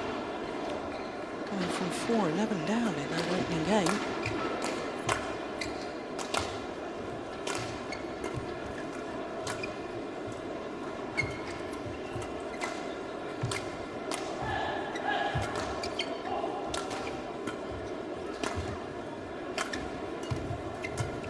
Oh my goodness, yeah, good play. Nicely taken at the net from Jorgensen, this one.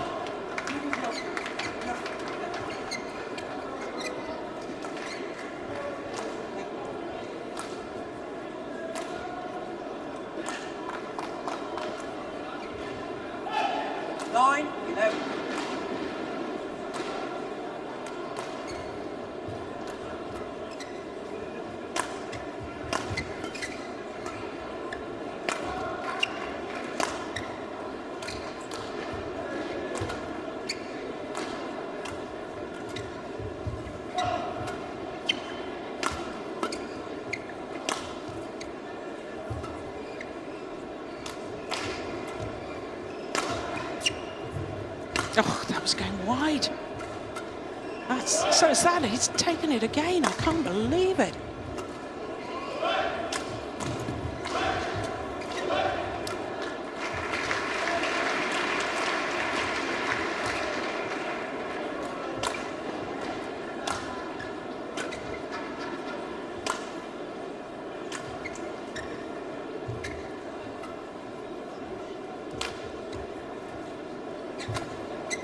Testing rally. Oh, he's missed it. He's missed it. Would you believe it? Well, he took two earlier in the rally down his backhand side, Tian Houwei, and I'm convinced he could have left either and they would have gone out. And that final smash going wide, but once again, going down the backhand side of Jorgensen.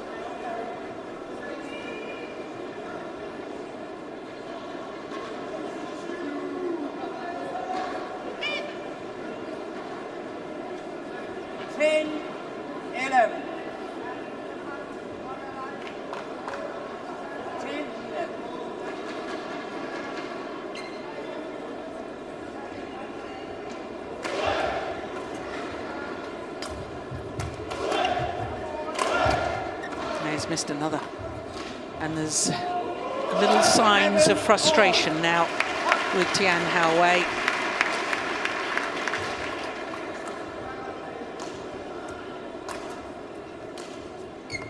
Yeah, that's 3 straight errors for Jorgensen to go into the lead.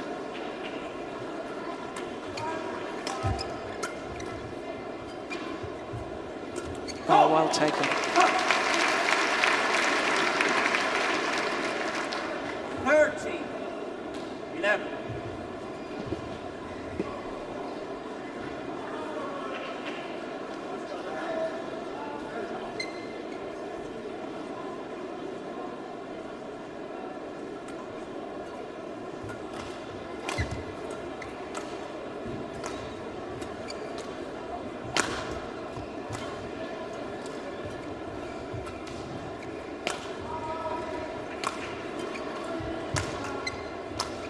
Yes, yeah, I like the body smash, the variation there from Tian Houwei. This one, I guess it wasn't really a smash, more of a kill, but the direction of it. I like that.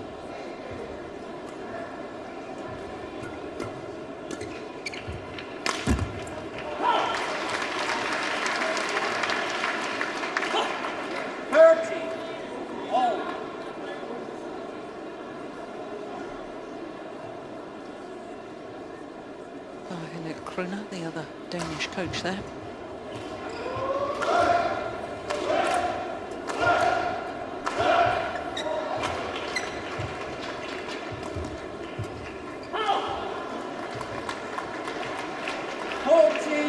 There's a real little spurt here from the left-hander. Played 3 errors in 3 rallies that saw Jorgensen into the lead.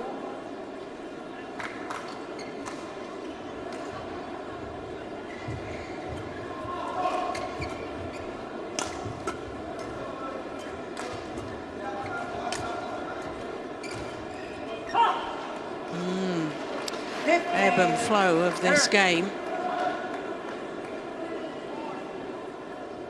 No, it's Jorgensen making the errors.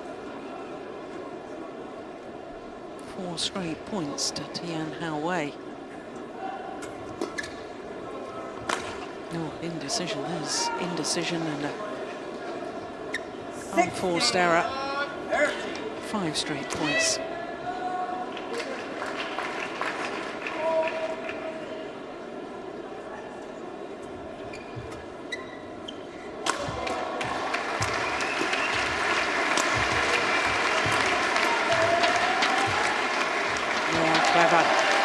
The shot was cross court again. They're playing the slice.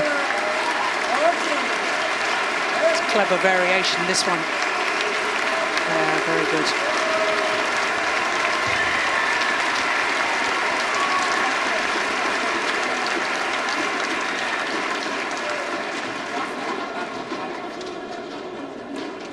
Well, the umpire having a word with Tian Houwei. Quite sure what that was about.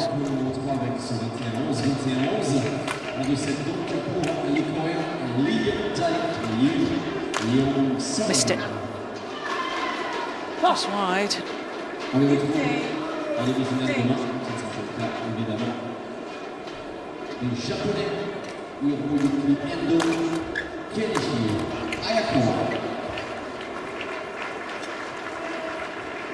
This is a crucial point.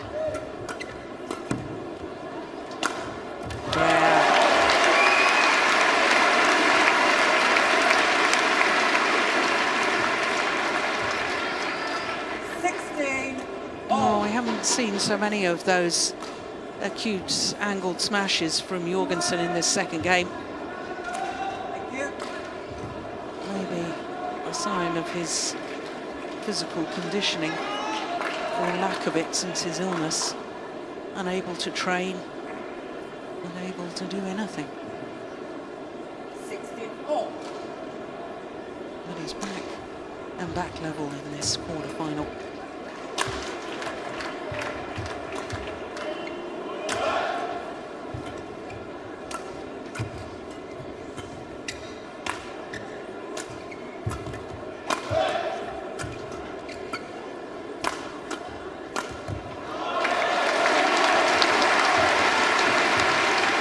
So now 4 straight points to Jorgensen. 17-16. Each player having little runs. And you think they're getting on top of it. And then back comes the other.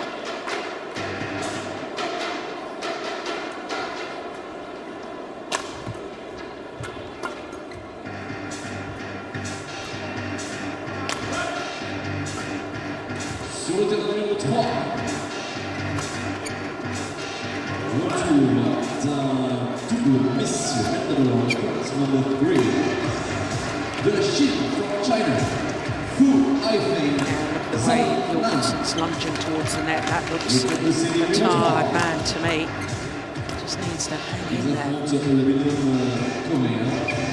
And again, torso dropping forward rather than being upright and in balance. This is hurting. Yeah. I can tell you, Jorgensen looking really, really tired after that rally. Just in front of my commentary position.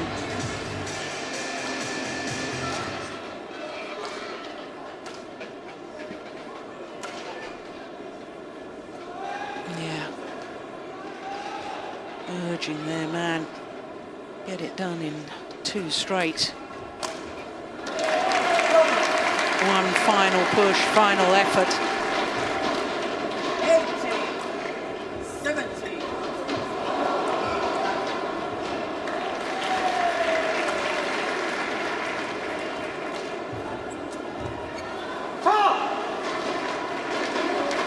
And that's certainly helping his cause.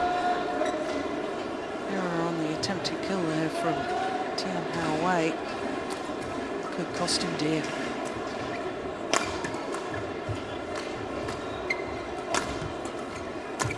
Yeah, that's well taken.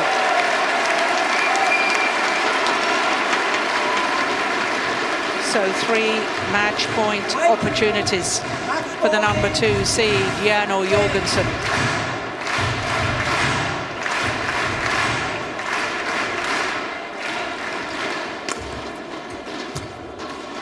Oh, he's pushed it long.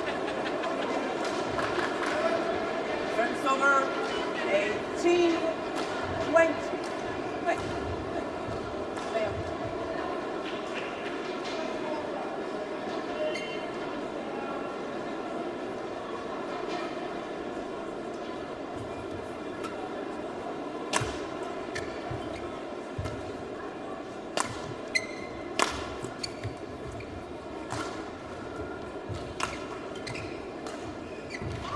Oh, it's landed in. That was a misjudgment from Jorgensen. So 2 match points have come and gone. And just 1 more remains.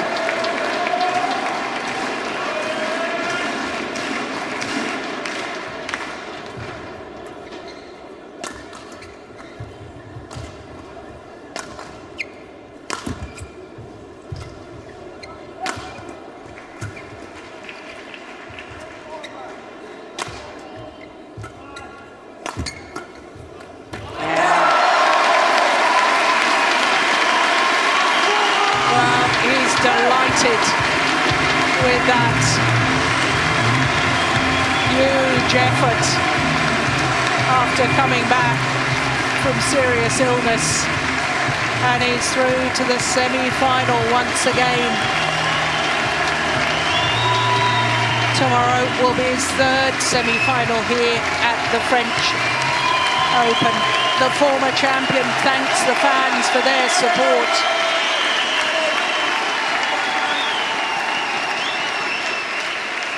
21-18, 21-19 in 50 minutes.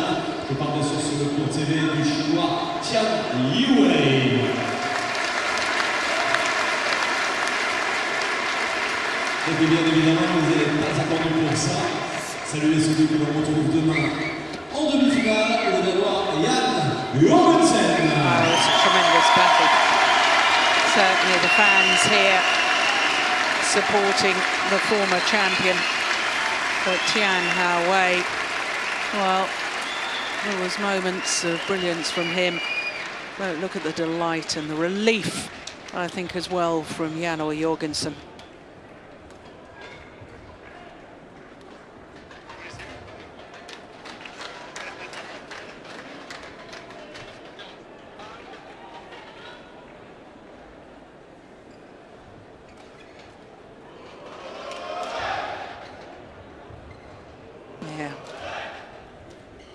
He will play the defending champion tomorrow in the semi-final, Chen of Chinese Taipei. So there, once again, confirmation of the score. 21-18, 21-19 in 50 minutes of play.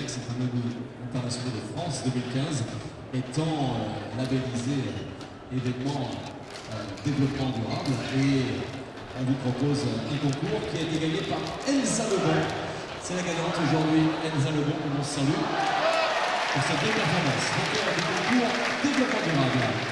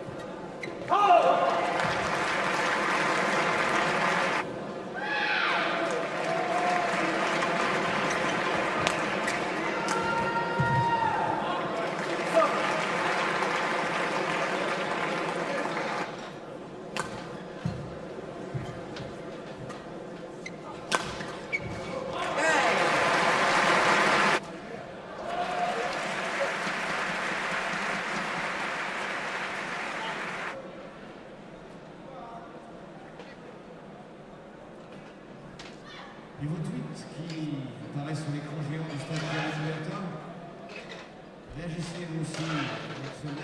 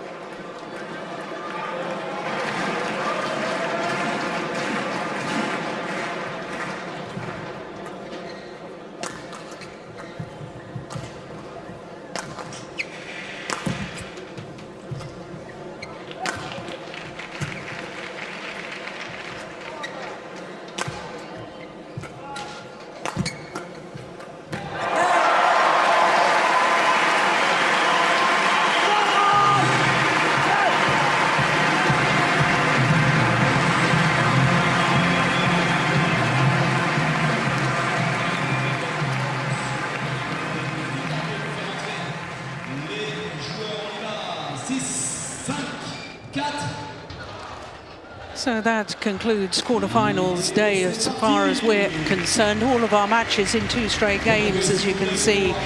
We started with the men's doubles and the current world champions, Mohammad Ahsan and Hendra Setiawan, coming through very convincingly indeed. And then Ratchanok Intanon, the 2013 world champion, beating this year's world championship silver medalist and former world #1 Saina Nehwal.